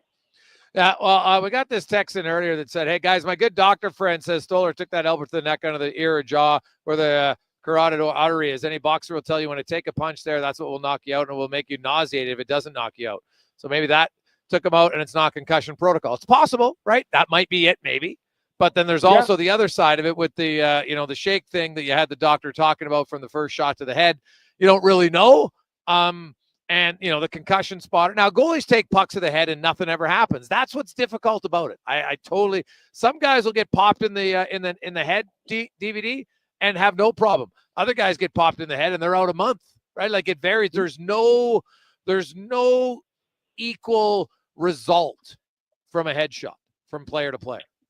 No, you're absolutely right. And I think the rule should be, if you shoot the puck and it hits the goalie in the head, blow the whistle down, give the goalie an opportunity to go to the bench, let him get evaluated by the trainer right away. The trainer will they'll look in your eyes, they'll see if your pupils are dilated, they'll ask you a bunch of questions. Like I said, concussions are weird. Like you could feel fine and then just, forget the name of your town, forget the name of your team. Like I know I'm really sensitive to that when I referee because of my history with concussions. And I remember that vividly, that I felt fine. And I was the quarterback of the football team, and we went and played the next three quarters of that game, which we won, by the way. They told me about a week later that we actually won that game. So, so I did spend the night in the hospital. But the funny thing is, you're right. Everyone reacts a little differently. Everyone's a little different when it comes to concussion. But I wouldn't mind, like, if they had stopped the game and the Solars went to the bench and the trainer got a look at him, got a good look at his pupils, ask him a few questions. Where are you? What city you're in? What's the name of what day of the week it is? Those are usually the questions I ask when someone takes a ball in the head. Like, I'll stop the game right away and I'll bring someone over and I'll say, okay, spell your last name, what day of the week it is, where are we, like what part of the city we're in. And there's times, there has been a couple of occasions where the person just blanks out and doesn't know. And then you're like, okay, there's something wrong here. He or she's got to sit out. And I think that's what the league has to do, that because that's a very scary situation. The guy took a puck in the head. You're right. He was trying to shake it off. And look, he might have just been, making sure the mask was on properly too. Like, that's one of those things. I've seen goalies do that. They shake the mask just to make sure all the buckles are on properly. But I think you have to take care of your players in that regard. I think you have to be, it's better to be safe than sorry. And you don't want to see a situation where a guy comes over the bench and starts vomiting on the bench. Then you're like, oh, there's something really wrong. So, I think that's something that the league will look at. But I remember discussing this with Stuart Skinner, and he said, you know what, I'm going to bring that up because that's a good, if the puck goes off the head, blow the whistle. And I think that'll prevent guys from headhunting a little bit too as well. If whistle blows after the puck hits that goalie in the head. Now, when you had your concussion in game, you said you don't remember anything. So do you remember even playing the game? Like, do you remember how you felt? Like, were you groggy and just thought, okay, you know what, I got my bell rung? Or were you actually fine as far as, seeing downfield and being able to make your reads? Well, I think I was fine. I actually remember the hit, and I waved the trainers off. And I've seen that happen a couple of times in the league where they just waved the trainers. I can't remember who the goalie was. Like, waved the trainers off. I'm fine. And I waved the trainers off. No, I'm fine. Went back in the huddle, and to be honest, I must have been on autopilot because I do not remember anything after that huddle. It's kind of like when Paul Kariya scored the game-winning goal. He doesn't remember that goal. And then the thing is, like, we were playing the game. I was obviously on autopilot, and the only time I realized, but I felt fine. Physically, I felt fine. I didn't have a headache. My vision was fine.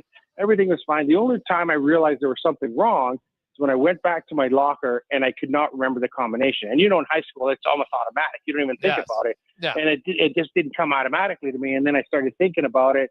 And then I kind of just sat in my stall in the locker room with my equipment on. I was like, this is so weird. How could I not remember this combination? And then my coach came in, and then they started asking me questions that I should know the answer to. And I didn't. So that's when I knew that I had a concussion. But you're right. It's different for everyone. But I didn't feel blurry. I didn't remember having a headache. And I must have been, I'm calling the plays in the huddle. So no one said anything that, hey, there's something wrong with this guy. So it's different, but it's so subtle sometimes that you just don't even realize that you're concussed. No, Derek Van Diest joins us. DVD to the Oilers and the Golden Knights. Obviously it's going to be a very different series for both teams. Vegas, Minnesota had two guys. Edmonton's got much more depth up front. Vegas doesn't play man-to-man defensively. They forecheck way harder. They're the best team in the NHL in goals off the rush, so it'll be a challenge for the Oilers. How do you see this series, and who do you give the advantage to, if anyone? Well, you know what? I think Edmonton knows Vegas really well, and I think Edmonton is more suited to play Vegas this time around than they were 2 years ago. They got bigger bodies, they have bigger guys, they have agitators that go to the front of the net. And I think the thing about Vegas is, like, anyone can play goal for Vegas because you just got to stop the first shot.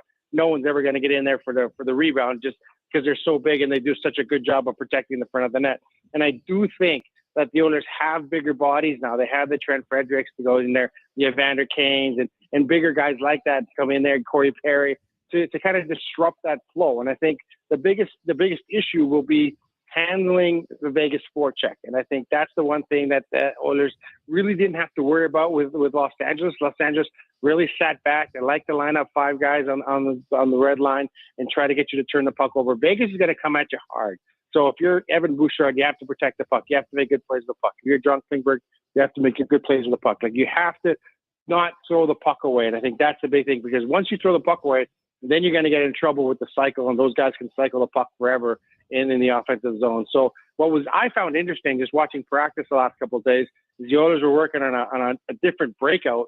We'll see if they use it tomorrow, where they have the one defenseman behind the net, one at top of the blue line, and then they're just making the long stretch pass and tipping it into the zone and then going from there. So it'll be interesting to see if that's something that they utilize a lot, because they're using it a lot in that first practice, and it was noticeable. We're like, wow, that's a different breakout with the second defenseman at the top of the blue line. So so they're obviously prepared for a better a better forecheck from Vegas, probably a bit more physical series against Vegas than it was against LA.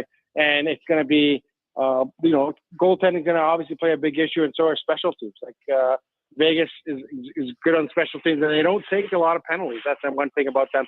They're a physical team that doesn't take a lot of penalties. So the Oilers are going to have to do most of their damage 5-on-5. DVD, it should be a heck of a series. Who are you taking?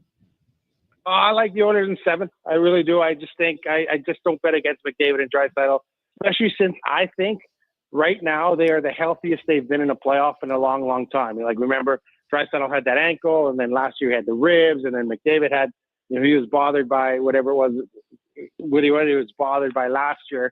I think those two guys are super healthy, and if nothing happens to them, if they continue to play healthy and refreshed, they're going to be hard to handle.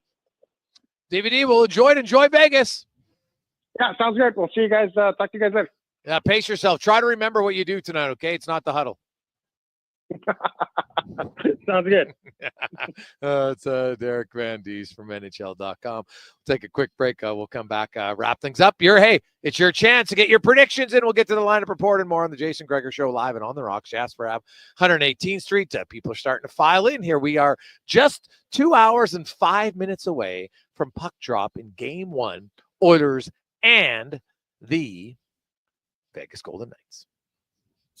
Spring style and road-ready performance are more affordable than ever. Now at Volvo Cars Edmonton. Lease or finance a 2025 XC90 plug-in hybrid from 1.49% and save up to $5,000. Lease a 2025 XC60 plug-in hybrid from 4.9% and save $3,000. Lease or finance a 2025 XC40 from 0.49% and save $2,000. Get ready for the open road at Volvo Cars Edmonton. Great vehicles, better services, only at VolvoCarsEdmonton.com. It's Customer Appreciation Day at Vitality Health Foods. Take 25% off select products like Goalax by Healthology for healthy digestion, Salus Milk Thistle Extract to protect your liver, and Healthology's Gut Effects. Customer Appreciation is the first Tuesday and Wednesday of each month. Visit Vitality Health Foods today.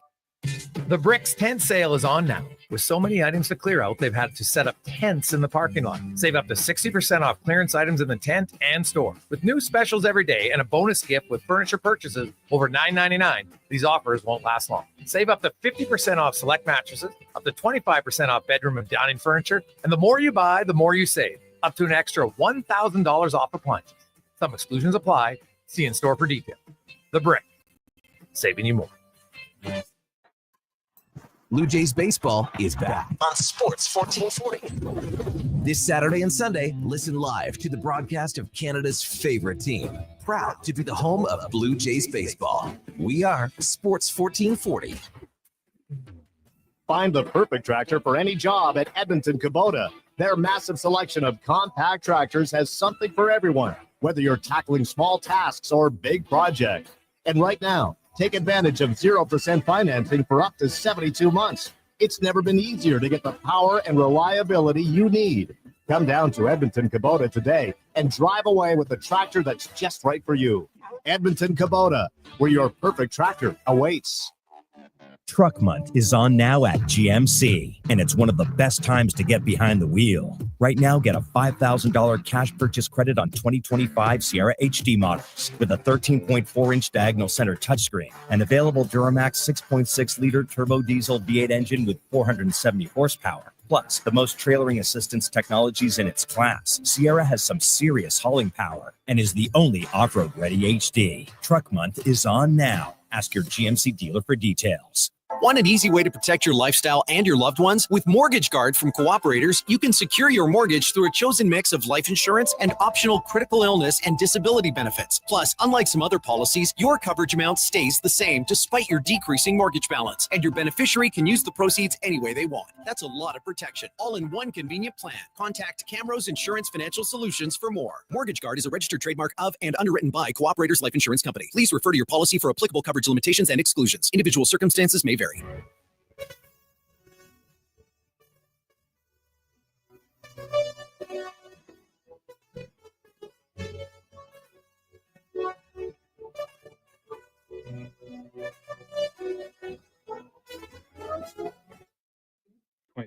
Yeah.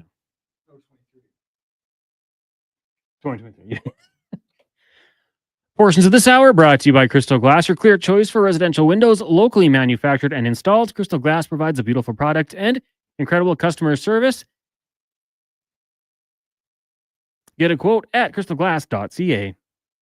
The Jason Gregor Show, the best of Edmonton sports talk and beyond. This is Sports 1440. Presented by PlayAlberta.ca, Alberta's only regulated online gambling website.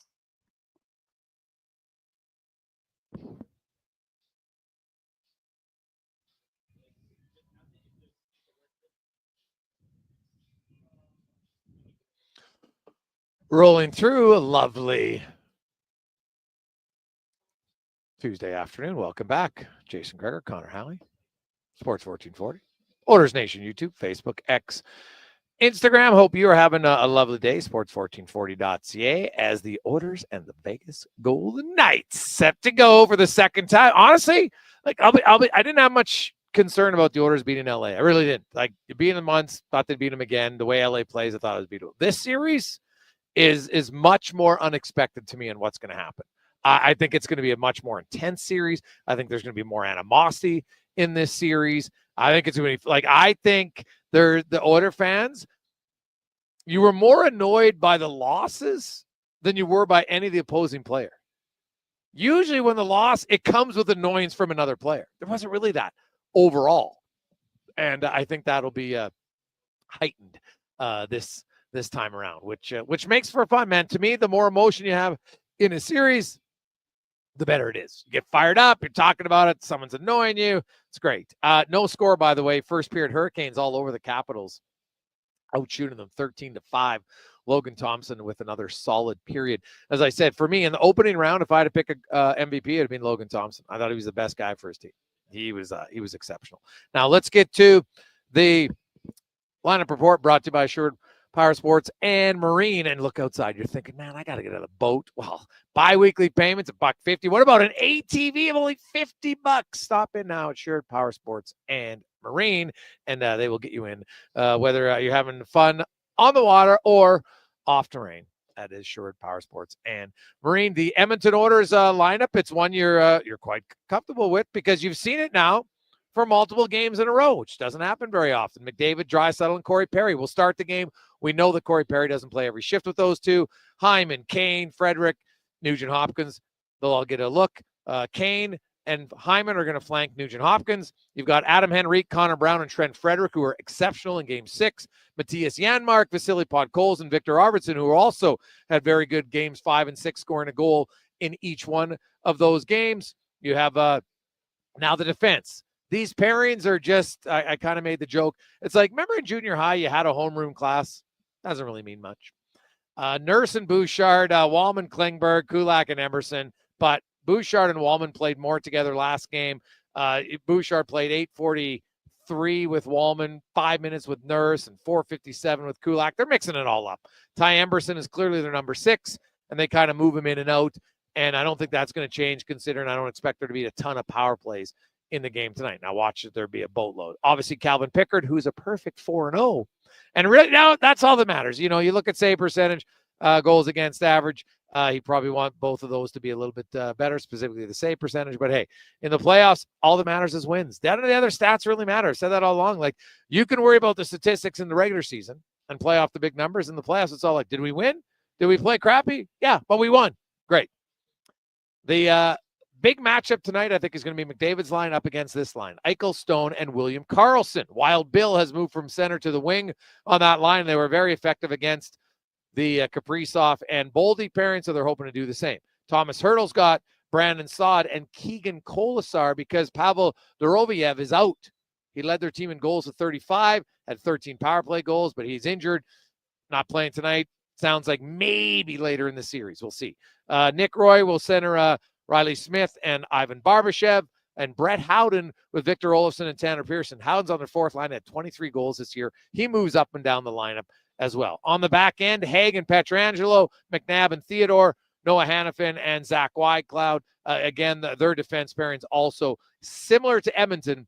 They mix and match different pairings at times. So if you're somebody who's into D-pair matchups, do not be surprised to see different D-pairs for them, just like you'll see with the Edmonton Oilers. The Vegas Golden Knights scored 18 goals in their 6-game win. The Oilers scored 27. The Oilers allowed 24.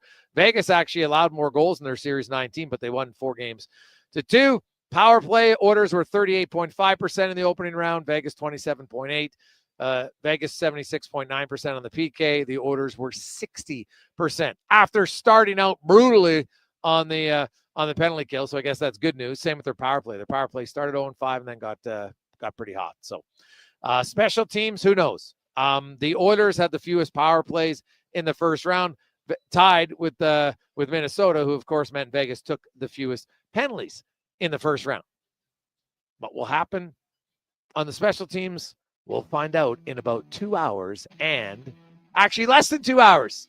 It's 1 hour and 57 minutes for game one. Coming up, though, we have Andrew Walker, Donovan Paulson with more wall-to-wall coverage here. Continues on right up until puck drop here, the pregame show on Sports 1440. On behalf of Connor Halley, Declan Kruger, I'm Jason Gregor. Big shout-out to everybody here at On the Rocks. Come down, watch the game, get a great vantage point. You can make a reservation. They have a few tables, I think 2 left for tonight if you want to get in. Or you can just walk in. Got tons of seating at the bar as well. Let's get to the Con Man Sports 1440 update brought to you by Legacy Heating and Cooling. Home of the no payments, no interest for 1 year on your AC unit. You want to stay cool all summer, do it at legacyheating.ca. Good night.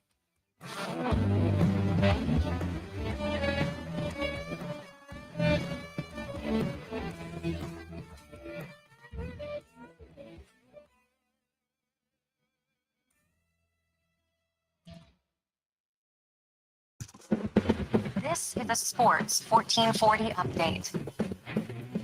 Game day, Oilers Golden Knights down in Vegas. Game one gets going just after 7:30. Calvin Pickard gets the start between the pipes for the Oilers. We've got pregame coverage getting going at 6 o'clock. Puck drop 7:30. One other game tonight. Caps Canes scoreless after 20 minutes in the association. Cavaliers on top of the Pacers 42-32 with 6 minutes left in the second quarter. Pacers lead that series 1-9. Later tonight, Timberwolves and Warriors kicking off their best of 7 West semifinal. 7:30 out in Minneapolis. And in the majors from Blue Jays in action in Anaheim, taking on the Angels. That gets going at 7:30 right now. A lot of games scoreless. Orioles, Twins, White Sox, Royals, Reds, Braves, Yankees, Padres. The Phillies have a 3-0 lead over the Rays heading into the fourth. Dodgers up on the Marlins 1-0. And the Rangers on top of the Red Sox 1-0. Later tonight, you got the Diamondbacks and Mets, and the Mariners taking on the Athletics. Coming up next here on Sports 1440, pregame coverage with Andrew Walker and Donovan Paulson. I'm Connor Halley. This has been a Sports 1440 update. Sports 1440.